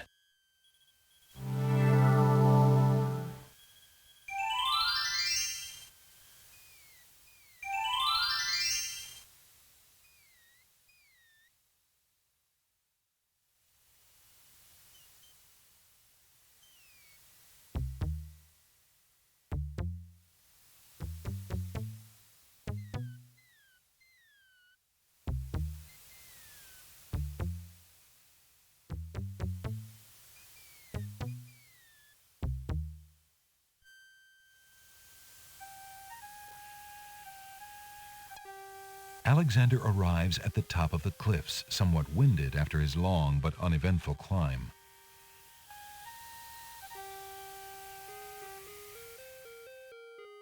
A mighty winged horse, the color of midnight, is feeding from the nightshade bush. The creature must be Nightmare, the one the Druid spoke about. Calm down, girl. Nightmare ignores Alexander.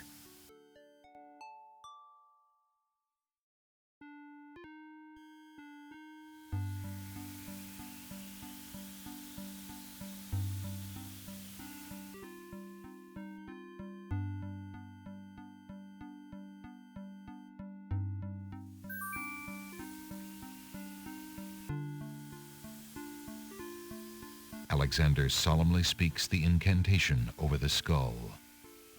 Creature of night, to me succumb. Fire and brimstone leave thee numb.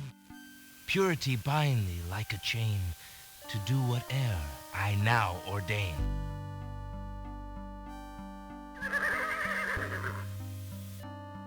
Nightmare flares her nostrils at the scent of the fire and brimstone. That's it! Come on! I need passage to your homeland, fiery one. Unable to resist the power of the enchanted smell, Nightmare approaches Alexander. Her eyes appear glassy and sightless. In her hypnotized state, she is unaware of the human so close to her flank, or of anything at all except that marvelous smell. Now ride!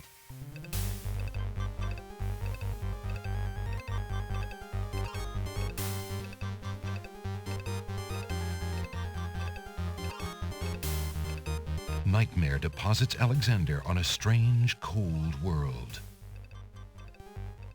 And some of the inhabitants don't look too friendly.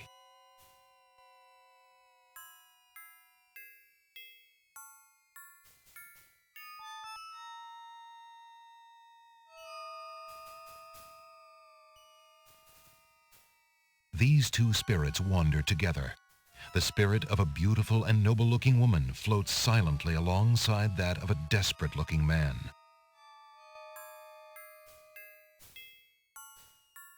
The ghoulish, animated bodies of the undead roam the haunted landscape.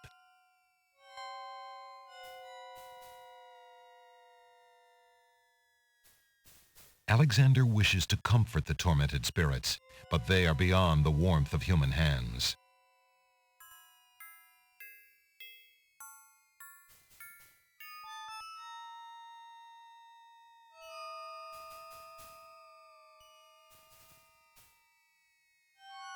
Who are you, grieving spirits? I am Queen Ilaria of the land of the Green Isles, and this beloved spirit is my husband, King Califam. We were murdered in our beds by our trusted wazir. Like a viper, he snuck in during the night and stabbed us in our sleep. Now my husband's soul is broken, and he will not speak. Then you are the ones I seek. Are you not the parents of Princess Casima? Our daughter! Have you news of the princess? I know that she is alive and safely back in her kingdom after being rescued from Mordak. But I'm afraid I have not personally seen her. Alhazred is keeping her in her room in mourning for you. I am glad to hear of her return, but she will not be safe alone with that devil. Oh, that we could be there to protect her. Casima, how I fail thee. My poor husband will never rest while our murder goes unavenged and our daughter is in danger. I came to take you back with me. Your people are still loyal to you. They need to know about the wazir. Casima needs you too. But this is the realm of the dead. We cannot leave it. Nor, for that matter, can you. The only one who might be able to return us all to the land of the living is the Lord of the Dead. But he would never help us. He has no mercy. I might be able to convince him. I must try. Then take this. It is my ticket to the underworld. There you will find the Lord of the Dead. I cannot use the ticket as long as I'm chained here. And if we cannot be avenged, I will never be unchained. Thank you. Perhaps it will save us all. Be careful, young man. If you can ease my husband's torment and help our daughter, we will be most grateful. I will do my best. Goodbye, Queen Ilaria. Alexander is standing on the surface of the realm of the dead. The barren, surreal landscape is cold and gray. Twisted shapes loom on the horizon. The surface is haunted by the ghoulish shapes of the undead and by the chained, tormented spirits of mortals unable to rest in peace. Alexander is standing on the surface.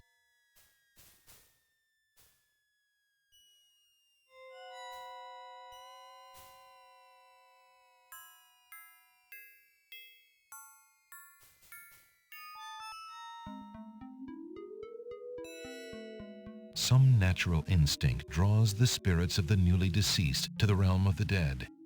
They all seem to be focused on the skull that looms in the distance.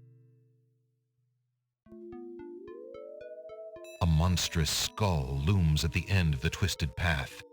The passing spirits are all heading for it as though it were a magnet. It must be the entrance to the underworld. The surface of the realm of the dead feels even more oppressive here. A path leads to an ominous-looking skull that looms in the distance. The surface is haunted by the ghoulish shapes of the undead and by the chained, tormented spirits of mortals unable to rest in peace. Why do you not rest, sad spirit? Rest? I cannot rest. My son is lost. Lost? You mean in this realm? No. His spirit is stuck in the land of the living, probably looking for me. But I cannot leave to go show him the way. My poor Ali. Is there anything I can do? Take this handkerchief. If you get back to the land of the living and find him, tell him that his mother is waiting for him here. By this kiss, he'll be able to find his way to the realm of the dead. I'll do my best to find him. Thank you. Thank you. Oh, my Ali.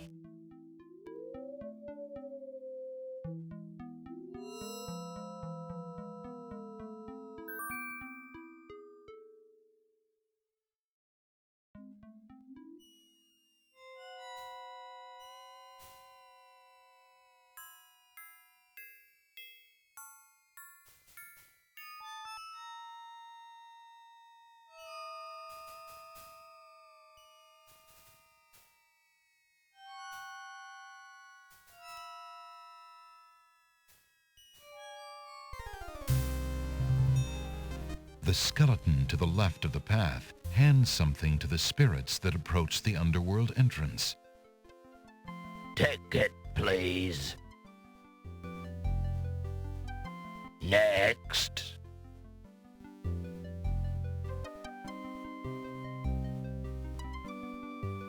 A strange skeleton with a long horse-like head and ceremonial armor stands at the base of the path to the underworld. He watches over new arrivals with a discerning eye, handing tickets to the spirits desiring admittance. A large bone keyring hangs from his waist. A uniformed skeleton stands guard at the entrance to the underworld. He takes something from the passing spirits and then waves them on into the underworld. A group of large bones form an interesting arrangement to the right of the path. Two smaller bones are propped up on the ground near the larger group. Might I get one of those tickets? The skeleton with the tickets must not approve of Alexander's less than ghostly looks. He refuses to give him a pass.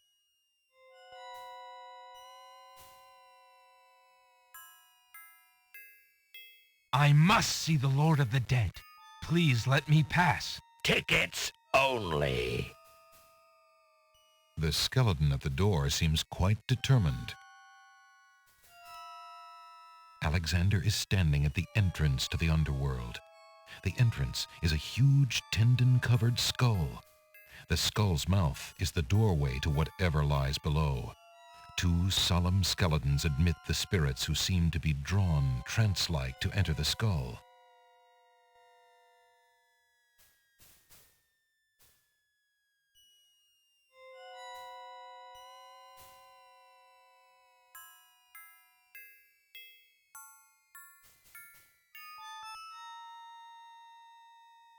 Alexander picks up the two bones on the ground. Now, what do these bones remind him of? Ah, yes. Now I remember. The skeletons are overcome with the musical call of the bones. They begin to jiggle, then to dance.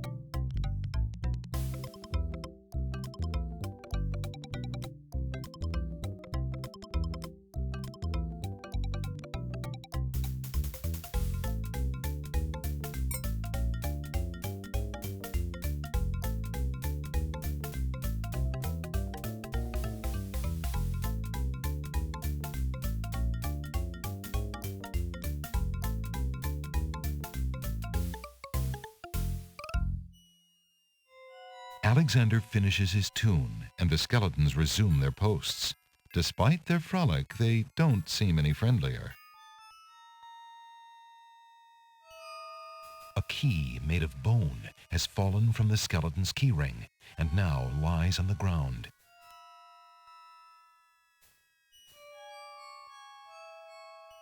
Alexander picks up the skeleton key.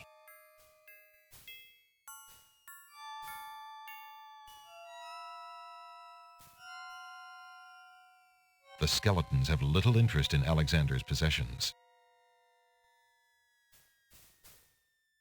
The ghostly ticket reads, "Admit 1."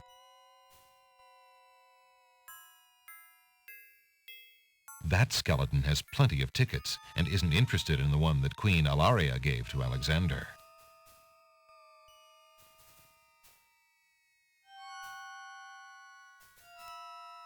I have a ticket.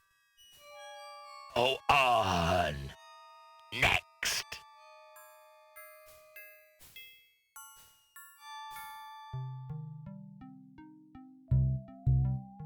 Alexander is standing inside the underworld. Organic walls form an oppressive passageway from which a spiraling path emerges and descends into the darkness. Far below, the surface of a black, glassy river eerily reflects the glow of flickering torches.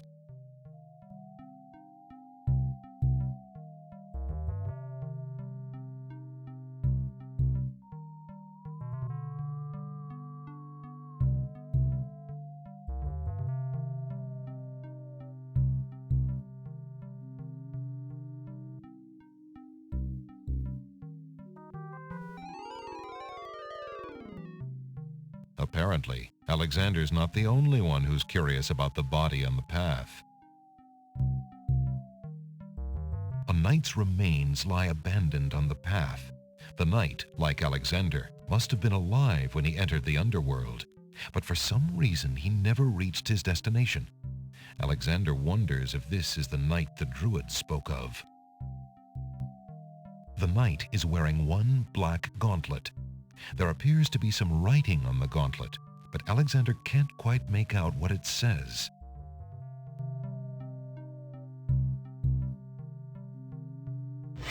Alexander takes the knight's black gauntlet and examines the writing on it.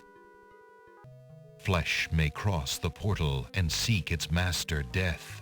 Flesh may go where death is trod, and challenge, like Scheherazade, he who reigns beneath the sod to spare a mortal's breath. Zounds, that sounds serious.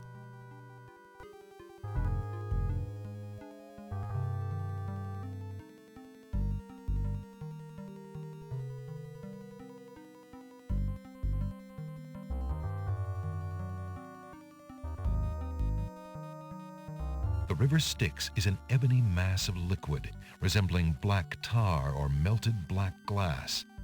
Despite its incredible stillness, the river seems to have a life of its own.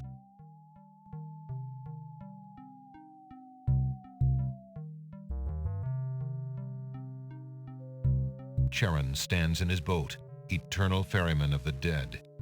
Alexander can't quite make out what's under Charon's cowl, and he's not sure he would want to. The spirits of the newly deceased make their final journey into the depths of the underworld.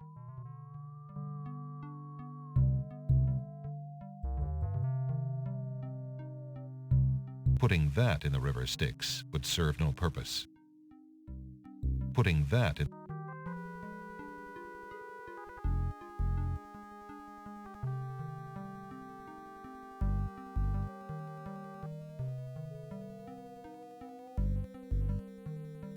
Alexander scoops a little of the river Styx into the teacup with the swamp ooze, being careful not to get any of the black water on his skin.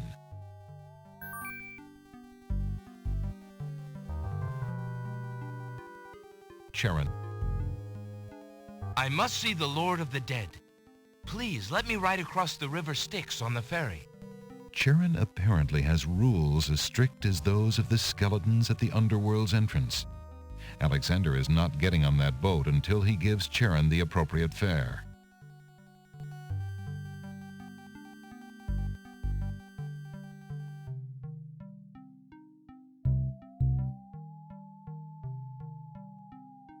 Will these coins do as fare for passage?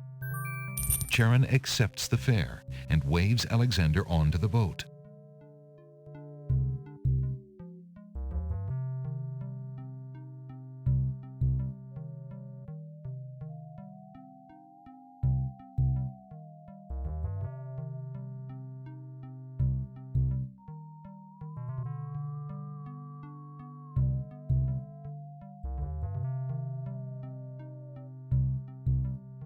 Alexander is standing on a path in front of a large gate. The path is surrounded by the chilly river Styx. Charon, the ferryman, is gone. Alexander has the feeling that he's close to his destination, that it must in fact lie on the other side of the gate.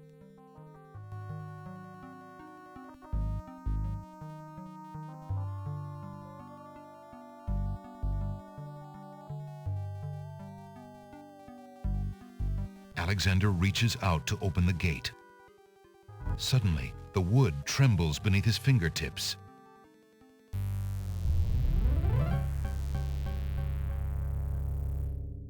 What touch has awakened my sleep?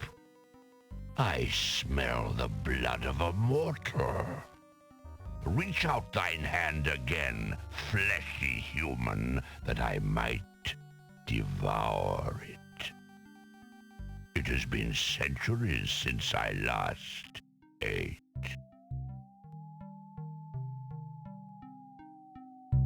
Despite his fear, Alexander summons his bravest voice to command the living gate. I would pass, gate. I have business with your master. My master and thine, human. I would be pleased to introduce thee. Only step forward and thou shalt meet him shortly. No, thank you. I come to meet the Lord of the Dead with my flesh still intact. And why should I let you past, human, when I would much rather eat you? I have been told that there is a way for humans to enter Death's realm. There must be something I can do. Some task that will allow me to pass through your doors, gate. I seem to recall something. A trick. Perhaps a test. Yes. Should a human try to pass, a riddle is gate's wont to ask. A riddle it is, then. And if thou wouldst fail to answer gate, his thirsty jaws will be thy fate. Agreed. Listen as though it meant thy life then, human, for it surely does. My first is foremost legally. My second circles outwardly. My third leads all in victory. My fourth twice ends a nominee. My whole is this gate's only key. My first is foremost legally.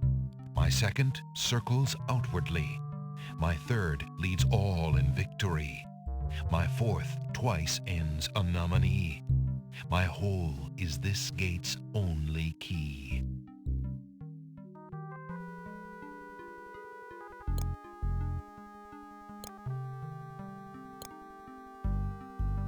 The answer is love. Ah, thou traitor of the mortal plane! How didst thou guess love? That riddle should never have been solved. Love is unknown in this realm. Love cannot be banished, even from this place. There are spirits still pining of it on the surface above. Still less can it be banished from my heart. Enough! Burden me not with thy poetry. Pass through, and quickly, before I change my mind.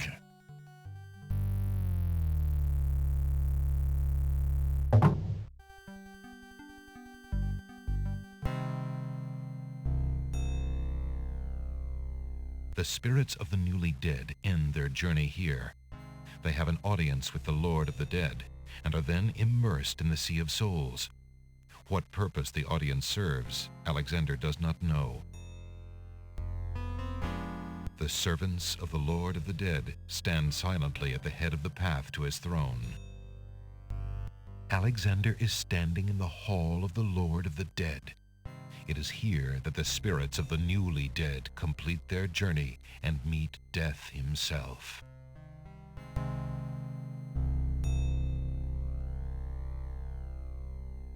Excuse me, I'd like an audience, please. The shrouded guards escort Alexander to the throne of the Lord of the Dead. Why have you entered my domain, still wearing your flesh? If you are so anxious for death, you might have found it easily enough in the land of the living. But since you are here, you are most welcome to stay. Kiss my hand, and you will be one with the spirits. There will be no pain. I seek a boon, my lord. Why should death grant you anything, mortal?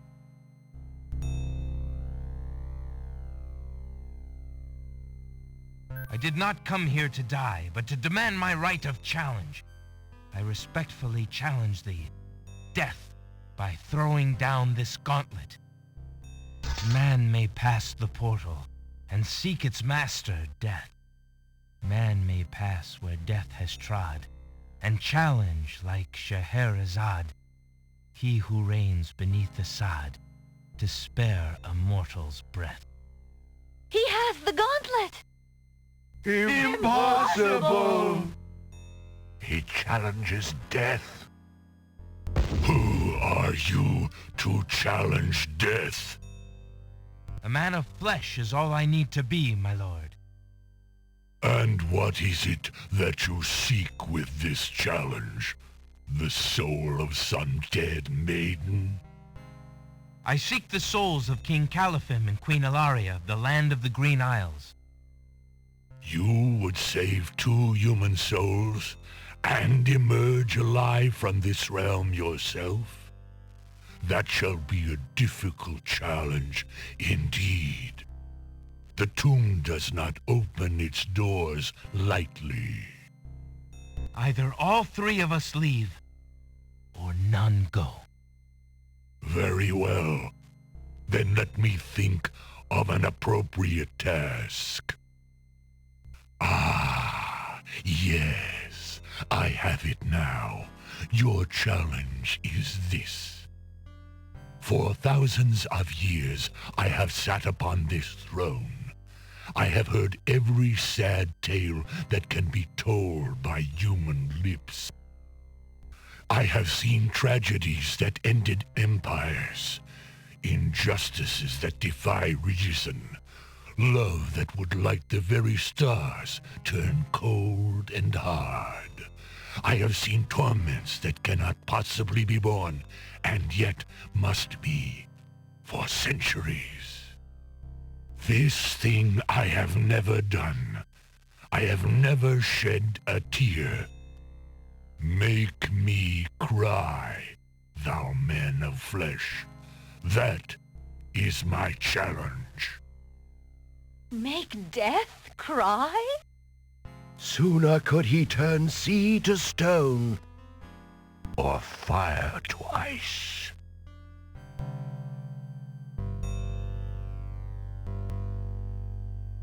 Beast's mirror consists of a piece of glass set into a decorative frame. The glass is unusually clear, and the image particularly true. If your existence has been all that you say it has, then truth alone shall be my sword. The mirror's surface swirls with darkness for a moment, then fills with images even blacker. Reflections of despair, of wailing souls, of shackles colder and more immutable than any forged by man, of a world of thirsts that can never be quenched. Alexander feels the mirror tremble in his grasp and is glad that he cannot see its face. But the Lord of the Dead is transfixed to the mirror, to the screening of his life. Things long forgotten are once more uncovered. His enslavement to this throne while still a man, the years of watching misery and horror and growing ever more numb to it, the seep of his own humanity, the slow growth of a new thing altogether which became that which he is now. His is an existence that has no possibility of redemption, no end. The surrounding spirits draw away in pain. The truth is so sharp it stabs, so intense it sears. Take it away. Make it stop.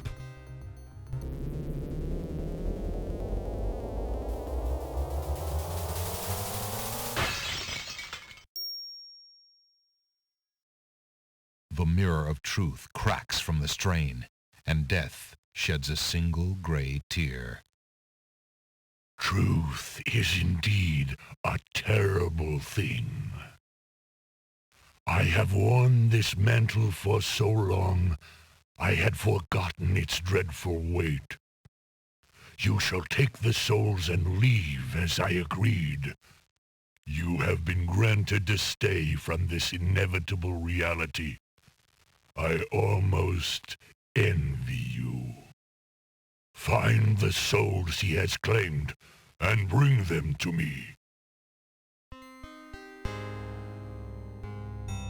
King Califim and Queen Alaria, I presume. Your hero has won you a few more years of mortality. May your souls be more prepared for their rest when you return. Thank you, my lord. I hope that they will. And you, man of flesh, my steed shall take the three of you back to the land of the living. Tell her where it is you wish to go.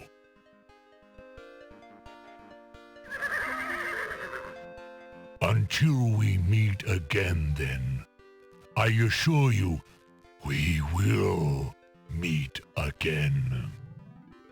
No offense, my lord, but I hope that will be many long years from now. It is never as long as you might wish, mortal.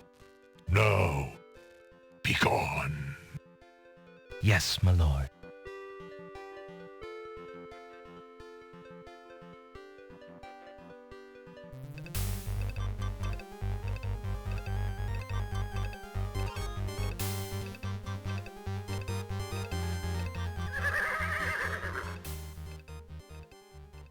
Are you coming, Majesty? Alhazred's treachery must be handled carefully, Alexander. Alari and I must go gather our allies and form a plan. Watch over Casima. Make sure she comes to no harm. We will return as soon as we can to take back all that has been stolen from us. I will keep her safe until your return. Thank you, son. Your love for our daughter must be deep indeed for you to have undertaken death itself for our sakes. Indeed. May we succeed in what awaits us, and live long together as a family.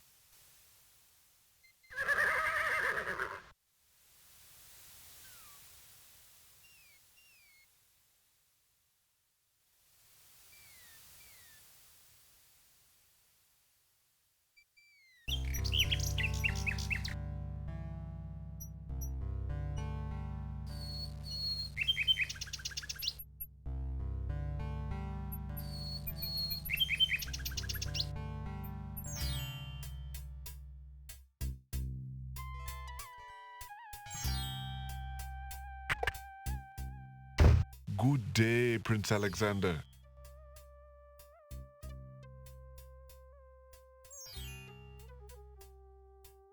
The pawn shop's tinderbox is slightly battered, but in reasonably good shape. The tinderbox contains a candle, as well as some flint and tinder.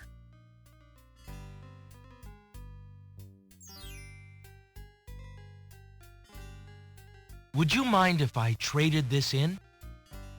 Of course, Prince Alex. Please choose something in exchange for the items on the counter. Alexander looks closely at the items on the counter to make his selection. I think I'd like the painter's brush. Very good, Prince Alex. The painter's brush it is. May your painting go well. Feel free to bring back the brush at any time. Thank you.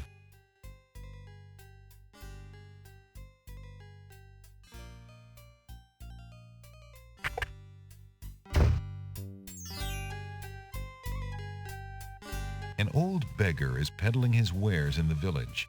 He offers a variety of lamps, all neatly lined up on a long pole.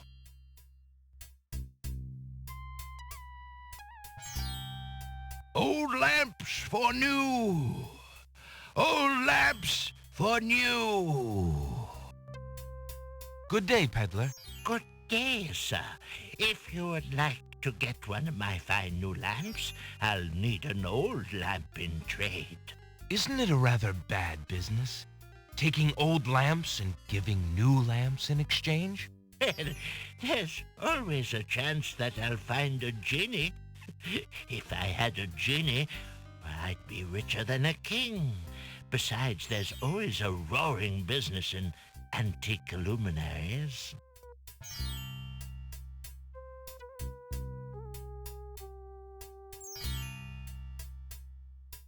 There's no reason to use that there.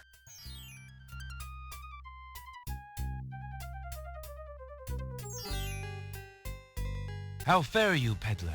Hey, lad, have you an old lamp for me yet?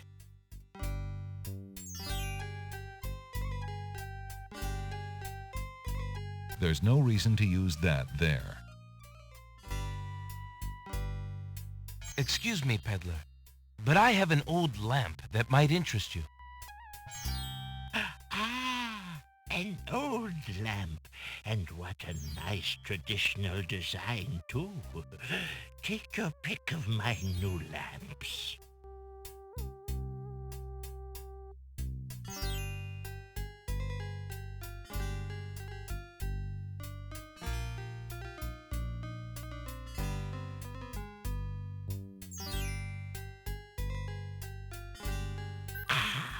A fine choice, my son. Here is your new lamp. Good day, and I thank you, sir. Good day.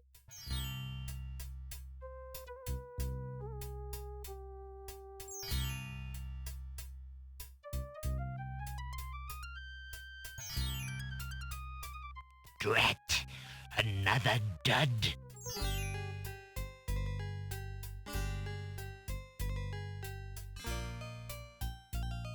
Alexander has obtained a new lamp made of blue-colored glass with a tall, thin neck and a cork-like cap.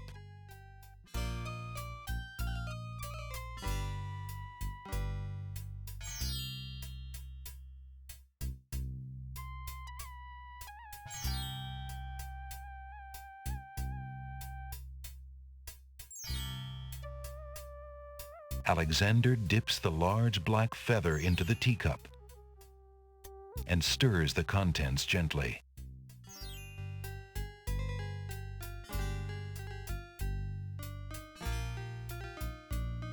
To his amazement, the jet-black color of the feather slowly drains from end to tip into the teacup. The teacup mixture blackens and thickens to a paint-like consistency. Alexander carefully puts it away, discarding the drained feather.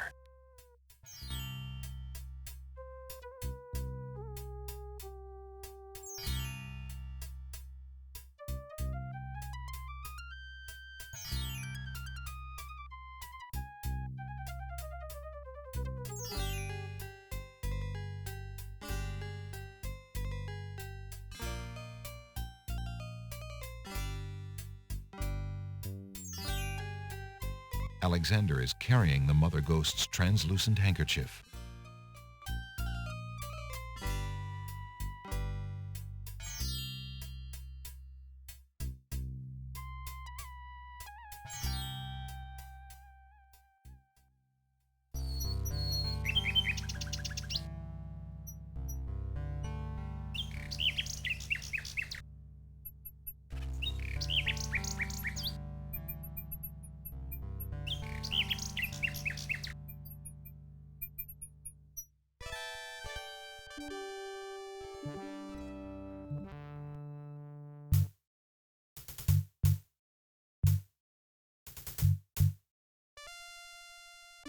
Please, if you'll only be reasonable. I really must see the princess. Begone! You're not welcome at the castle, Prince Alexander of Daventry. We have our orders, and they are quite clear.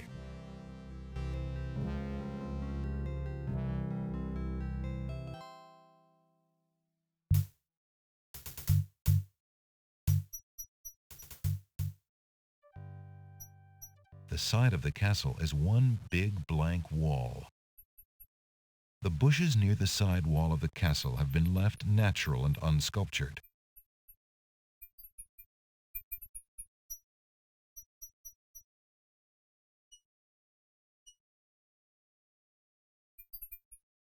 Feeling artistically inspired, Alexander decides to make use of the large blank castle wall.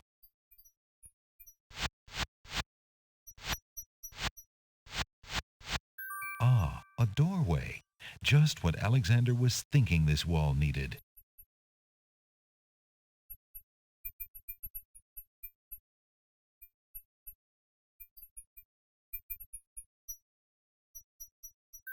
With trepidation, Alexander gathers his strength for the enchantment of the painted door.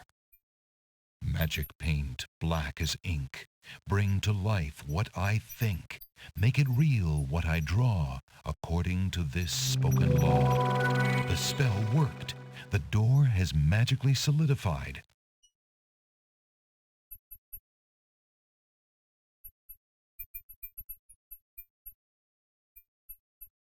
A very real-looking door now exists in the castle wall.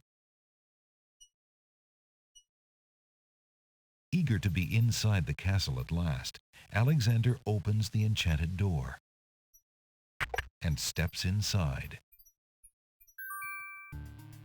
The magic paint door fades back into the wall. So much for an easy exit.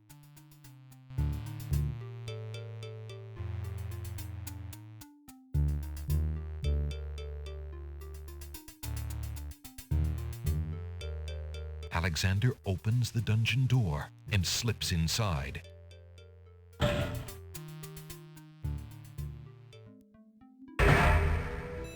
Mother? Mother, where are you? A spirit weeps inconsolably on the cot. The spirit appears to be the ghost of a little boy. What's the matter, little boy? I'm lost. I can't find my mother. I don't know why she would just leave me here. I've been alone ever so long. Mother? Mother, where are you?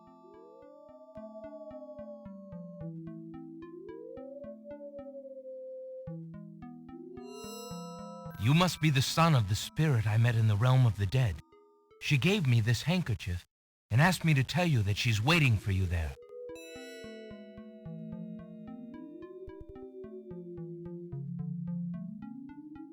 It's Mama's. It even smells like her. I can feel her now. I know where to go. Wait, before you go, is there anything you can tell me about the castle? I like to play in secret places. In the basement behind the Man of Steel is a door. Nobody except me knows it's there anymore.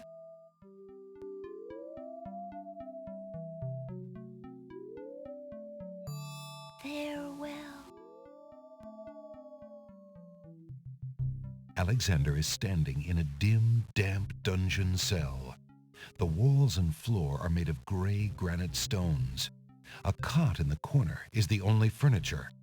A gargoyle peers down maliciously from over the dungeon door.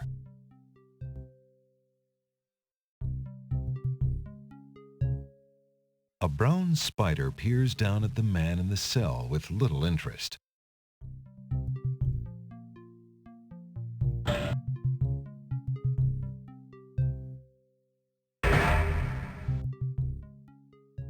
The ceilings in the castle are vaulted and formal, giving the halls a lofty elegance.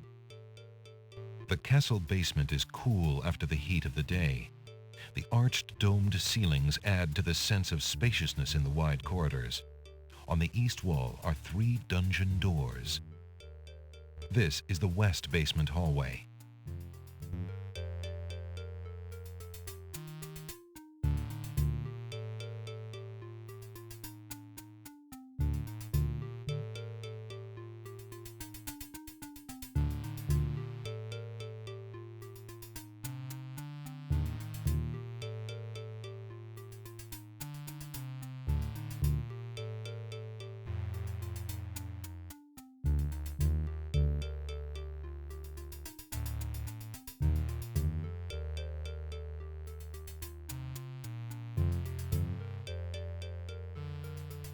There's a door on the east wall.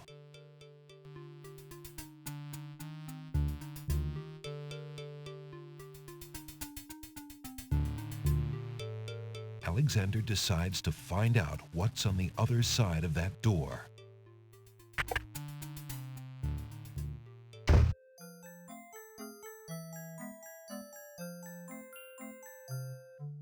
Prince Alexander, I can't believe it!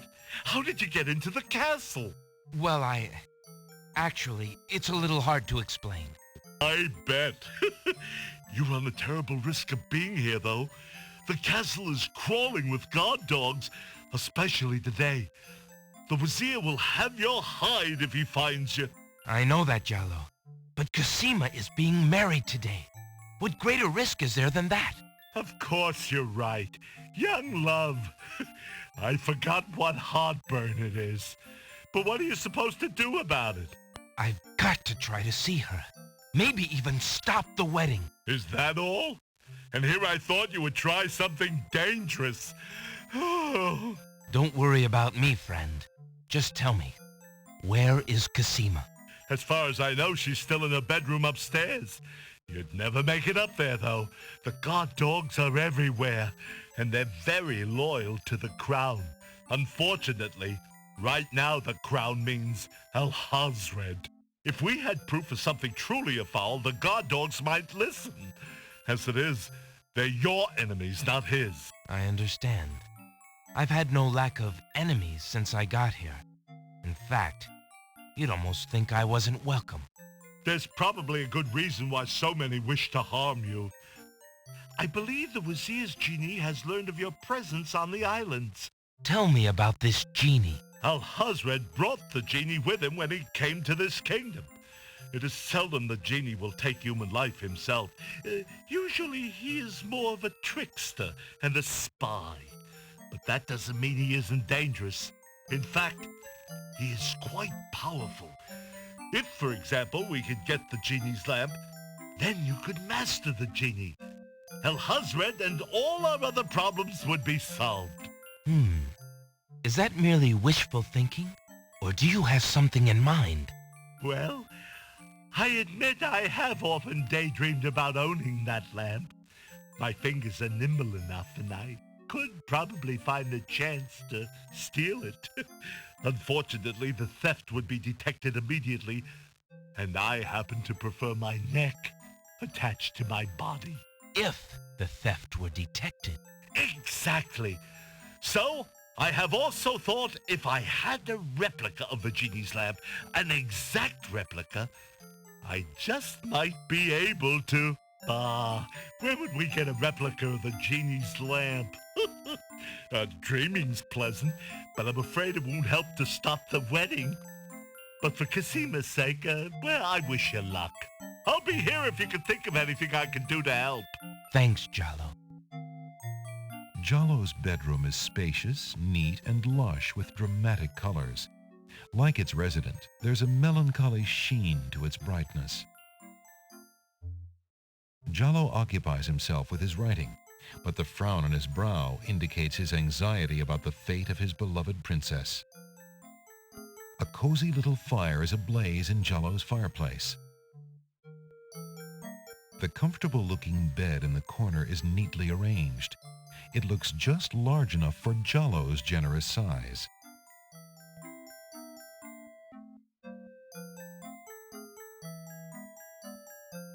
I've been thinking of what you said about swapping a replica for the genie's lamp. I got this lamp from the old lamp seller in town. Do you think it will pass? Why, yes! It's an exact replica. That's amazing. How did you guess? I suppose it was intuition. I'll have to wait for the right moment, mind you. But I should be able to get close enough to swap this for the real thing, and none shall be the wiser.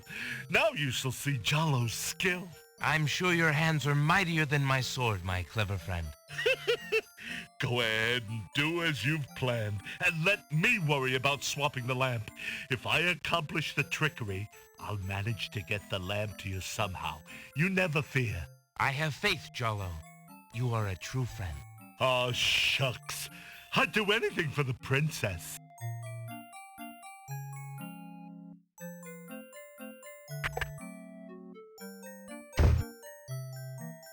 Jalo keeps his desk neat and tidy. The wall above Jalo's desk sports a notice of a circus. It seems very old. A plain trunk provides minimal storage for the bedroom.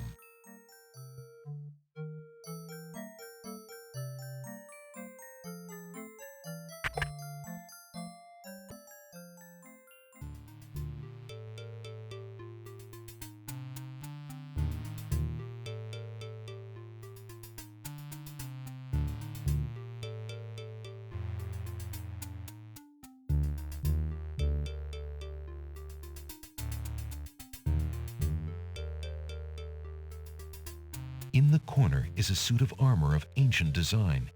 Its right arm beckons slightly.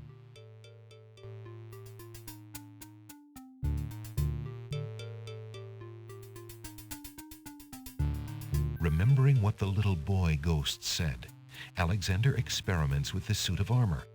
He pushes down, then pulls up on the knight's right arm. A secret passage.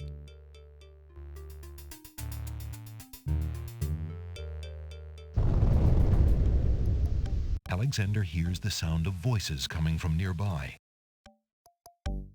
The old walls are dirty and show the neglect of a forgotten place.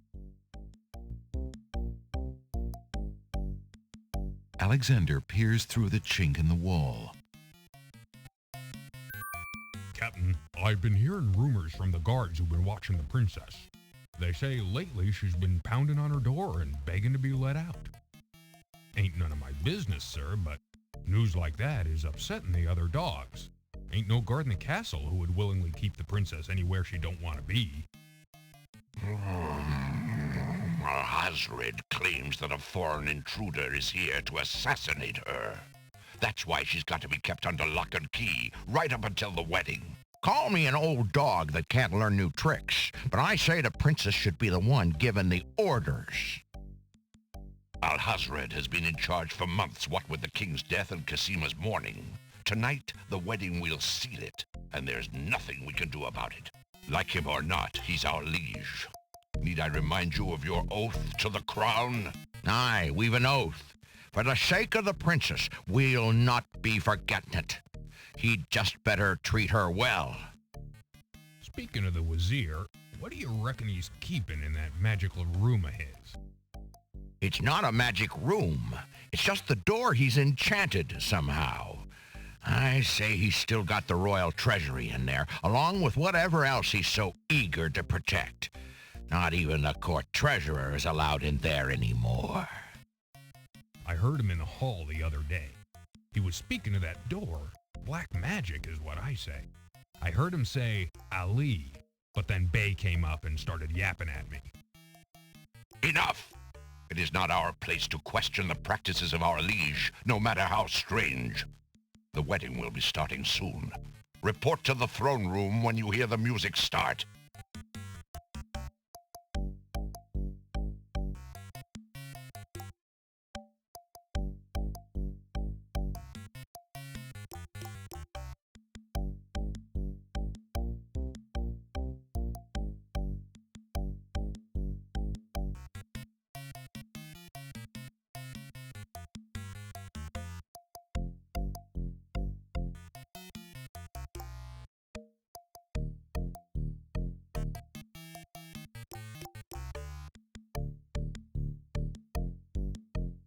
Phew.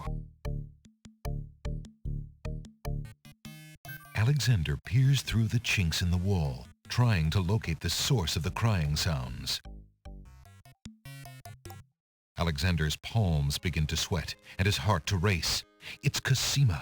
He's found her. Psst! Princess Casima! What? Who's there? It is I, Alexander. I'm here behind this wall. My, how suave that sounds. Alexander?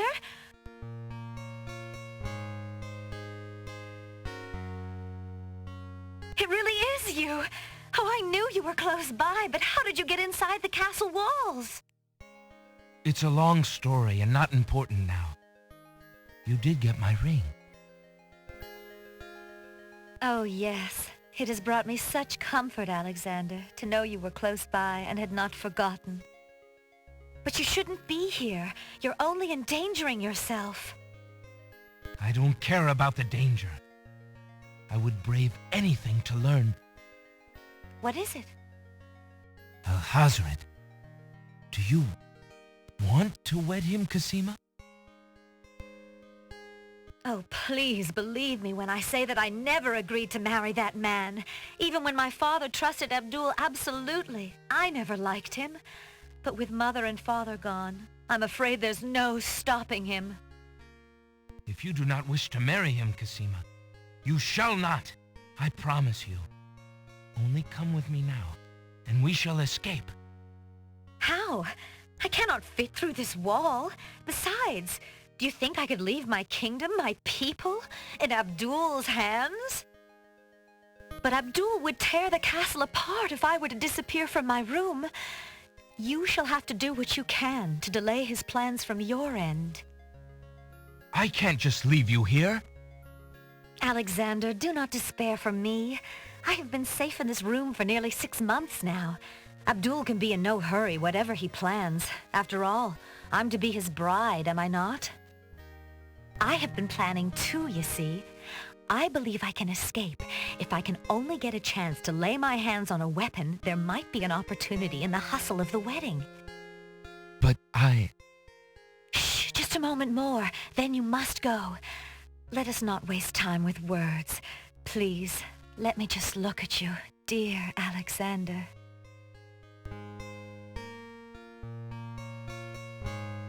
Here, take this dagger. It's not much, but it might come in handy. Why, it's perfect. This is just the sort of thing I've been looking for. Thank you, Alexander. I'll keep it close and use it if I must. Alexander looks with longing at the fair Casima. She's even more beautiful than he remembered.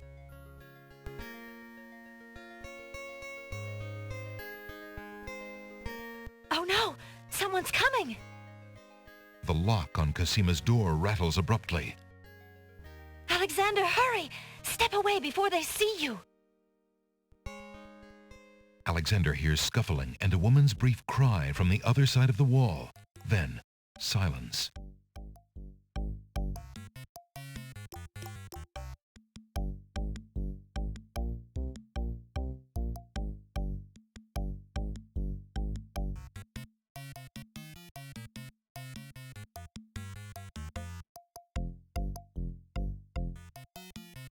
Alexander hears the sound of scratching coming from the other side of the wall. The old walls are dirty and show the neglect of a forgotten place. The old walls are dirty. Alexander looks through the chink in the wall.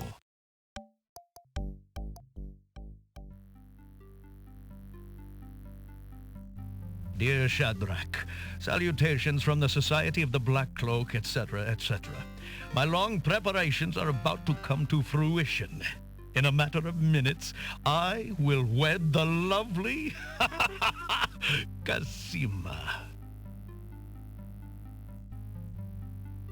Once I've established my power and my crown, I can stage another accident.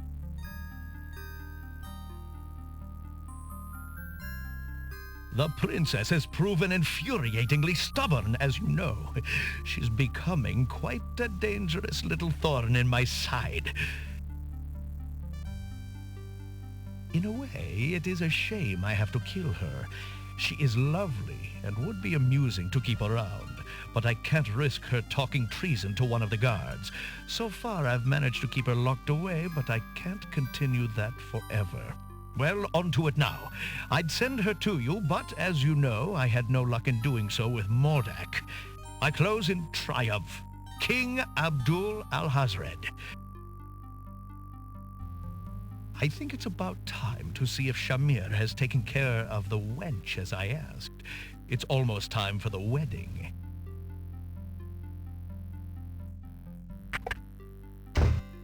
The wazir's words fill Alexander with blazing anger and fear for Casima's life. That blackguard! That murderous swine! He'll not have his way if I have anything to say about it.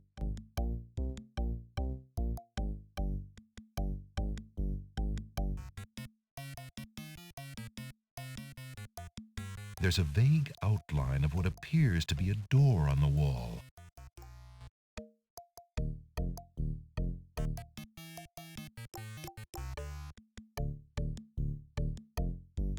Alexander sees lots of black cloaks.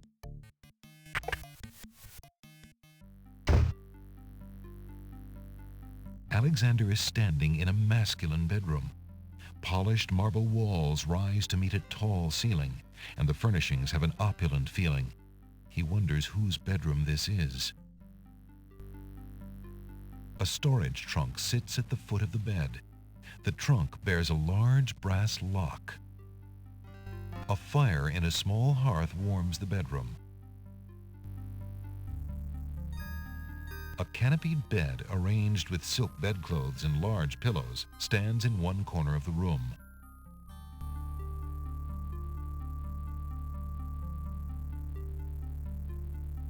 The trunk is locked.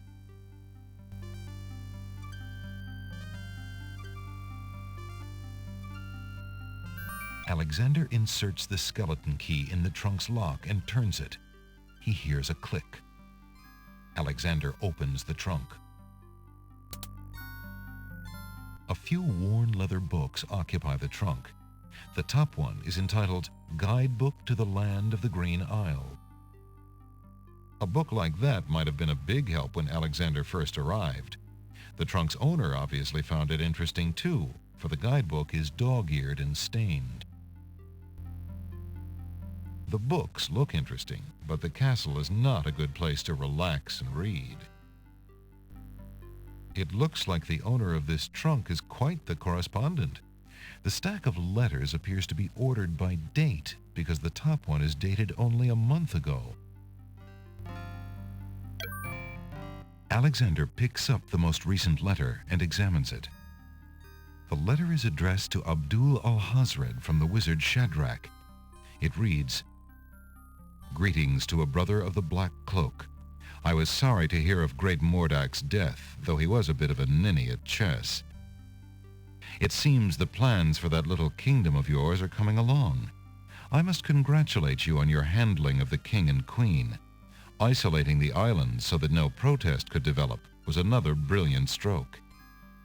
It looks like there's not much left to stand in your way. Do as I recommended with the girl, and you shall have your crown." That fiend! Alexander opens the unlocked trunk. The rest of the wazir's letters, probably equally as disgusting, remain in the trunk. A small glass bottle filled with oily-looking perfume is in one corner of the trunk. Alexander isn't interested in the oily perfume. There's undoubtedly more unnerving information in those letters, but Alexander has already seen enough. There's a box of ebony on the table. Alexander opens the ebony box and looks inside. Some old ivory dice have been left in the box. A worn old brush is among the box's trinkets. Inside the ebony box is a piece of paper with the word Zebu printed on it. Alexander can read the piece of paper without taking it.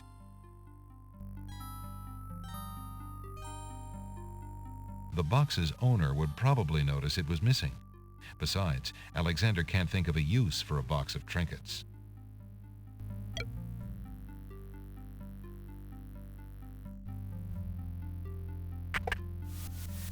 Alexander crawls back through the wardrobe to reach the secret passage.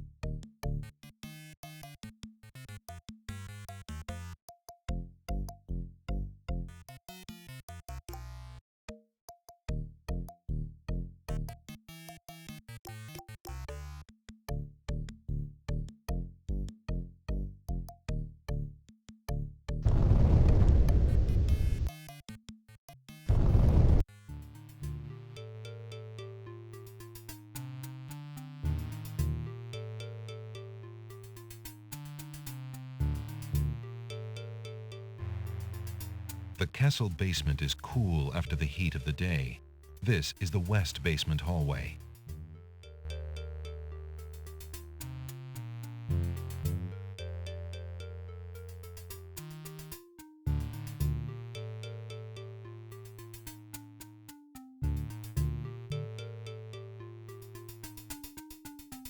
Alexander doesn't see any way of opening that door manually.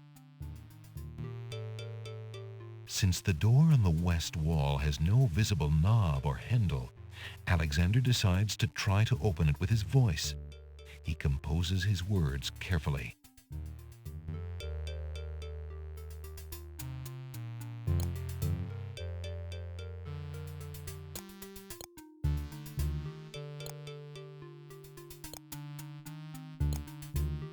Listen, door.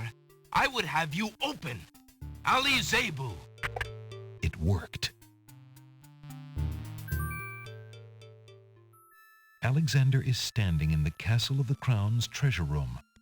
The soft-toned room seems very secure. Along the walls are trunks and caskets, probably full of the kingdom's treasure. In the middle of the room is a low table.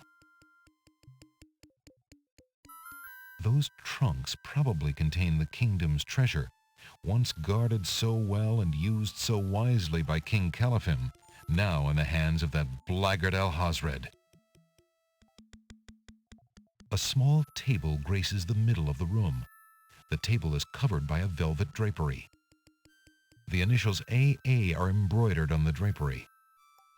AA? That must stand for Abdul Alhazred.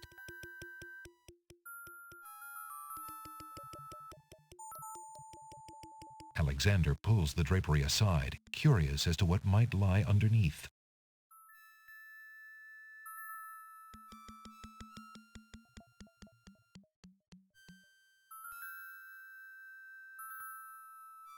On the table is a fleece made of gold. That fleece must belong to the winged ones, and they thought the Isle of Wonder had taken it. On the table is a strange-looking stone that's giving off an odd, high-pitched noise. That must be the Isle of Wonder's singing stone. Didn't the queens think that the beast had stolen it? On the table is a miniature oak tree. It looks very old. That must be the sacred miniature oak that the Druids thought the winged ones stole. On the table is a coat of arms with the head of a beast on the crest. Beast said that his coat of arms was stolen by the Druids. This must be it. As Alexander looks at the objects on the table, he realizes the depth of the wazir's cunning. It must have been the wazir or an accomplice who stole that one thing most precious to each island, and then leaked rumors that one of the other islands was responsible. What did the wazir have to gain by causing the islands to hate one another?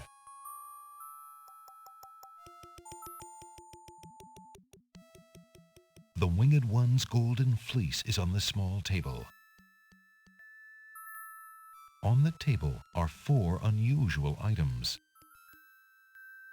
The Isle of Wonders singing, the Druid's sacred beast's coat of arms. A gracefully curled trumpet hangs on the wall. Decorative shields and spears made of gold hang on the treasure room walls. Graceful urns adorn the cool treasure room.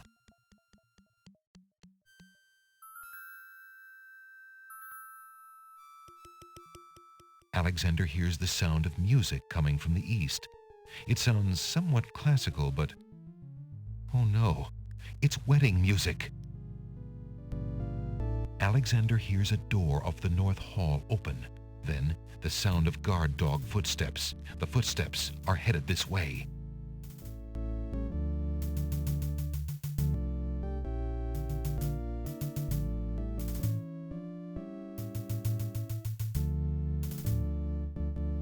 Alexander hears the sound of a guard's footsteps coming from the north.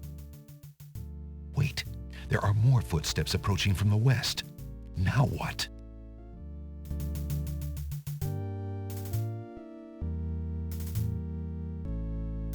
Alexander hears the guard enter the west hall.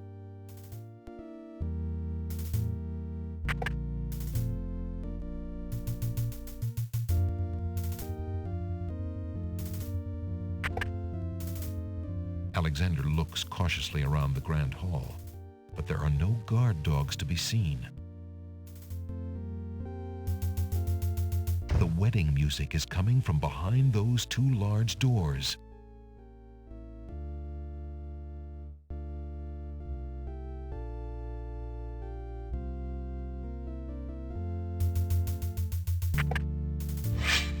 Prince Alexander, here, the Wazir will have my head for allowing you within a mile of the royal wedding. Since you are of noble birth, I will give you 5 seconds to explain your presence here before killing you.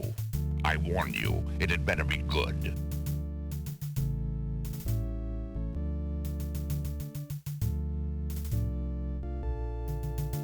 Alexander is carrying a message from his Alexander is carrying a letter. Wait! If you love your princess, you'll hear me out. The Wazir is not what he appears to be. Casima is in terrible danger. I have proof that this is so.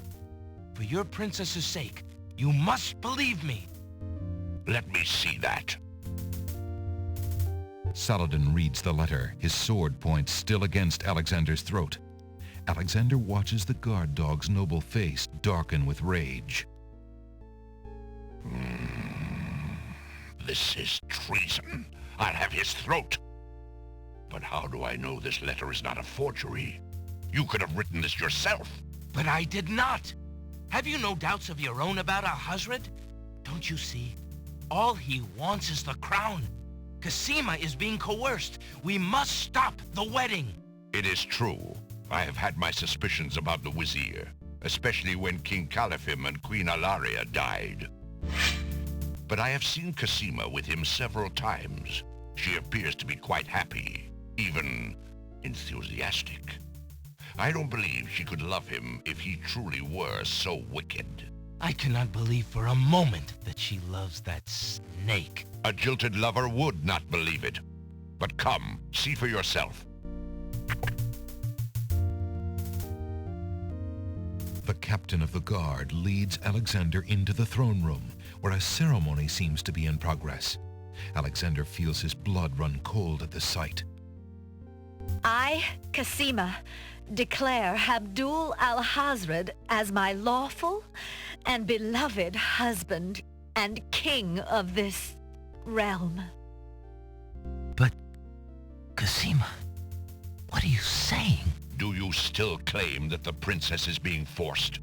Perhaps it's you that's the danger, as the wazir has said.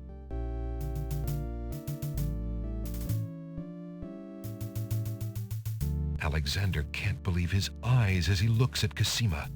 Could she possibly mean to wed Al-Hazred? Is she out of her mind? Saladin watches Alexander carefully, waiting for him to make a move and prove that Casima is not wedding the wazir of her own free will. Casima, stop! Prince Alexander here? This is an outrage!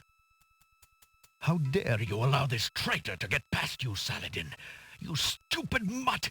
Can't you even keep the castle free of assassins during your own princess's wedding? Kill him! Kill him now! Lord Al-Hazred, with all due respect, you are not quite king yet.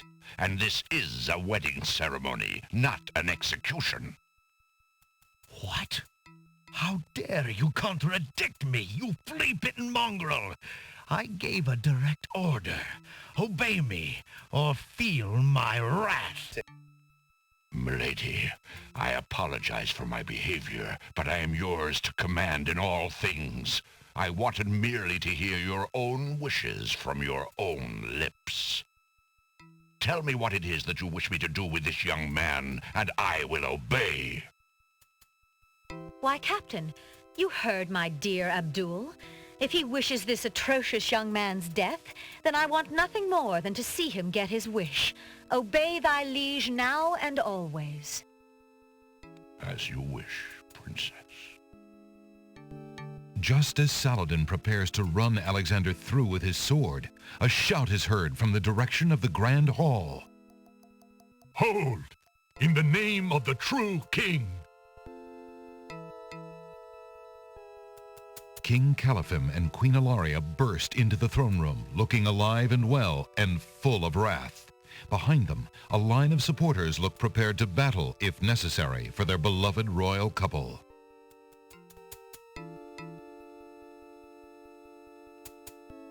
Casima, darling, are you all right? Has he hurt you? Hands off of her, you murderous goat! If I want your advice, I'll ask for it, Mother. But, Caliphem, that's not Casima. I'd know my daughter anywhere. What have you done with our daughter, you devil? The lovely image of Casima suddenly bursts into smoke and is replaced by the wazir's genie. Why, you conniving serpent! Get him, guards! Saladin, your sword! Drat it all! You may have ruined my plans, but you won't get me, or your precious Casima. Get them, Shamir! I command you! He's getting away! Stop him! Yes, sire, as soon as I deal with this genie!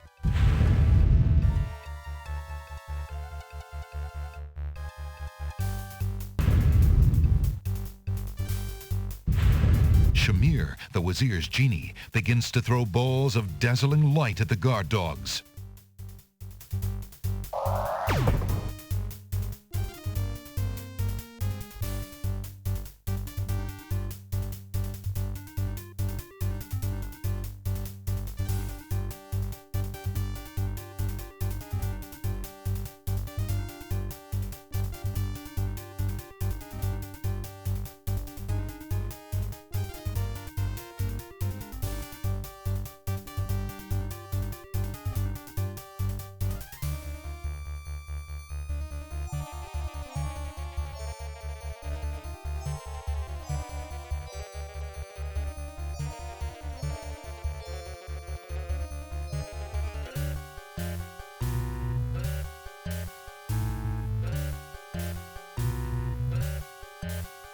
Alexander, be careful. Al-Hazred has a sword.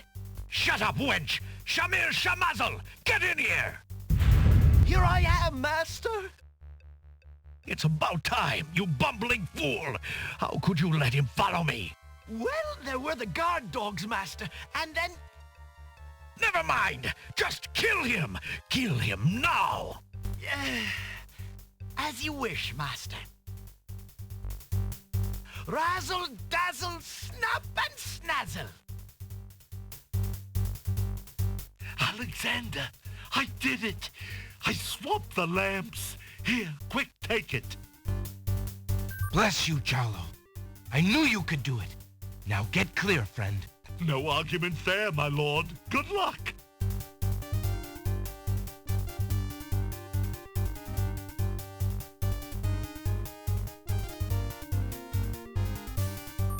Shamir Shamazel, hold your spells. I am your master now.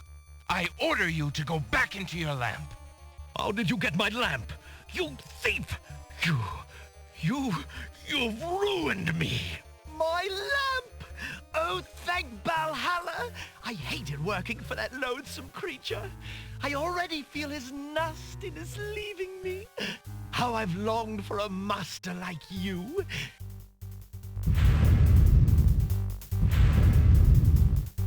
I've got a new master. I've got a new master.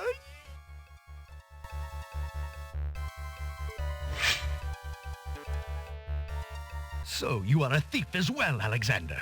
Stealing the lamp was very clever, I'll grant you that. But I am the master thief. Face my sword if you dare. The man left standing shall have the lamp. So shall it be, Alhazred. I don't need the genie to deal with a coward like you.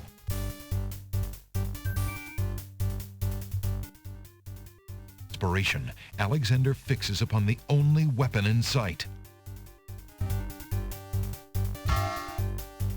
Zounds! This sword must weigh a ton. Good.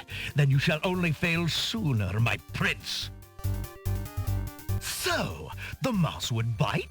This mouse shall bite, as you shall soon see. Or should I say, soon feel?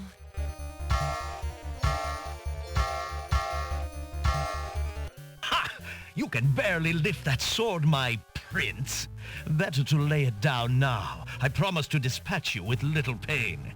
A tempting offer, but I think I'll wait and see what this sword can do. Suit yourself.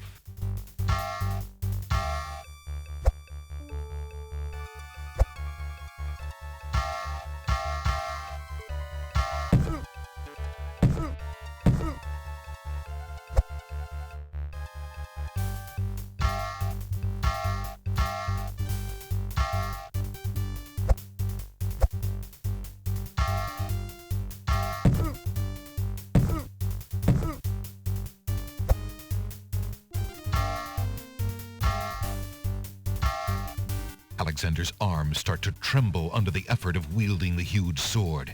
His muscles are nearing exhaustion. Ha!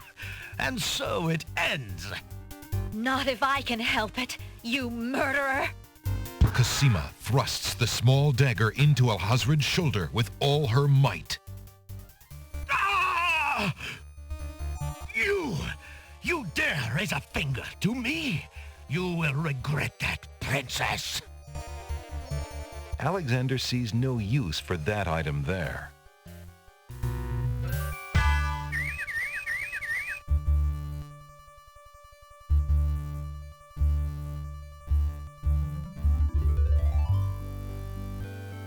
Casima, are you all right? I'm fine, Alexander. I was just so afraid for you. There's no need to fear anymore, princess. Yes, I know. How can I ever repay you? For myself, for my kingdom. It was not in me to let harm come to you. Can you find it in you, princess, to give me more than your gratitude? Alexander, what are you saying? I love you, Casima. Would you ever consider... Do you think you could... marry me? Could you ever have doubted it, my prince?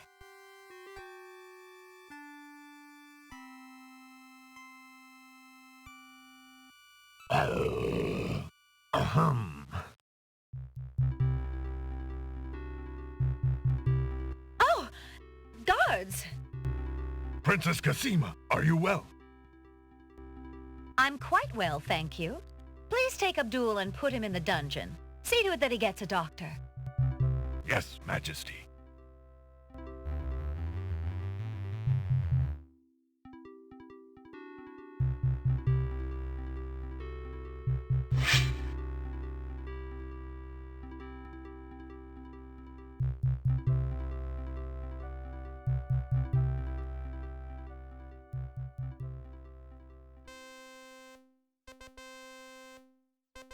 Casima and Alexander ask Captain Saladin to perform their wedding ceremony.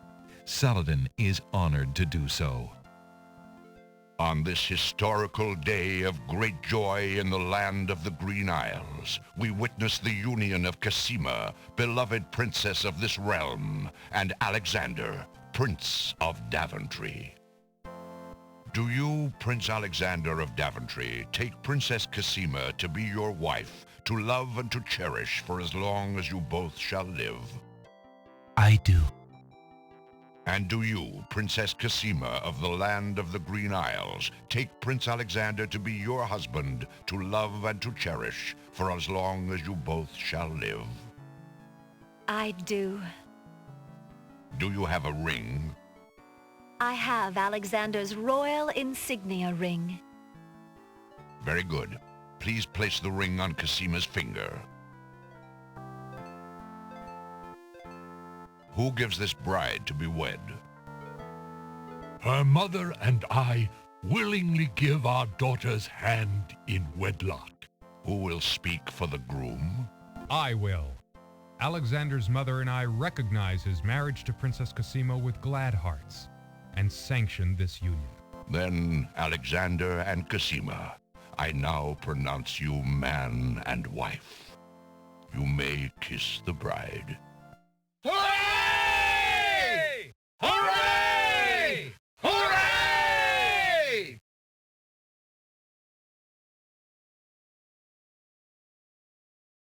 Congratulations, my children. I have an important question for you both. Please hear me. Yes, sire? Alexander, I welcome you into our family with open arms. I placed trust in Alhazred because I so badly wanted a son and a husband for my beloved daughter. I was wrong. But you are true and good, Alexander.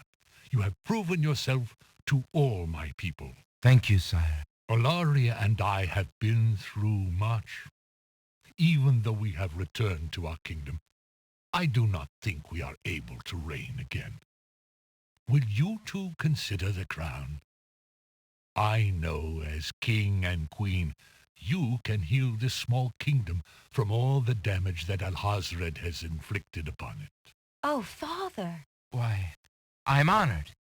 What do you think, Casima? I love my homeland, Alexander. I would be happy to stay and serve it all my days. Father, I believe I'm needed here. Would you be very disappointed if... Son, you must follow your destiny. I do believe the land of the Green Isles needs you.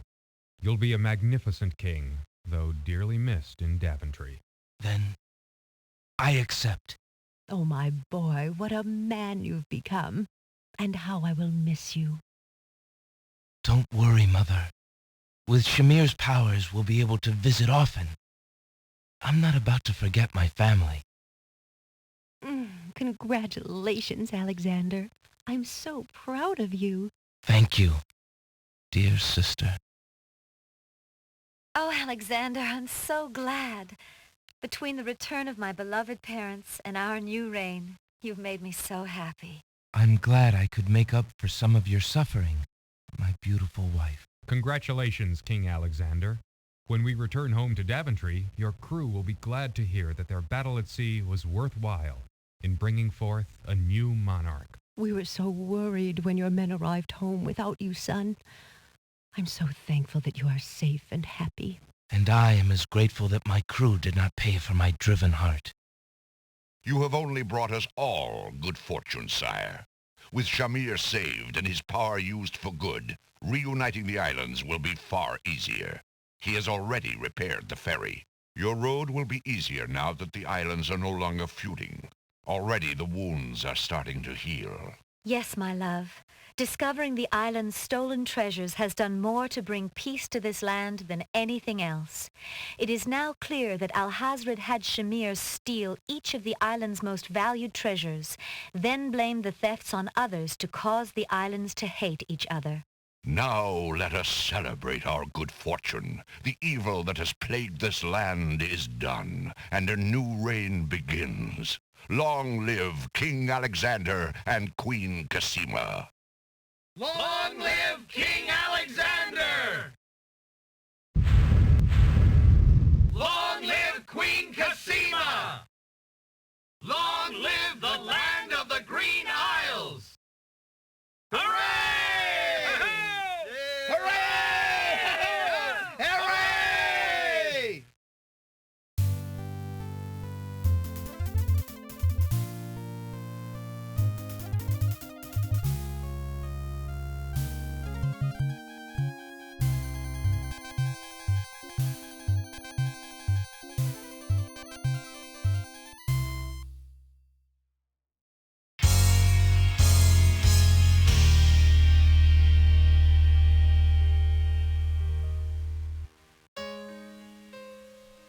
You seem so far away, and I just need to hear your voice.